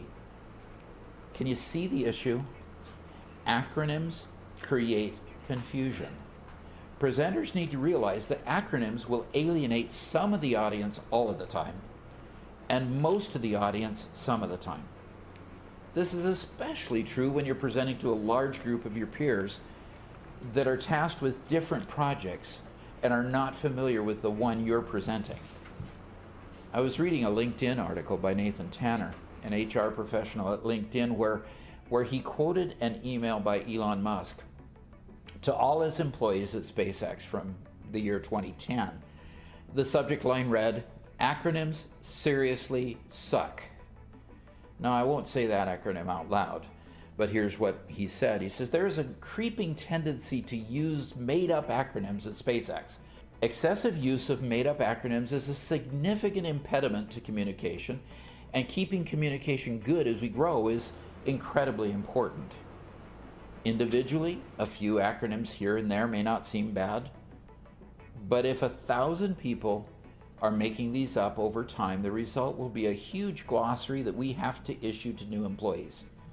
No one can actually remember all these acronyms, and people don't want to seem dumb in a meeting, so they just sit there in ignorance. This is particularly tough on new employees."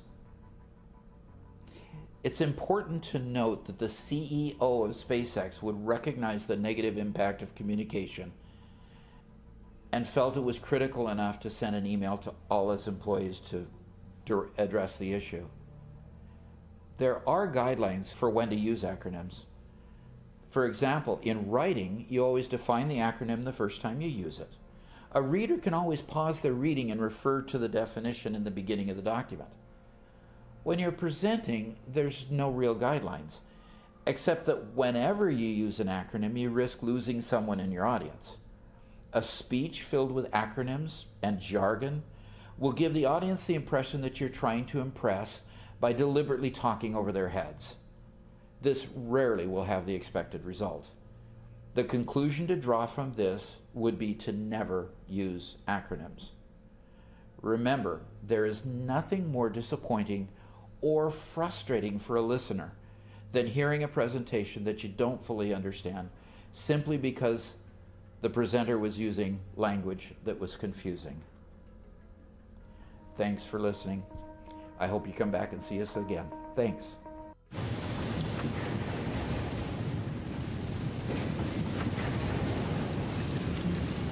And we've got geothermal. And I stand by those. I mean, it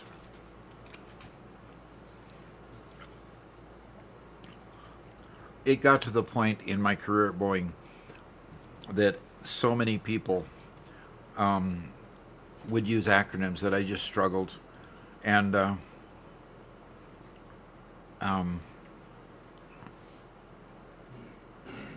oh, somebody actually want to send this video to the whole company I work for? I thought it was a well done video, but you say, Robert, it's still got 100 or just still below 100 views or something? Yep. It's hard to take a video like that and package it well that it grabs an audience, right? So basically I don't think we tied that one to a course at all. So it was just a video we did that we,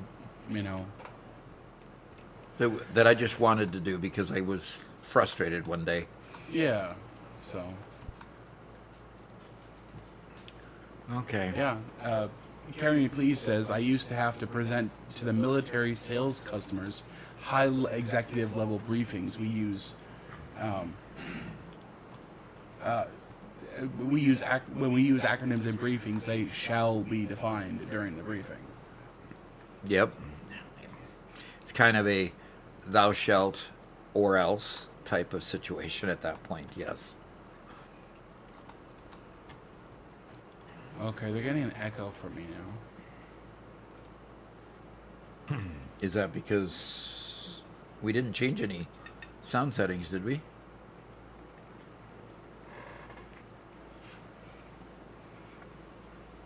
I'm looking at it. Okay. Just testing again.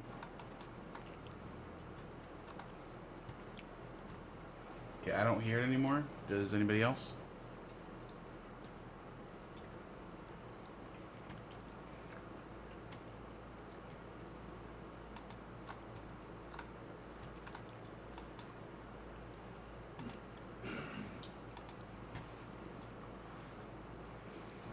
Oh, okay. All righty. Cool. Weird. Cool, weird. Both in the same sentence. Interesting. Cool that it's fixed. Weird that it happened. How about that? Okay. Still a slight echo. Yeah. So one of the issues that we have is we have two mics that are really close to each other. And so when I talk and I don't have my mic right in front of me, you can hear me really loud on Doc's mic. Yeah, so it's weird. Anyway, I had to mute Doc while the video was playing, and so when I unmuted him, sometimes the algorithm that tries to filter out the background noise resets and does funky stuff.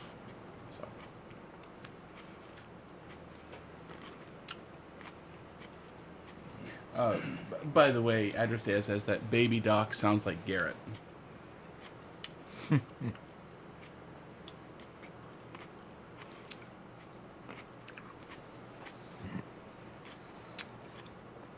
Is that one of the videos that we don't have the raw footage for? Yeah.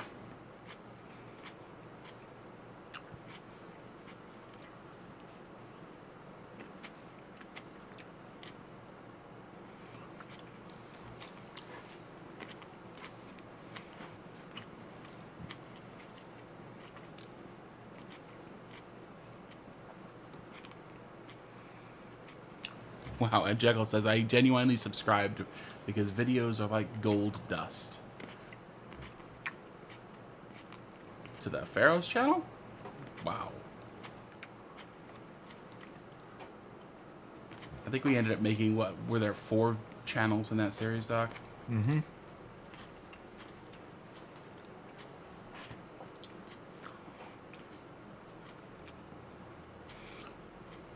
Pharos Leadership, Pharos Economics, Pharos Blockchain, and Pharos Technology.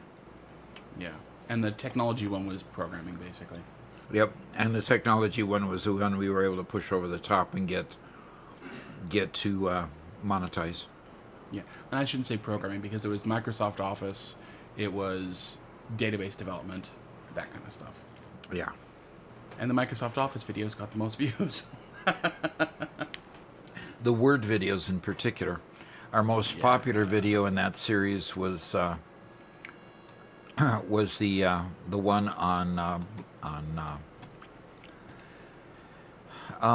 it was on Oh, barcodes. barcodes, right? yeah. How to create and use barcodes in Word. Like real barcodes, not the stupid fake barcode fonts everybody keeps on trying to get you to download. Yep.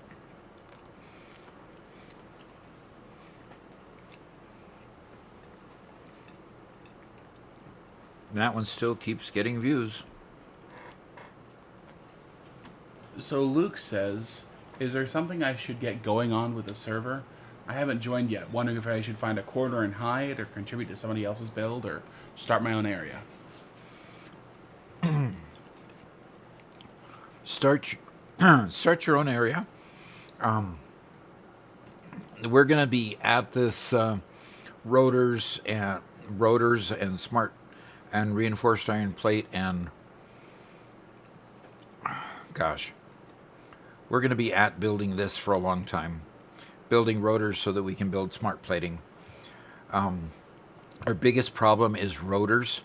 If you wanted to go find another iron mine and get rotors sent over to us, we do have trucks unlocked. You can build the path and build a truck station and unload your rotors here or in the depot. And we can pick them up. In fact, let's see if there's any in the depot. There are 400 in the depot. And so I'm going to throw these in here and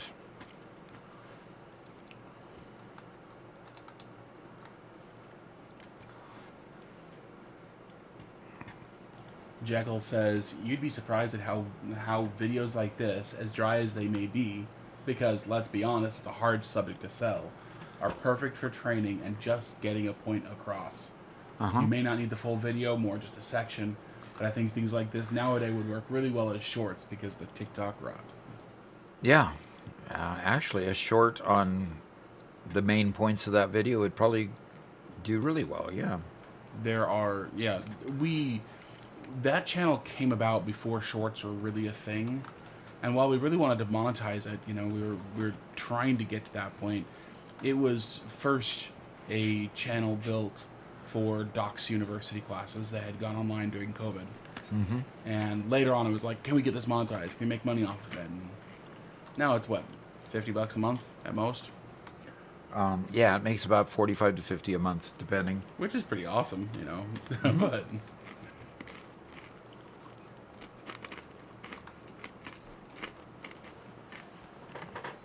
And Carry Me Please asks if we have a plan with the roads. A what?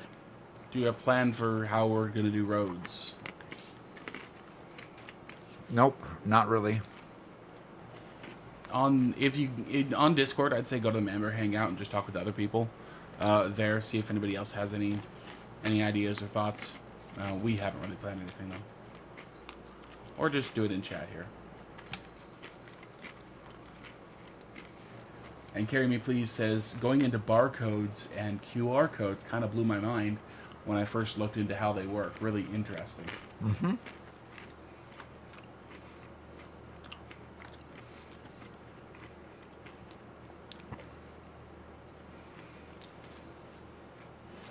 Yeah, I was pretty happy with the work that the little bit of programming that I did alongside Doc with that. Like because it was for a bookstore.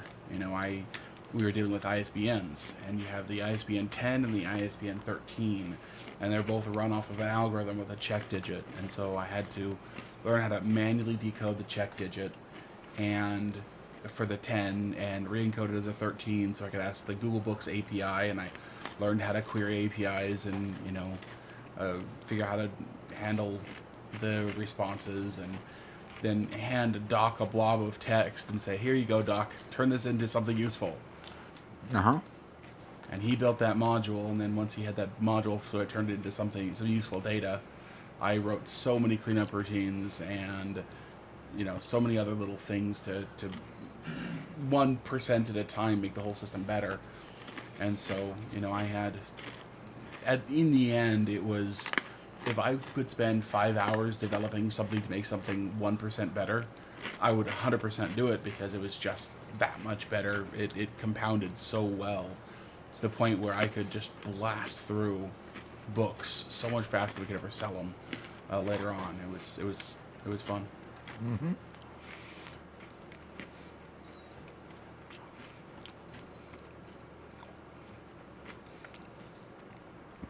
And basically, it became you did exactly what I did full time at Boeing, is optimize, optimize, optimize. Just use technology, optimize the process, put yourself out of a job, move on to the next thing,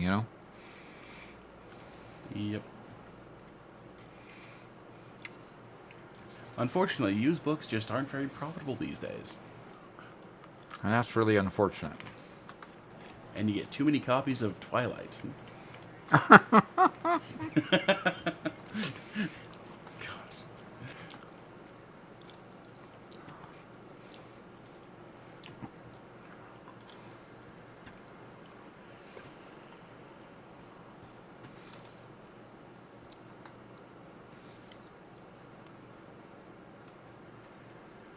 Jekyll says, again, speaking about your video, again, scratch that itch. You made content for internal use and were kind enough to share it with the world. Yep.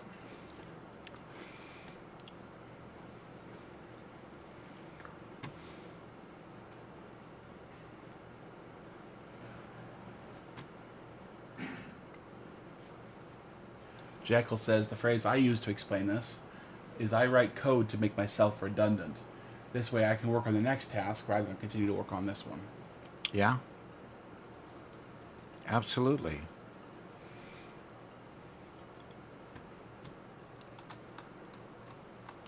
Acroma says, my mom has a library of those Harlequin romance books. Oh, okay. There's a lot Plenty of those around. So one of the things we did, we would purchase books by the Gaylord.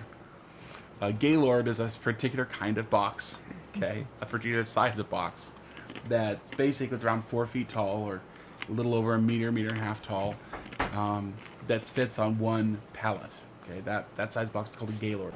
If you ever go to Walmart and buy watermelons out of those big cardboard tubs, that's a Gaylord. And we get one of those, and we pay like what, somewhere between $200 and $500 per, depending on what kind of books was in it. And one time we drove down to Texas, we got an entire truck full.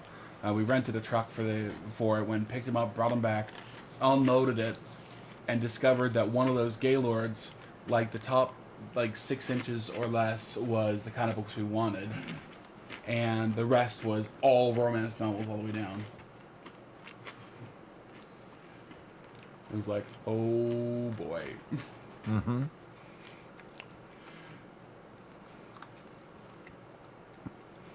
Yep. We went, oh boy, what do we do with all these? Yeah. No, Jekyll, you did not mishear me when I said it. It is called Gaylord. That is an uncommon last name, and that particular individual invented that box size. So, yeah. He says, I'd probably just say purchased by the crate. Sure.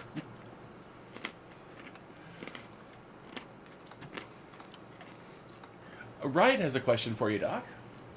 Okay. If you could have one new skill that you are good at, what would it be? A new skill that I was good at.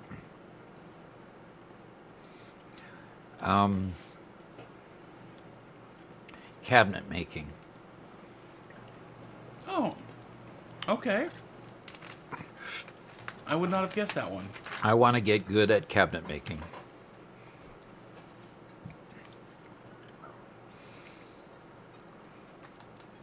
Why does that come to mind?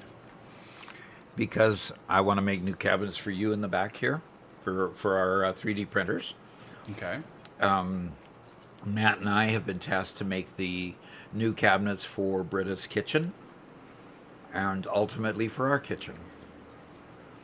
Game's So crashing again. What's crashing again? Game's crashing again, or at least I am. Okay. Yeah, suddenly things aren't moving. Yep, Yeah. it's crashing. Yeah, right. It says I didn't expect that to be the answer. Probably not, because they're more retirement, and it's a connection issue. Interesting. Well, let's go to ping players again and refresh the page and see what's... Yeah, the server went down again. And it's coming back up, so it's rebooting again. Why does it keep rebooting? Interesting. Oh.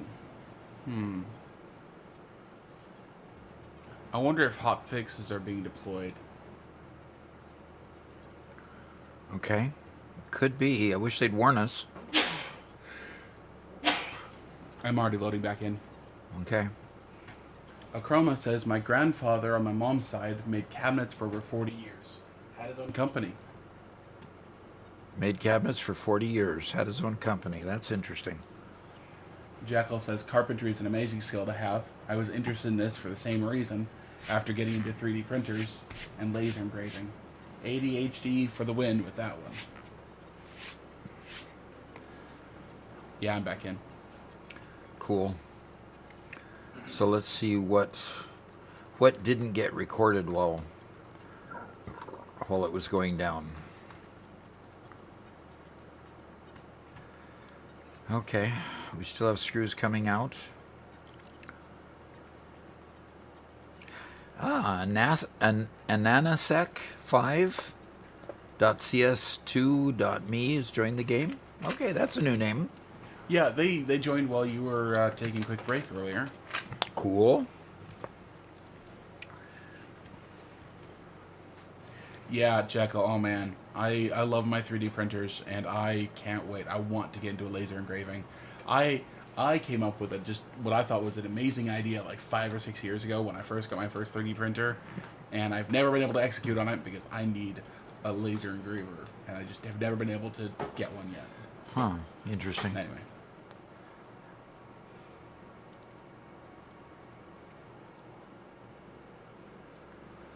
Okay, Chromo joined the game. Maybe he was kicked off too. V Games hit the like button, and like number 27 says, hello friends from Brazil. Fantastic. We have 13 people on the server right now. Hot dog. Hot dog, yes. Very good. Jekyll says, what would you prefer, a hotfix or Microsoft Patch Tuesday? Turn on the PC, wait for 2 hours for updates to finish? I don't miss my days in IT working with Windows. Yeah, probably don't. Yeah, Mark, it looks like it's most likely hotfix is being pushed. So...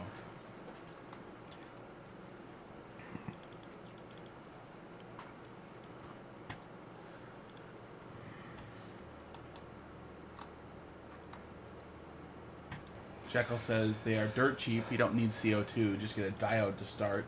Just remember extraction, get air assist, or you start fire. Yeah. So along, again, pandemic era, right? When everybody's getting their hobbies, I started watching a YouTube channel called Flight Test that makes RC airplanes, and I still want to fly them. Grr. Anyway, Along with your drone. along with my drone, busted drone. Um, anyway, they used what's it called, Dad? The presentation board, the foam in the middle. Oh, the foam board. Just foam board. Yeah, foam core, foam board. They use those, and they use CO2 lasers to cut out the shapes of these planes, so you could assemble them. And their big philosophy was you could have an RC plane, and you have a nice sturdy box to keep the motor and the battery in, and all the control surfaces. But then you have basically disposable wing and fuselage, so you can crash it all you want, and then just go rebuild it, right? And at that point, I'd been playing D&D all the time, and actually, I'd kind of just recently stopped playing D&D a lot. But my thought was, I would love to, because I use 3D modeling all the time, I'd love to 3D model buildings and stuff, and basically have a really cheap way to make a whole bunch of terrain really easily. And yeah, I just love that idea. I could make a big, huge boss castle that we're going to use for one session and throw away. And I could do that because, that's a half an hour on a laser, and an hour painting, and $1 worth of foam core. And using any other method, it would be 5-10 times more expensive, and whatever. So always had that in the back of my head. Someday I'll get a CO2 laser, and someday I'll play D&D again.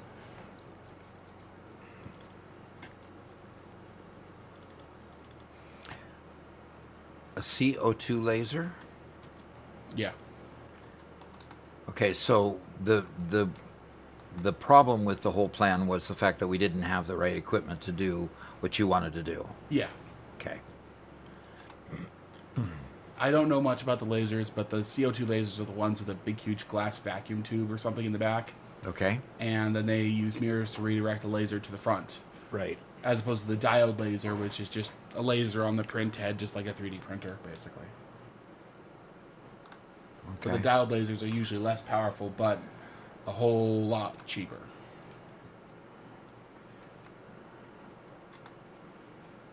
This is interesting with a splitter in the between. Does that even work? It's working.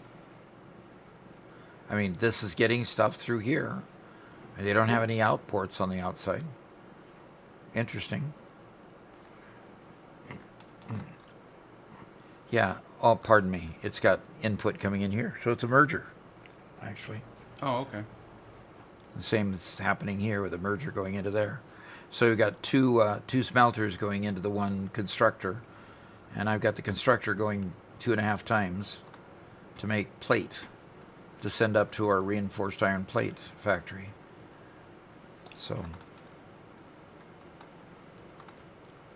Jekyll says, D&D is something I also want to get into, just never got there. Making a diorama using foam board would be smart. Also allows for a destructible scene where a boss or mimic could come out of the scenery.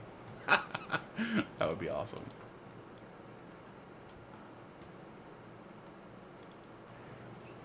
Riot just got a 3D printer. He says it's on its way.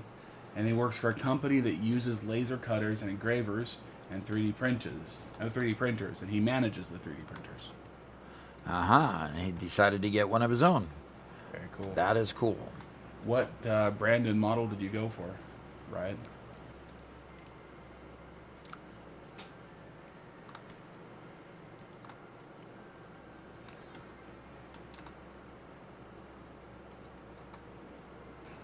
Lays says, I just found that you can automatically add power shards into any machine with copy and paste. Yep. With one machine that already had a power shard in it. Cool. And that works on a blueprinter as well.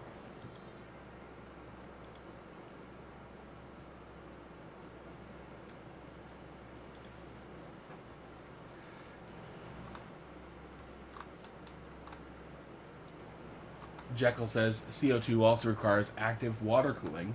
You can get the cheap ones from China, but unless you want to tinker, you need to get something more prosumer, like how getting a Bamboo over Creality before the whole lockdown on firmware, and Bamboo to a 3D printer with a laser head attachment. So you probably cut foam with a diode. It's just slower with more passes. We're getting into I have a 4-color changer on my printer, filament printer, and we've done a lot of birthday sort of things for the kids. Like I make all the cake decorations, for example, to go on the birthday cakes, and the kids love to see that. All the creative things we can find. And so we're doing a Minecraft cake next, and so we've got this nice little Minecraft size item that I created. That is semi-transparent because the grass is green. The green grass here is being white screened off, so you see the brown and the gray, but not the green here. So, yeah, that's all ready to go. And yeah, I've always been a fan of Prusa.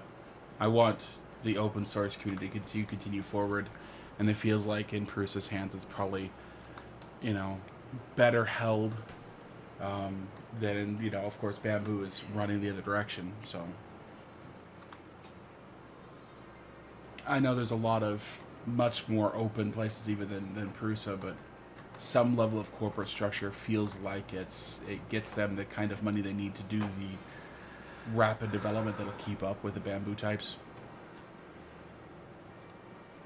Who will just steal it and lock it down. yep. Jekyll says, that's cool. Got to love multicolor prints. Granddad of the year right there. Yep.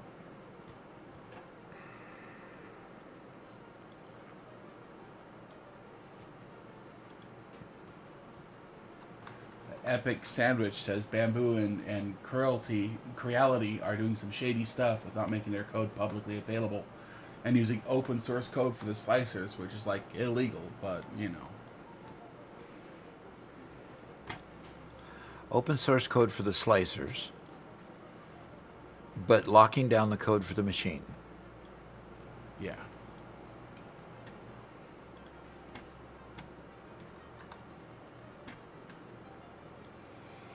Yeah. What I don't like is the fact that when I send a print to my printer, it goes to the cloud before it gets to the printer. Yep.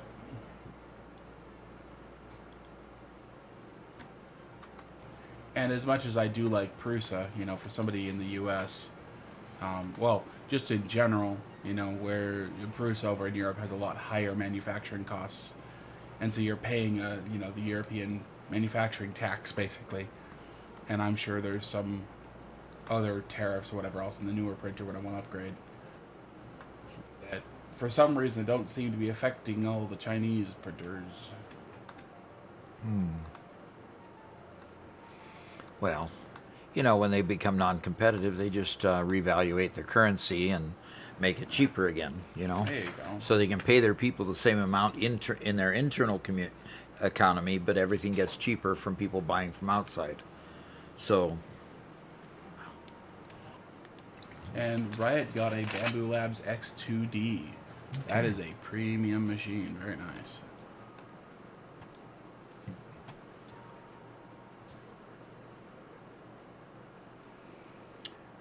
well, we've gone from about 2,500 smart plate to 6,700 smart plate. But it's going to take a long time, even at this rate, to get things going right. Yes, sir.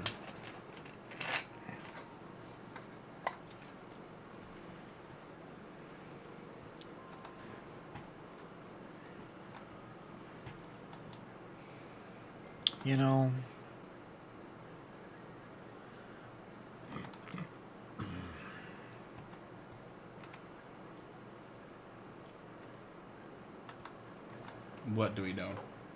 I am going to repurpose this thing, and I'm going to make rods instead of plates. Ah. Okay, if you make rods instead of plates, then you aren't going to get plates because those feed directly up to the smart plating up top.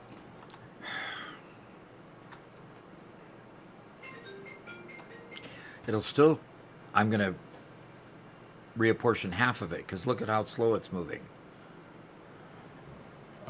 Looks like you have a conveyor that needs to be upgraded. Lift, anyway. Nope, it's not. It doesn't need to be upgraded. Maybe a conveyor up there needs to be. Yeah, something after it. Maybe that tiny bit of a lift right there.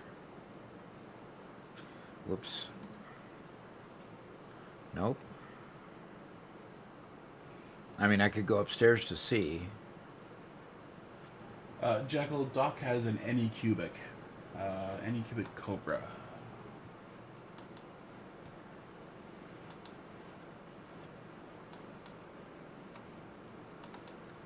So something along the line is keeping it from going Mark II speeds. Yep. Because that's very definitely, this is Mark II speed. This is Mark 1, definitely. Or Mark 3 instead of Mark 2. Yeah. We have a good question from Epic Sandwich that I think should go to the university. All right. Well, let's go there. And it's a two-parter. Okay. All right. So, Doc, Epic Sandwich has a question. I've seen some debate about trucks versus trains versus just belts. I see a lot of people that say either use belts, or if it's close enough, use belts, or if it's close enough, just use belts. Maybe he meant in that previous one, you just use trucks if it's farther away, and use belts if it's close.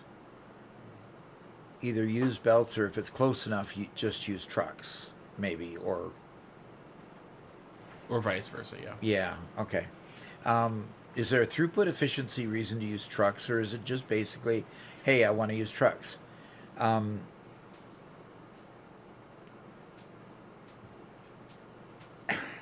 Okay, there's something going on in the background. It's more of a desire to use trucks. A lot of people don't like the idea of just putting constant spaghetti across the terrain to transport something across the Dune Desert, or across wherever you're at.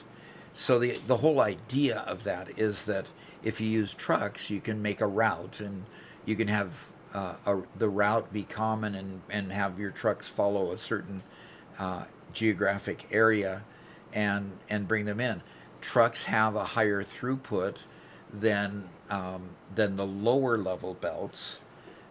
Once you get up to the 1200 per minute belts, when you're in tier 7, it's hard to keep up with a 1200 throughput belt. But trucks have a decent amount of throughput.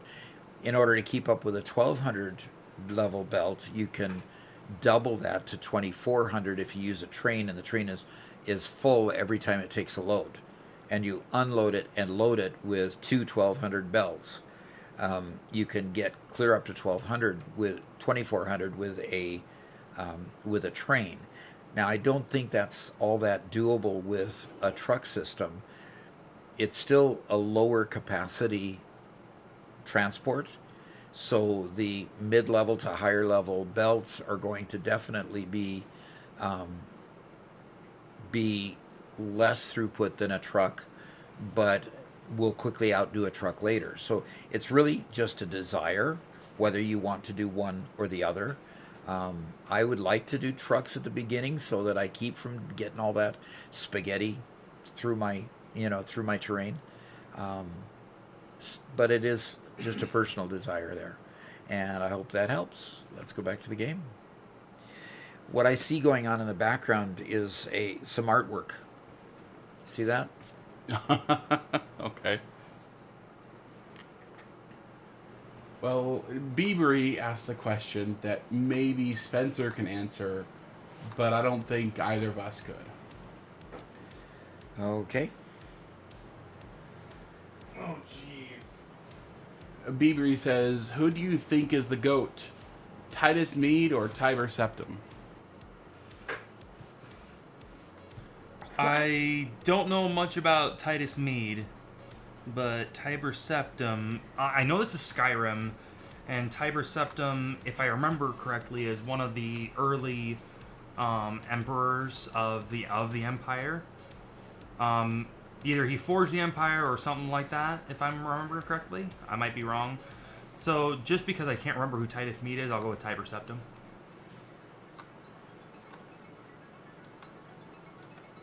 There you go, Duck. A completely random Elder Scrolls reference. Okay, yeah, totally over my head. I mean, I've heard the name Titus Mead, but Tiber Septim is, it's a lot more prevalent when discussing the Empire. That fixed it, Robert. It was the one Cool. lift, the one from the bottom and the one in the top. Okay. I'm sorry, who brought Skyrim into this beautiful factory? Jeez.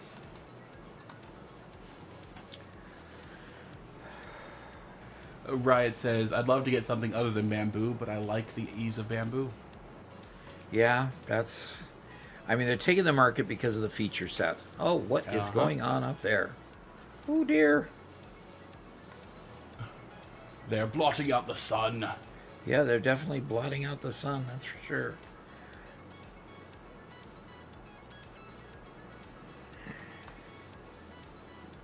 Epic says, okay, so trucks fit pretty solidly in the longer range transport before trains are unlocked to save on making a billion belts. Exactly. That's a good way to summarize it. And Bacon says, we're roading up there. Oh, that's roadway? Okay. Sounds like it.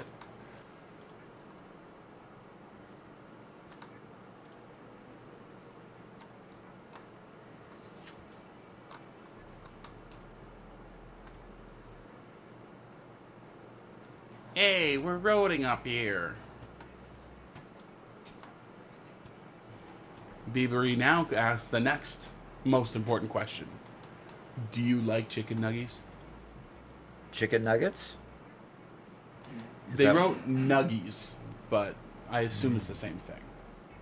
Yes, I like chicken nuggets.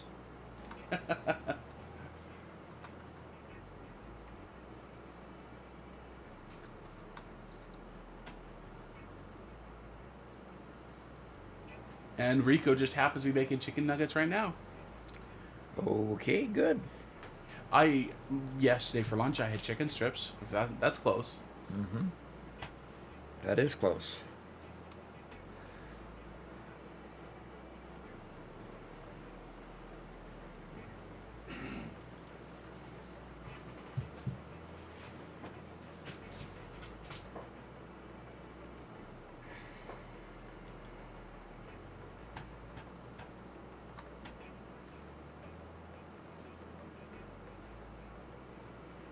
Chroma says he thinks the server might be crashing, or he is. Well, I hope he's not crashing, but I still see conveyors moving and such. That was the indication last time it was crashing. I'm still crafting successfully, so. Okay.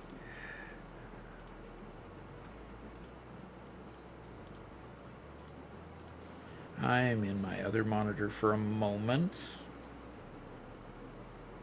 He says, so it's me. Lovely.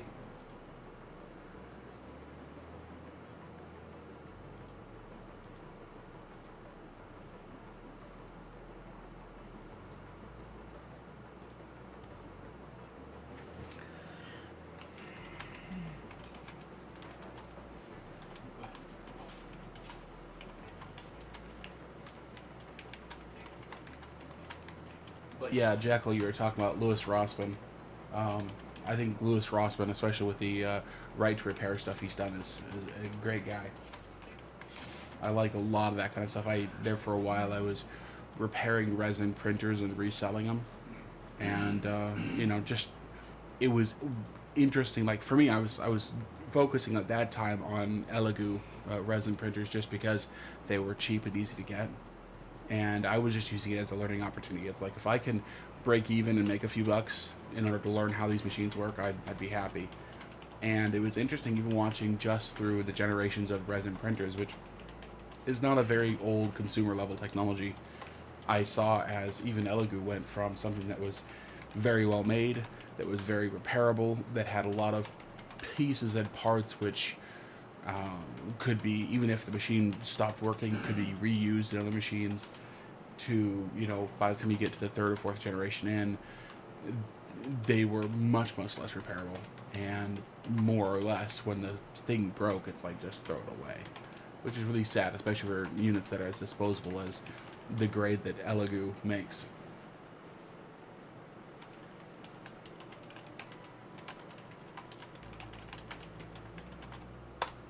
Okay. Well, I just got done. I'm just pinging Nico, and seeing if he has a reason why the live stream keeps, why the studio, the server keeps going down. Okie doke. Jekyll says what Louis Rossman has done for the right to repair is fantastic. He's hitting so many walls and seeing the other side played dirty. Oh yeah, they've been playing very dirty. I mean, there's dollars and cents involved, and whenever there's money involved, you got people that'll fight against you for every dollar, and that's really sad. But Yep.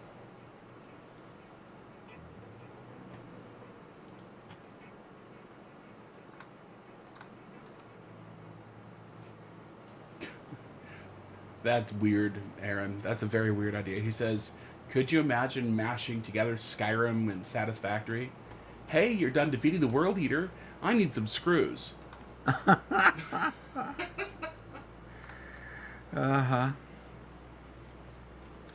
We must rebuild Windhelm. Bring me some screws. What about concrete? That's just silly. They don't use concrete in Skyrim. Come on. Sheesh. Sorry, Doc. Oh, that's fine. Jekyll says, what you're discussing is the problem with today's society. Also, replace rather than repair. Manufacturers are exploiting this with how they make things less and less repairable. Yep, like our cell phones are getting less and less repairable now. Ugh. I mean, our cell phones don't even have SIM cards anymore. My newest Pixel 10 didn't have a SIM card. Just has what they call an eSIM card. I haven't had a SIM card for years.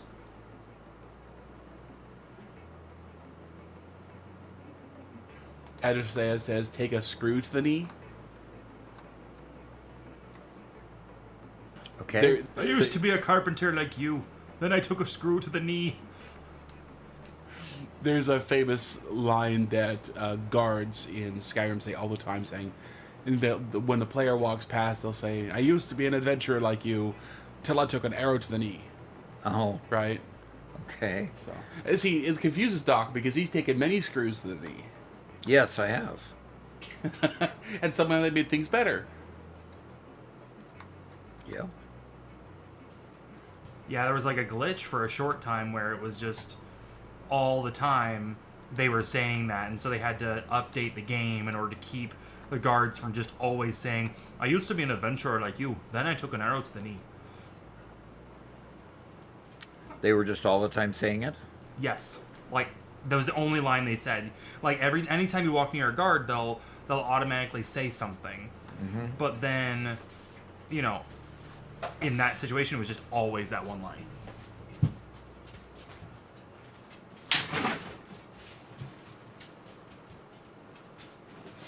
All right.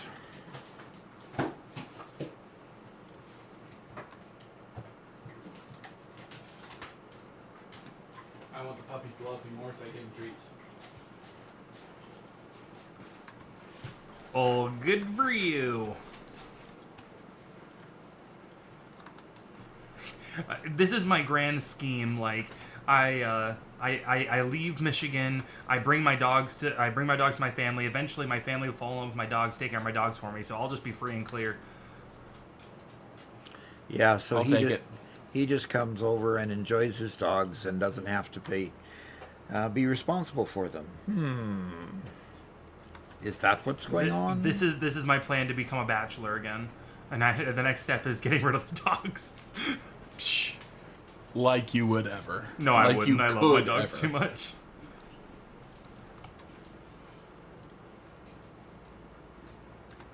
I'm actually concerned that Robert won't let me take them when I leave. Adversaire says, I've never played Skyrim, but even I know that sentence.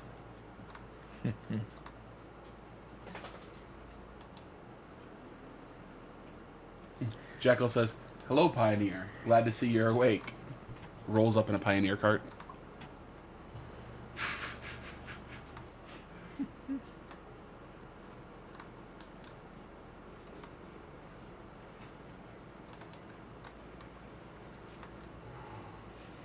Down to the final hour, Doc. Hour and 16. Okay. Feeling tired yet? Yeah. But still having fun. Yeah. We've kind of got to a chill spot where we're just hanging out now. Yeah.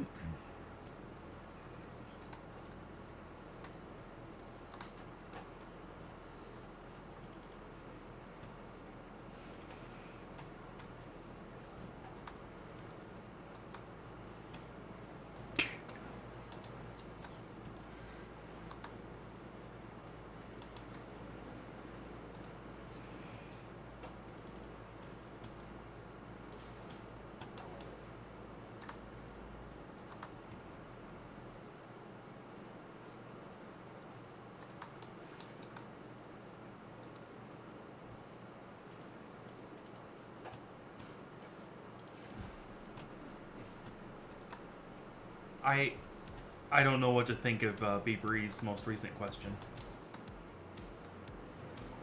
Oh. Lose That's pinkies. actually a hard one to answer. No, lose pinkies. That is not hard at all. Lose Just, pinkies. but I need to be able to press shift and control. At least on my left hand. I mean, I could lose my right hand pinky, and then I'll go for a No. 12-7 incontinence. Don't care. I can reprogram my keyboard.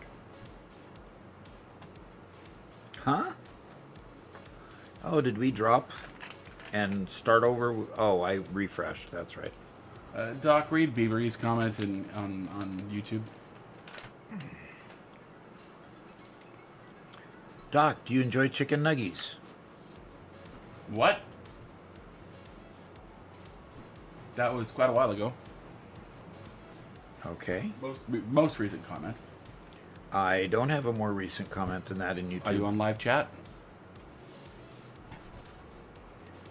Okay, let's see. All right. Doc, would you rather lose your pinkies or suffer from 24/7 incontinence? Boy, that's a hard question. 8 fingers. No, there's no question about it. I know about Mumbo's thumb shifting, but I've tried to do it, and the amount of contortion it would require for me to do that, no. Just no.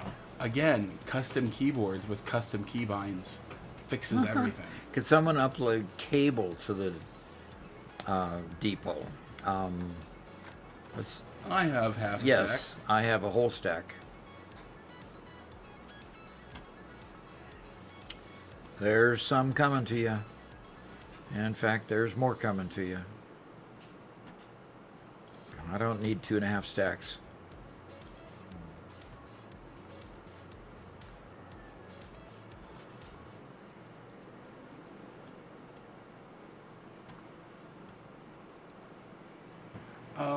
So, Adestea says Doc should do a tour of the world in this last hour. Okay. Go see what everybody's been doing. I think that's a great idea.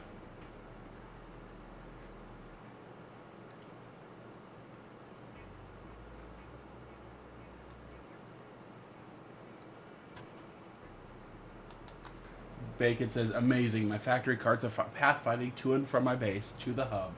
I got a fleet of 10 factory carts doing the rounds. I'll work on automated wiring once I'm done. Okay. Oh my gosh, that's really far. In fact, all you have to do then, Doc, is just jump in a factory cart and tell it to go. Okay. That'll take you at least to Mega Meaty Bacon Man and Adrestea. Okay. Oh yeah, you can see him on the map. Holy cow. See That's what? really good. Okay. All the factory carts going from here to Mega Meaty Bacon Man. So basically, you can go all the way out there to the desert or to the swamp using that, and there you'll be able to see Mark and Bacon and Adrestea. It looks like Anasek, and Anasek is over there as well. And then you just travel north to Rico. I don't know if Chroma and Carry Me Please and Stealth are actually building out there, or if they just...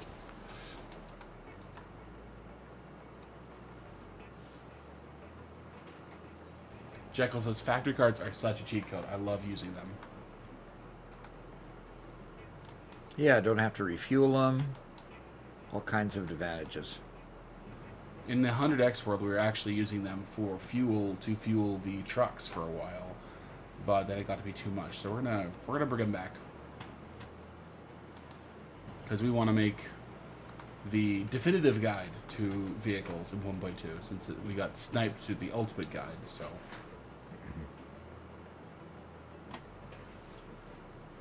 You should just call it the Mega Ultimate Guide. the mega ultimate guide. Yeah, and then the next person will be the triple Mega Ultimate Guide. Right. Because Mega would just seem weird.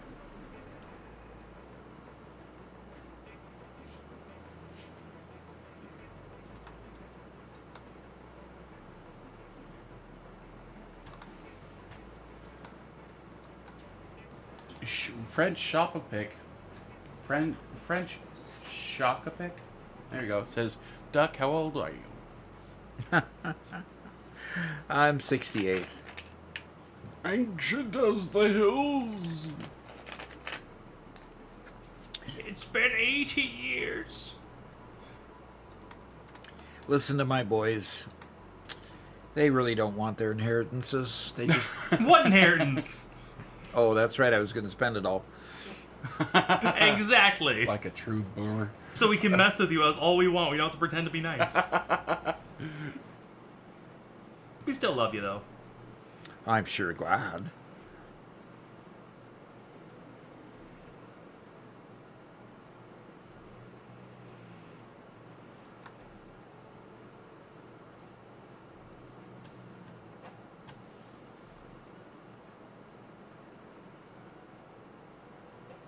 Yeah, I can't imagine having your youngest son be almost 30, Doc.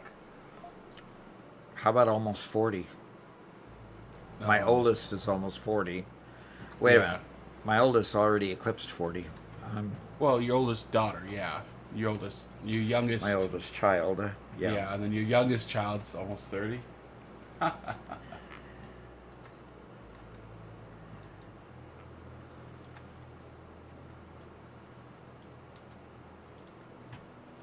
Riot asks, Doc, what are your computer specs? I believe I've got an i9 14th gen, 128 gigabytes of memory, 5060 as my main GPU, and a 4070 as my secondary one.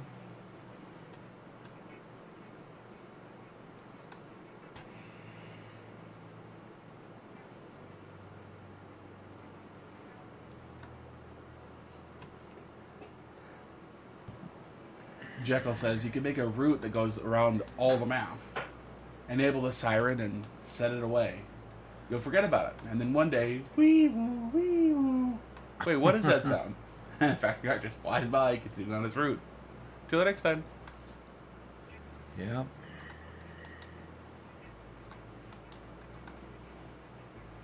And so what's the problem here?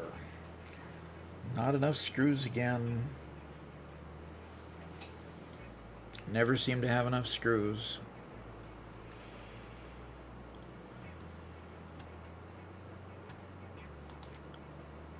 No matter how hard we try.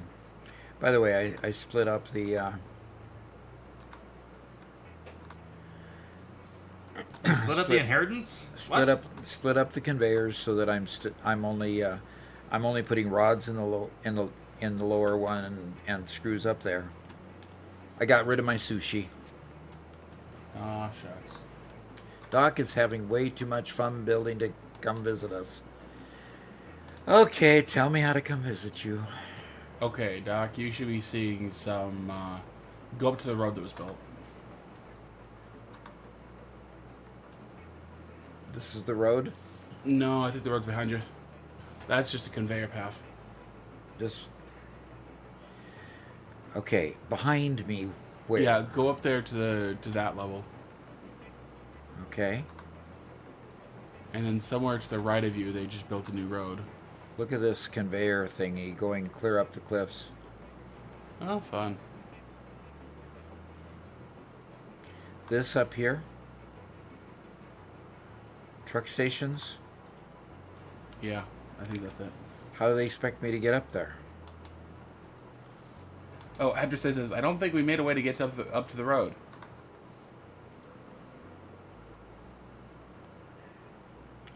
Then again, maybe you did.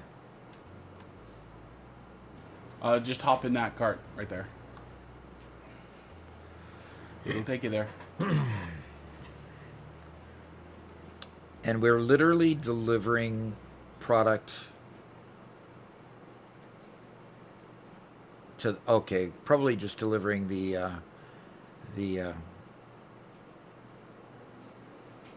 fuel to that one, I assume. What is going on here? That would be sensible, but why would they do that?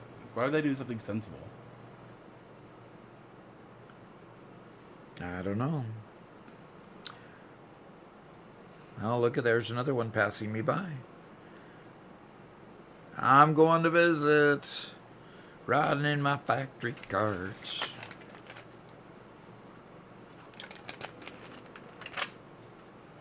For some reason, that reminded me of the song Old Town Road.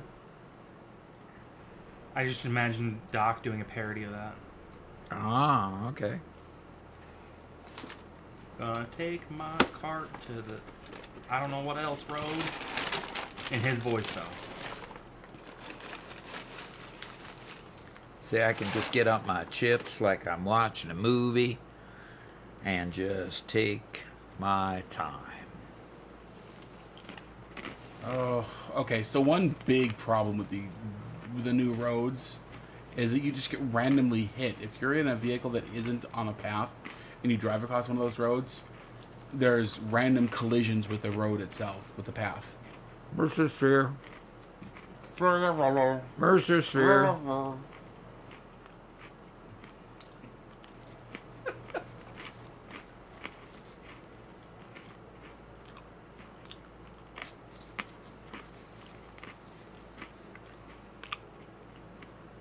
It'll take me right there, huh?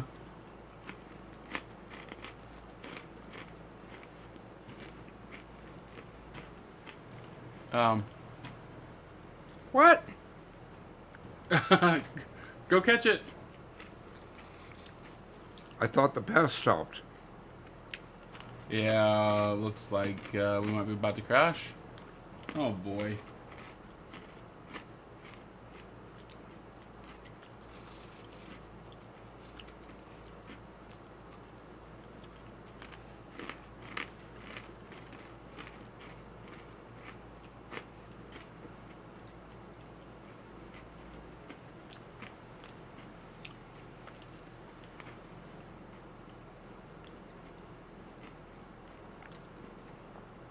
I'm here, I'm here. Okay. Take me to your leader.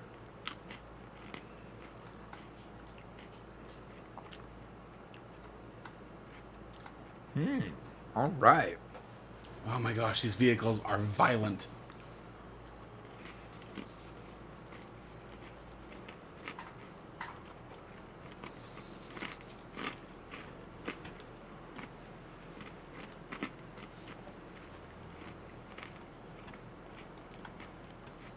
That's a bit of a platform.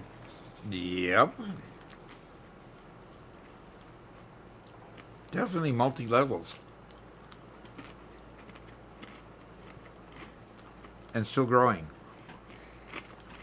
So where's the factory? I see the. So how do you get down foundations. without killing yourself?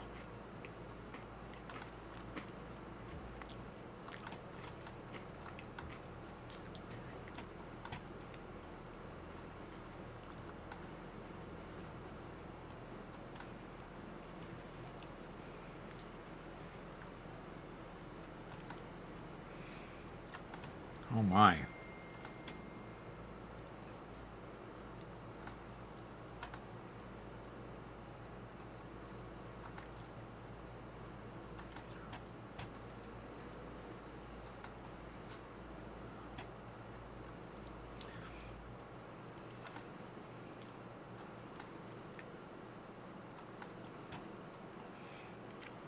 And a logistics floor. Okay.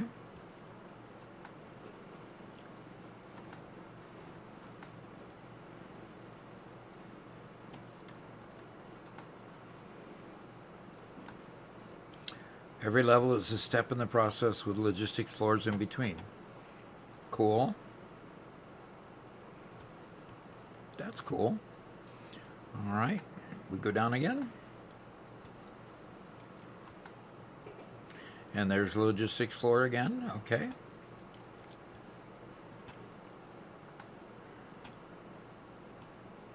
Pretty cool. Where is the, where does it all start?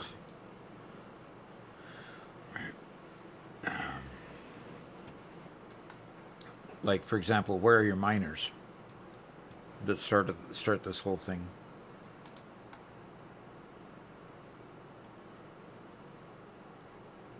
So obviously it's coming in from somewhere. Okay. Wow.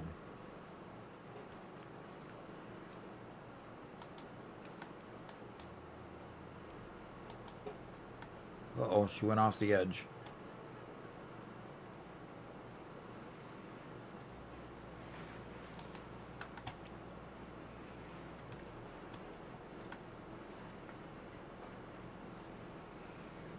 Very subterranean under here. So what's over here? Oh, we got water. We're building over this lake that's up here. Okay, I get you. I get where this is. And an enclosure for this wonderful... you could put a geothermal power plant on that.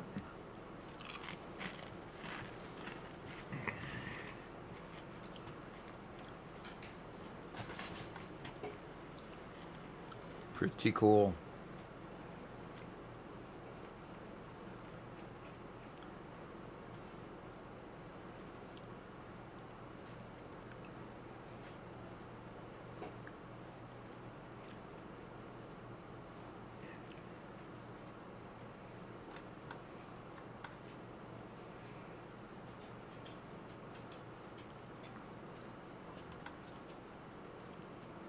And there you see the ladder things.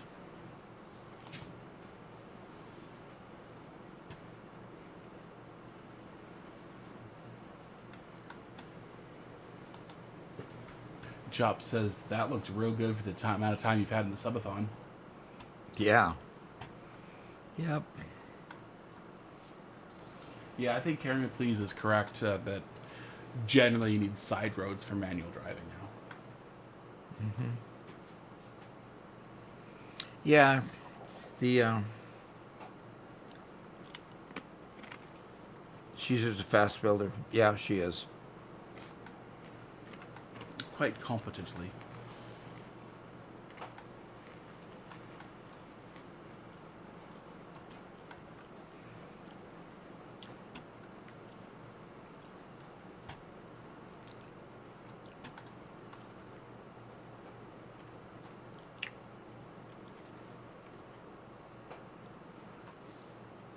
Okay, here's the versatile frames.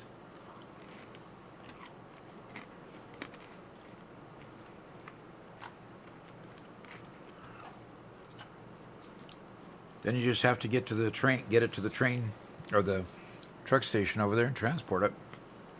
Cool. So, how many of these are staying active? Okay.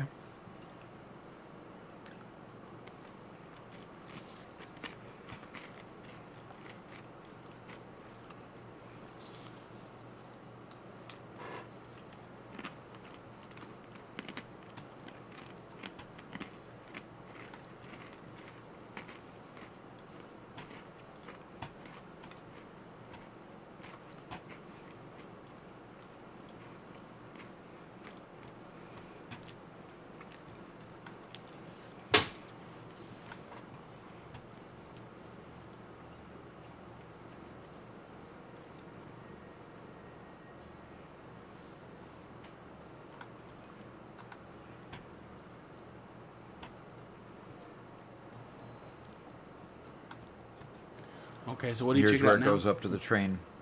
Here's where it goes up to the... Okay. And then you're at the place where it all happens. Very cool. I like the idea of using the Pioneer cards for such low volume items. I mean, we're going to have to do 50,000 total, but you're not filling that thing very fast at all. So those factory cards will easily be able to keep up with it.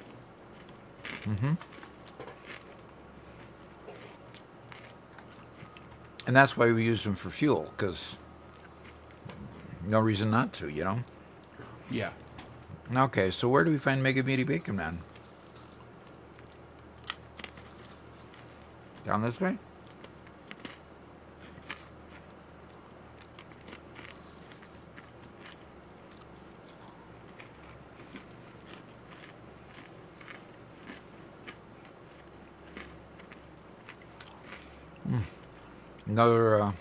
Another Mercer sphere off to the left. You're just going to keep on seeing them the whole time. Yeah. When we get jetpacks, they'll get picked off really quick. There you go. Yep.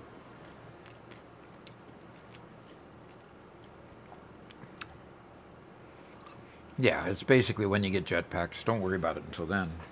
We're doing okay. Yeah, we seem to have enough. Then again, we are all pretty scattered, so... A lot of people in different areas probably wanted to use limited resources.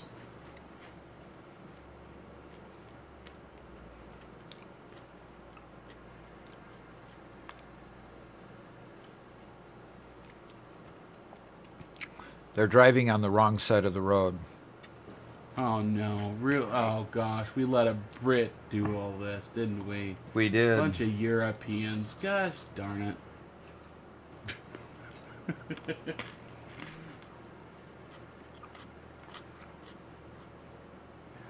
Dragon Slayer says, how is the interaction between vehicles using the same truck stop? They'll wait for each other. Oh, look at that. An anti-gravity stone.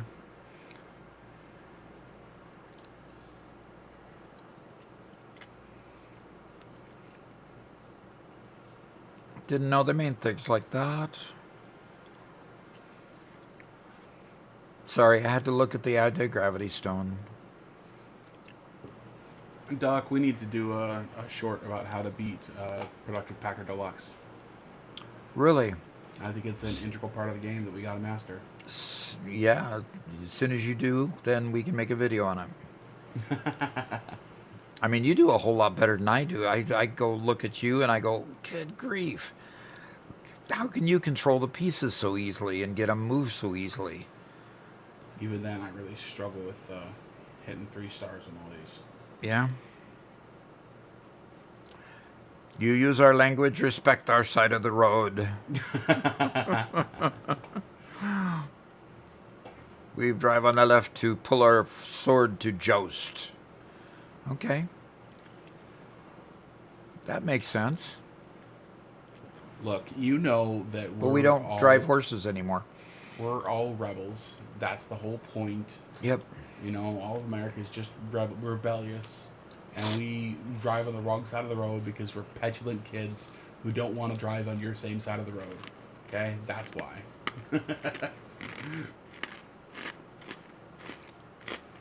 Therefore, we drive on the right side of the road. Exactly.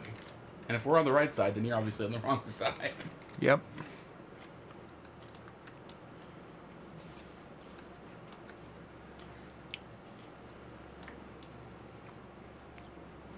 Uh-oh. It's the introduction to Maggie Meaty Bacon Land. Oh, yeah. You can't mistake that. No.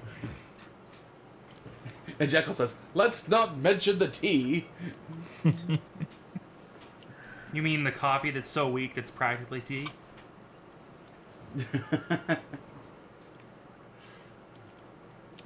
Just gross, man. See, another anti-gravity rock over there.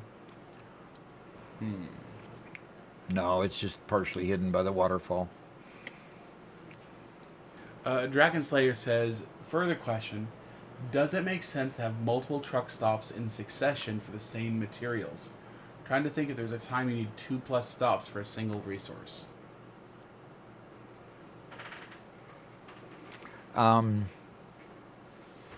You would have a challenge doing it that way because the truck will want to empty out its entire load. Unless you, where did you go? Unless you deliberately have it unloading half of its load. Okay. Maybe I'm gonna make you mad. I don't like tea. Now, wouldn't you like a good herbal tea? There's nothing good about any tea. Ugh. Yuck. Shun panache. Hey. Let's be nice about this. Let's think about this.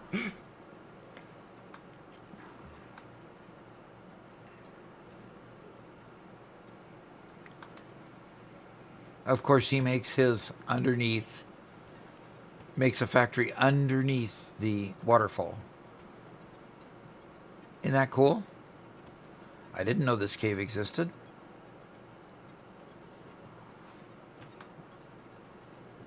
Oh, of course. And we have Mega Meaty Bacon Man's very unique manner of build. Now, and he's doing this somehow without mods. How does he do this stuff? Black magic. His middle name is I Broke the Game. So this Mega is, Meaty I Broke the Game Bacon Man. so this is the steel production, okay.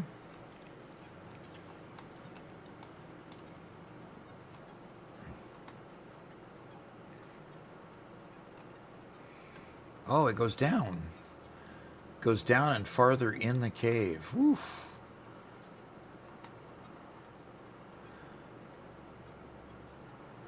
Jekyll says, I'm a strong coffee drinker, but you guys need to learn how to boil a kettle, not put water in the microwavey.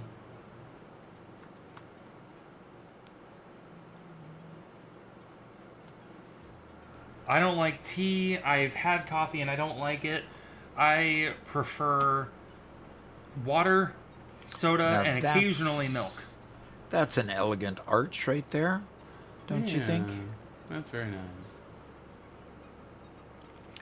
Oh, but here we go. Yep, Here it we is. go. the There's the signature. Oh, and look, we're in where there's radiation.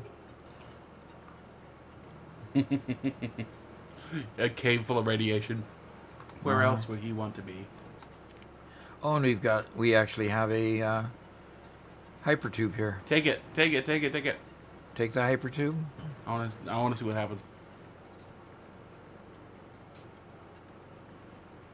See, it kicked me out. There's actually an exit. It kicked me Oh, out. okay.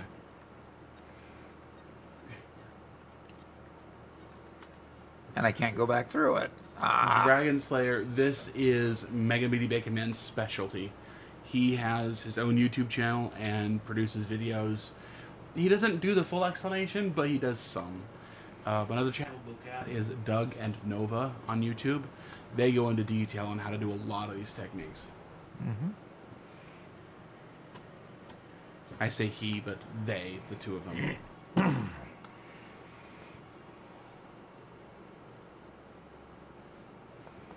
Nigella Lawson. I have no idea who Nigella Lawson is. You need to Google it.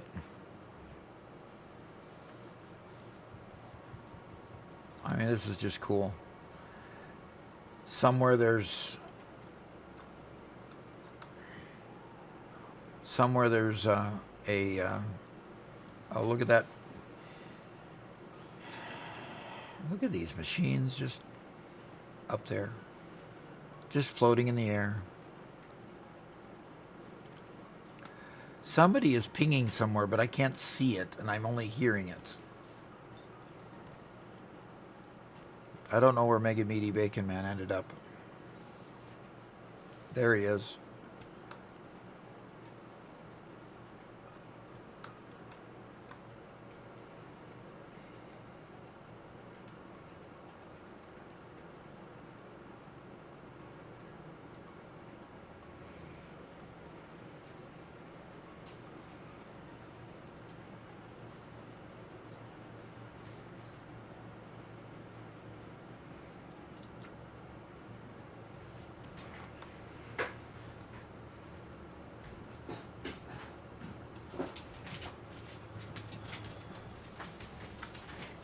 Adjustea says that was the complete opposite of her factory.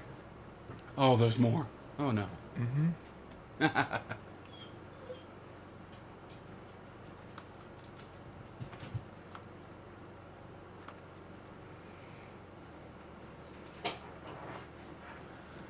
Yeah, bunches of screws.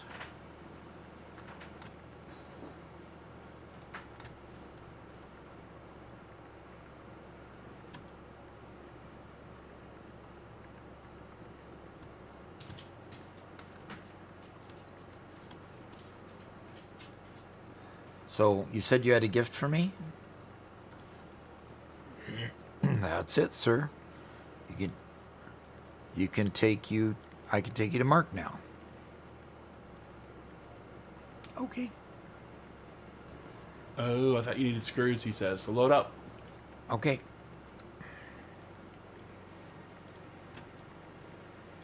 Load up your depot slots as well.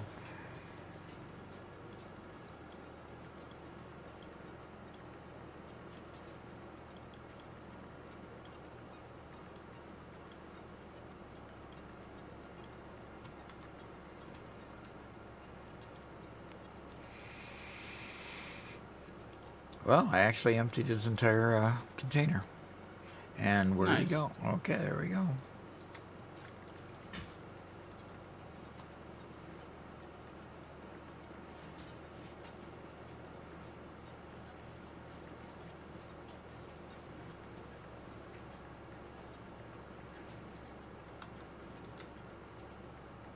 Oh.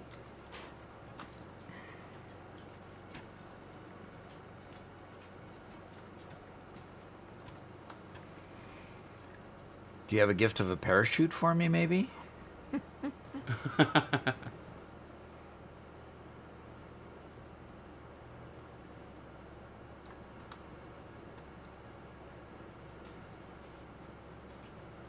I can have his, huh? Not enough space for the chute. Oh, shoot.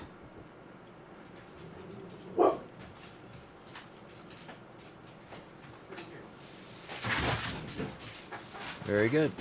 Thank you. All right, Mark. I'm here. Let's go.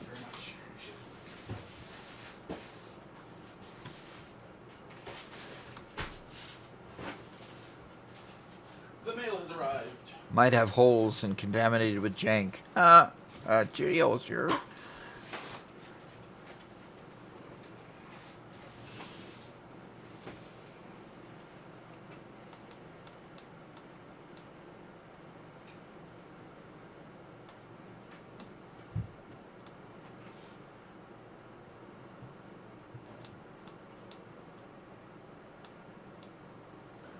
Are you gonna survive this trek? Where'd he go? Just follow the power line. You're in the swamp now. You're gonna die if you don't keep running, you know, and eat.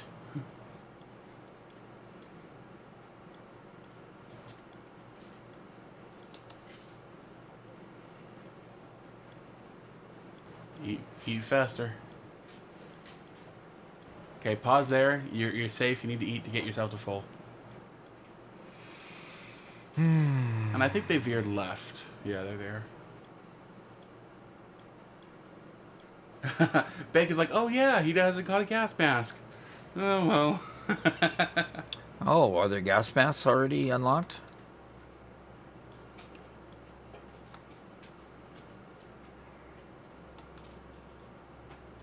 Yeah, let me look up Mega Meaty Bacon Man's channel so I can get a link for you guys there. Yeah. All right. I've lost Mark, or Mark's lost me, one of the two. Here we go.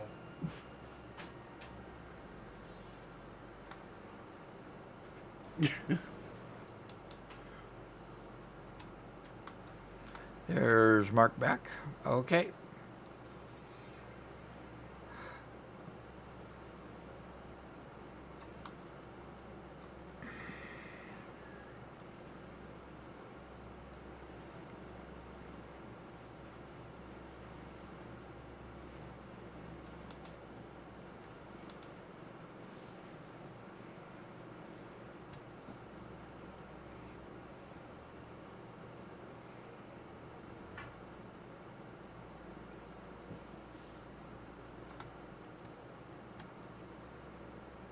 Was I not supposed to run up here? Ooh, how about that coloring? Yeah, I see that. Huh.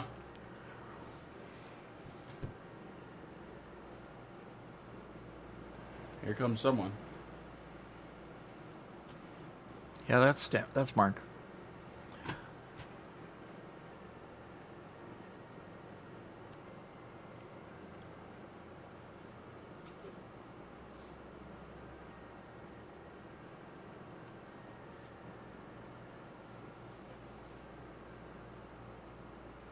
Ah, that's pretty coloring.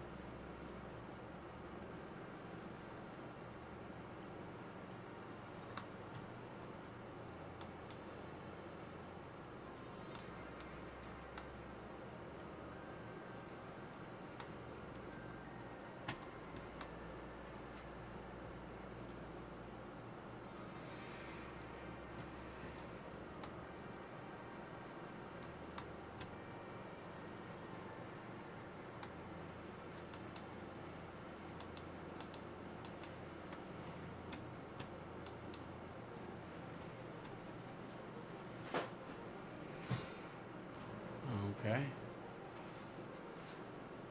Oh, yeah, this is Mark's part of the factory. Okay. And Mark, I believe, only started logging in today. So this is all today's work. Wow.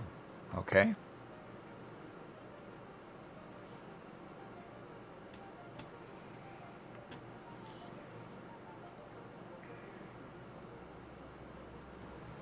And first time chat from Cyan Guy saying finally got to catch a stream.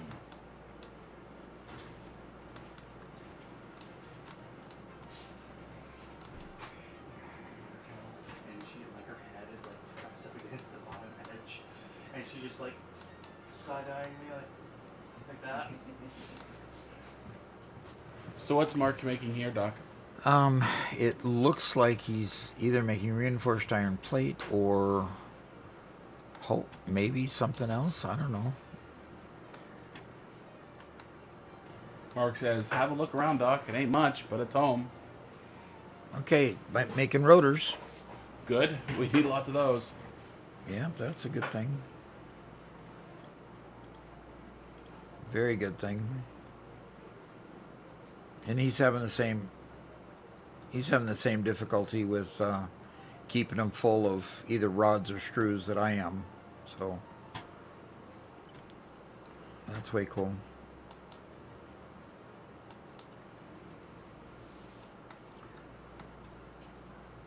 And what is this uploading? Is this uploading? Yeah. Yeah, this is uploading rotors. And the rotors,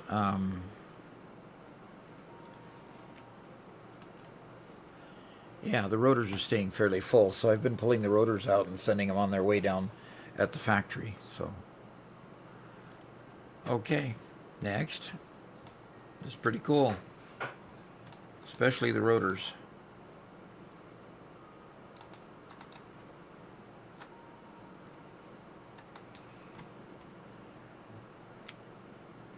All right, what next?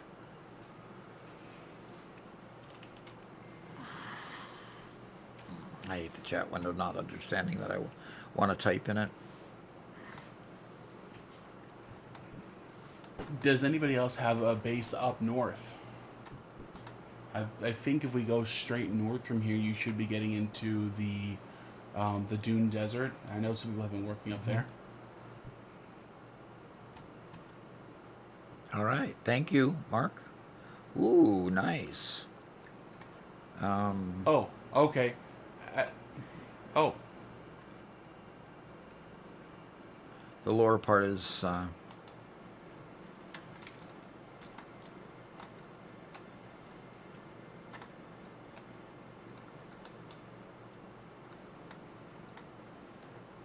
Yeah, this is making the Black black powder. All Very right. nice.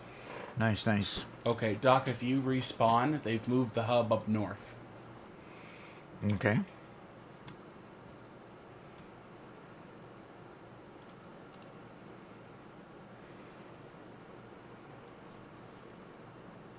Cyan Guy says, you helped get me into Satisfactory and help me make my first power plant with oil. All right. Cool. All righty.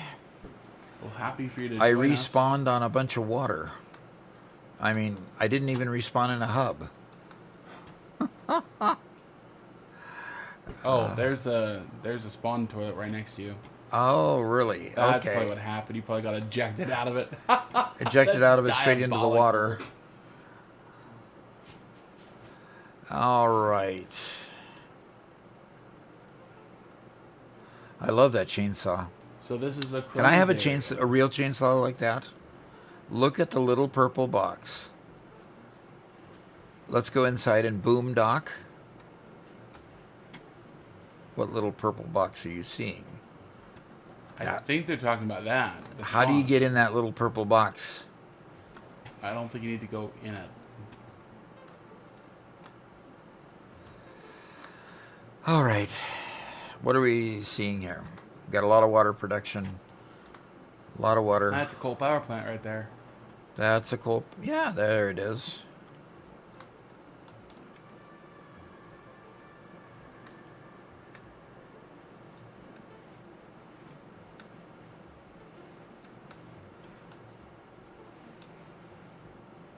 Nice.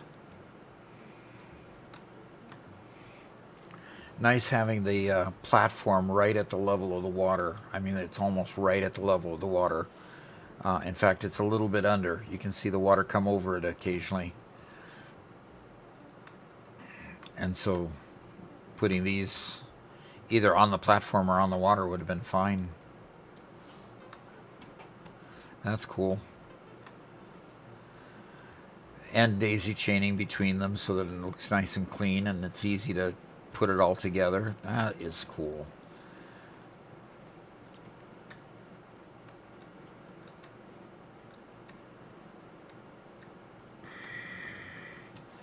Well, I can't respawn to go home.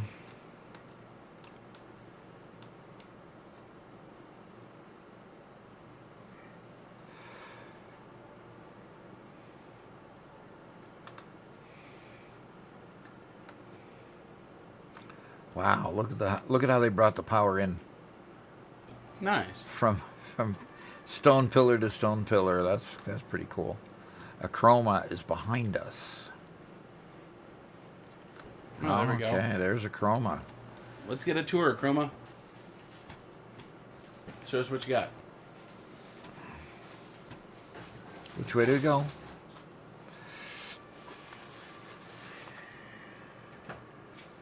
We are down to half an hour remaining on the subathon. How about that? Yep. It's been 4 days. Full of all sorts of fun. But now we're tired.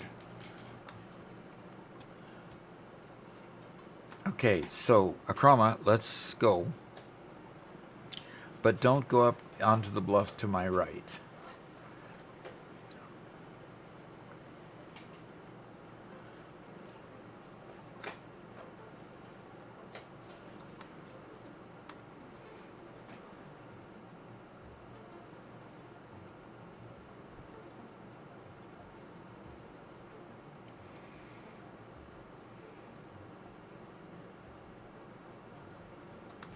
Hey, Eddie. That thing's dangerous.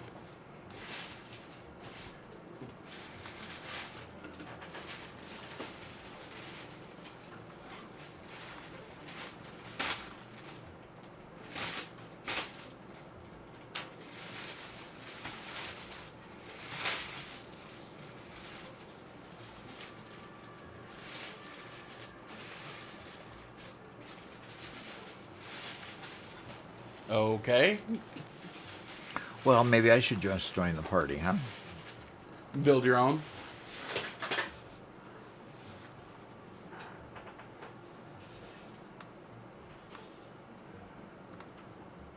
I got it. Keep on going too high. There's nothing over there.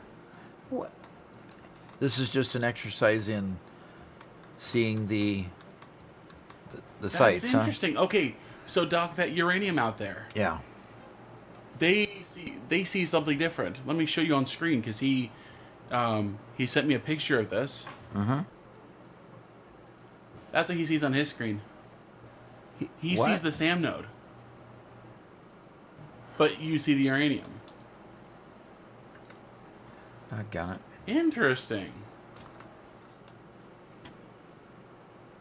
Because the SAM node is what it's supposed to be. Radiation level. Yeah, I mean, it's definitely uranium. It's going to kill you. You're at half health. Run away! Interesting. That's what I wanted to check, is to see if it actually irradiated me.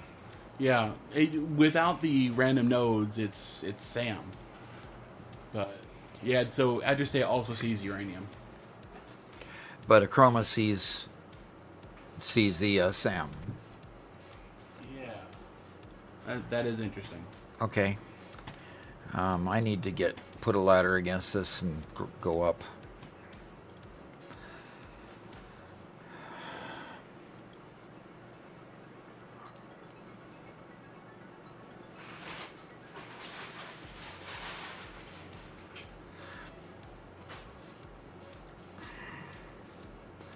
All right, where next?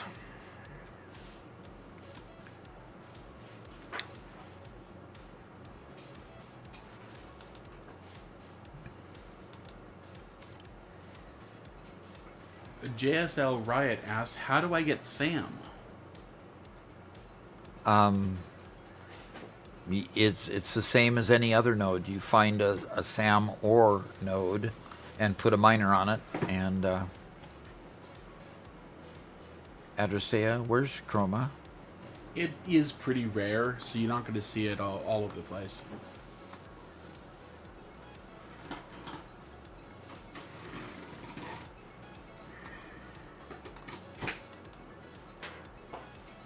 Okay, so that's where the coal node is, clear up here.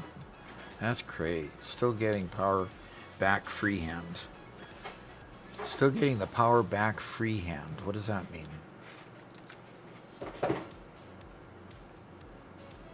Somebody's pinging, but I'm not seeing where the pinging is happening. You need to clean up all this brush. Looking scruffy. Oh. Looking scruffy. Do you happen to have a, what's it called? It allows you to ride the power poles? A zip line? Zip line? Yeah. I don't. Okay. I always ignore pings, she says. So looks like people are talking about dismantling the hub to help teleport Doc to the right location. Mm-hmm. I'm in the desert, so he's off that direction. Yep. In the Dooney Desert. Okay, Doc, respawn. Okay. Okay. Chroma says sec.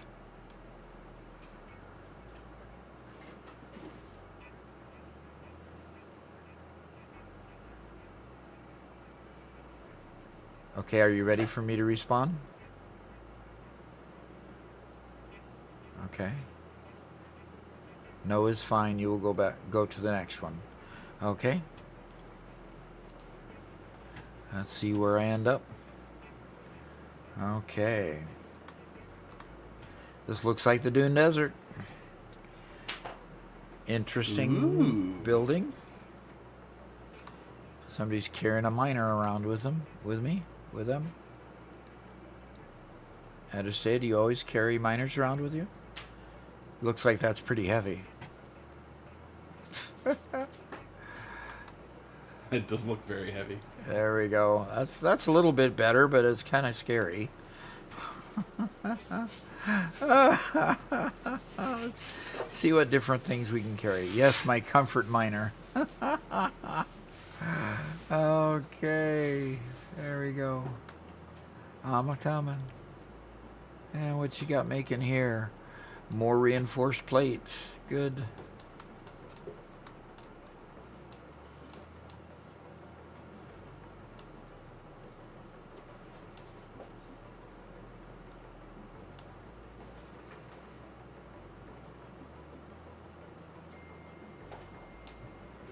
Oh, got more power being made out here. Good. Rico says this is the power factory. Okay. I like that, one of the coal generators out on wings like that. That's cool. That is really cool. It's slow, but it works. I'm not sure what they're referring to. Great place for a coal power plant out here. I mean, there's another coal node over there, too. Yeah, and there's the river to bring in water.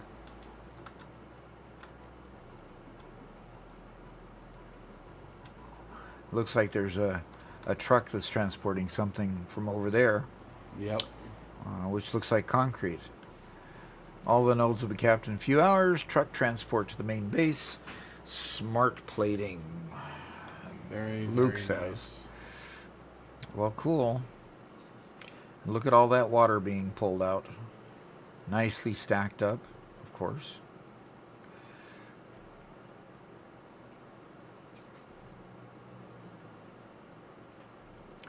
I mean, it's,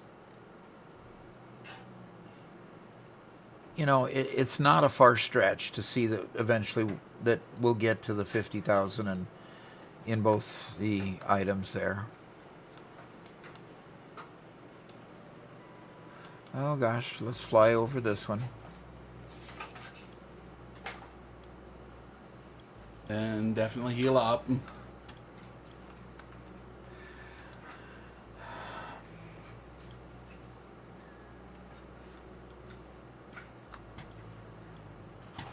Okay.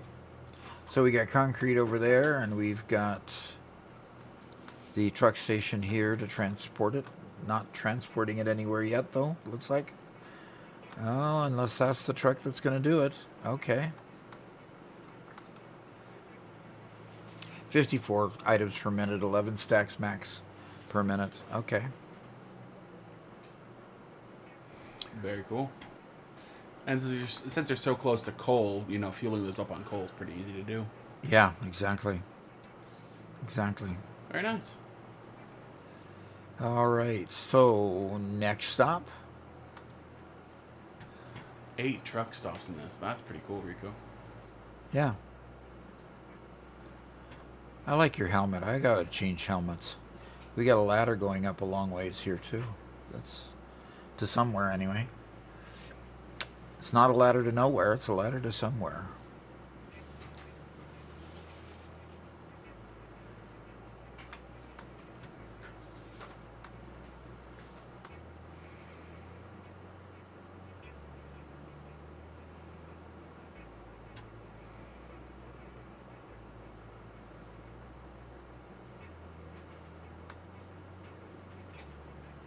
Have you guys developed or designed another place for Duck to respawn to?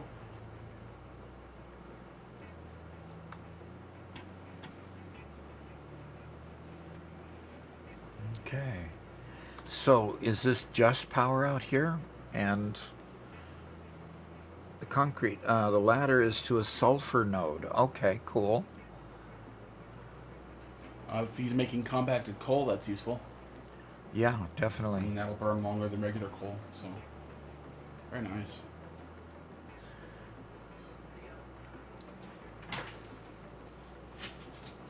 Hey, Garrett. Hey. Ooh, 21 minutes. Only 20 minutes left. Yep, we're almost done. You guys are almost free. Free! Free! No, today's been good. It's been kind of just hanging out and chill, just, you know. Yeah, doing it's nothing. just been quiet. Cool. So That how is do you quite the use impressive power plant, though. I like that. I really like that. Putting it in wings like that.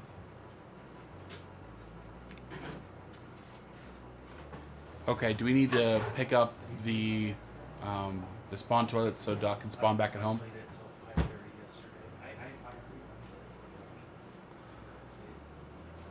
Okay, and here's another concrete place. For like a few hours a day. Okay. Ow. Have you seen an answer to that question? I have not. Yep, you'll need to dismantle the spawn toilet here. so Doc can get sent back home. And Riku, if you want to hold on to those materials, you'll need to dismantle it for him. Okay, so Cole's put down his toilet.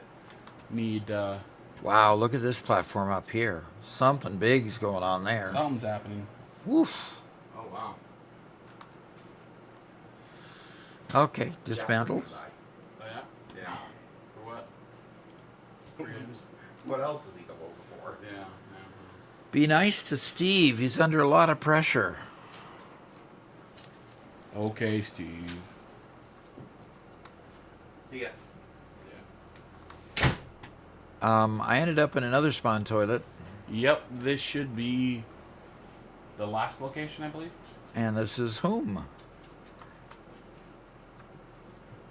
Whom is this one?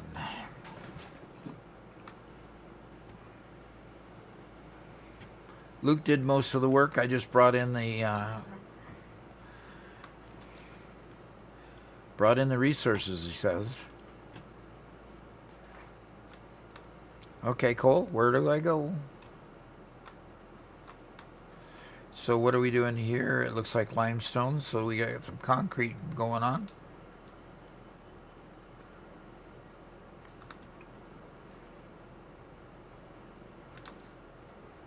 And we've got smart plating being built.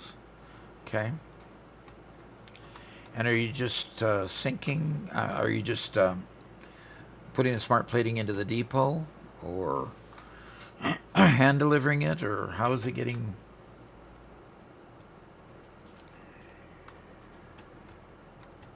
Putting it in the truck network by chance?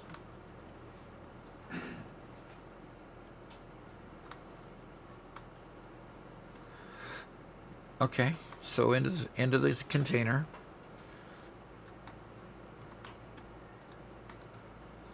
Okay, not too much in there yet. All right. Yeah, everything. Oh, with everything being 2x, every time you get a 1 for 1, it goes 2 for 1. So it's 2x instead of 1.25. Yep. So, unless you go 1x to 1x or you go 2x, either one, those ones in between don't matter much. I think the only way to kind of make this work is if they average it over a minute. Mm-hmm. Instead of trying to do it with every single batch. Doing it on the batch level is just Too it granular. breaks it. Yeah, too granular. It's an emotional support miner. Okay. Somebody's blowing things up. Okay. And here you've got a sink for extras. And here you got storage for surplus. Do we need those? Do we need those high-speed connectors?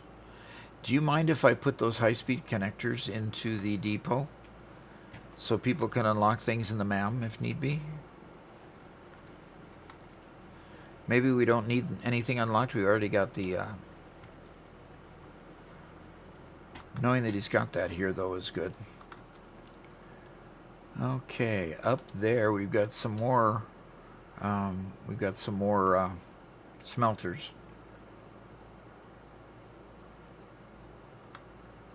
Ah.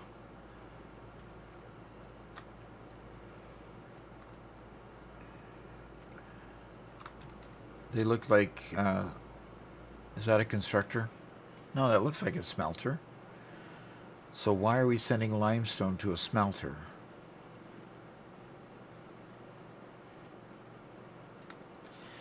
It's not. It's a foundry. That's right. Okay, it's a foundry. Creating iron ingot with which alternate? The basic iron ingot recipe, adding limestone to it. Interesting. He just needs more of them because he's... I wonder what that means. Like, how does that recipe work? Yeah, Like, really. Does the limestone act as some sort of flux or something? Like, does it destroy impurities somehow? Like, I don't know what the logic is behind add limestone, get better ingot. Yeah. I don't know. Uh-huh. Or they literally just putting rocks into their ingots and calling it good, you know? Yeah, really.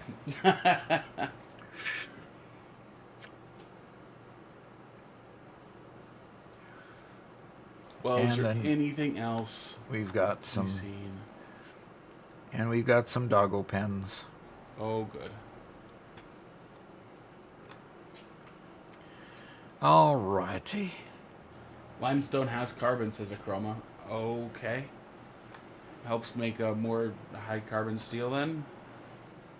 I guess that would be the idea. Maybe the at least the beginning logic of it. Yeah. All right, I need to get out of the rain, guys. Is the other spawn toilet spawn receptacle taken down so that I can go ahead and move on?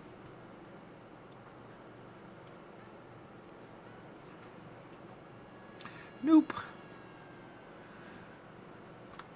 Oh, somebody just came through it.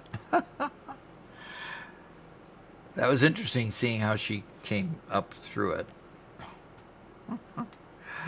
Okay. Okay. Edrstead was laying there too. We're probably both gonna respawn at the hub at the same time. Yep, Yep. we did. Okay. Okay. You know, it's been wonderful. I really need to take a quick break, and a quick break's going to take us all the way to the end. So I'm going to call it at this point. Oh, it's the in-game chat. That's why I'm not seeing the pinging. Okay, got it. Makes sense. Thank you all for joining us on this journey. It's been an incredible journey for a week. I've got guests coming in a little over 2 hours. So I know Mama Doc has some things she wants me to get done. So it's been really, really good. We'll be back next Tuesday. We won't be doing the member stream today, of course, because it's already past the time for that. But we'll definitely be back. We had a winner to the collecting sloops and slugs and all that. That was Eddie Ember. And Eddie, have you provided the information so that we can get you that certificate? Yes, he did. He did. So- Okay, we'll get that to Ping Players and get it going. We'll make sure that's done before the weekend's over, and they'll contact you directly. Probably email a digital certificate to you or something, or a code to you that you can use, one-time use type code. So it'll be great to have you. Playing with your friends too. That's a wonderful thing to do. This has been a lot of fun. How many folks are playing right now? We had as many as 11. Yeah, we did. 11 currently. There was 13 a little bit earlier, so a couple people have had to go. But boy, it's been a lot of fun. I will be back to play this world again on Tuesday. In my free time, I'll be popping on the server occasionally as well. So you might see me in and out. You could ping me when I'm in the game and stuff, and we can have some more fun together. So until Tuesday, remember, Ping Players is what's helping us to to have so much fun together. Remember them if you want a multiplayer server. And thanks for coming, and thanks so much for your generosity. And we'll look forward to seeing you Tuesday. Until then, bye-bye.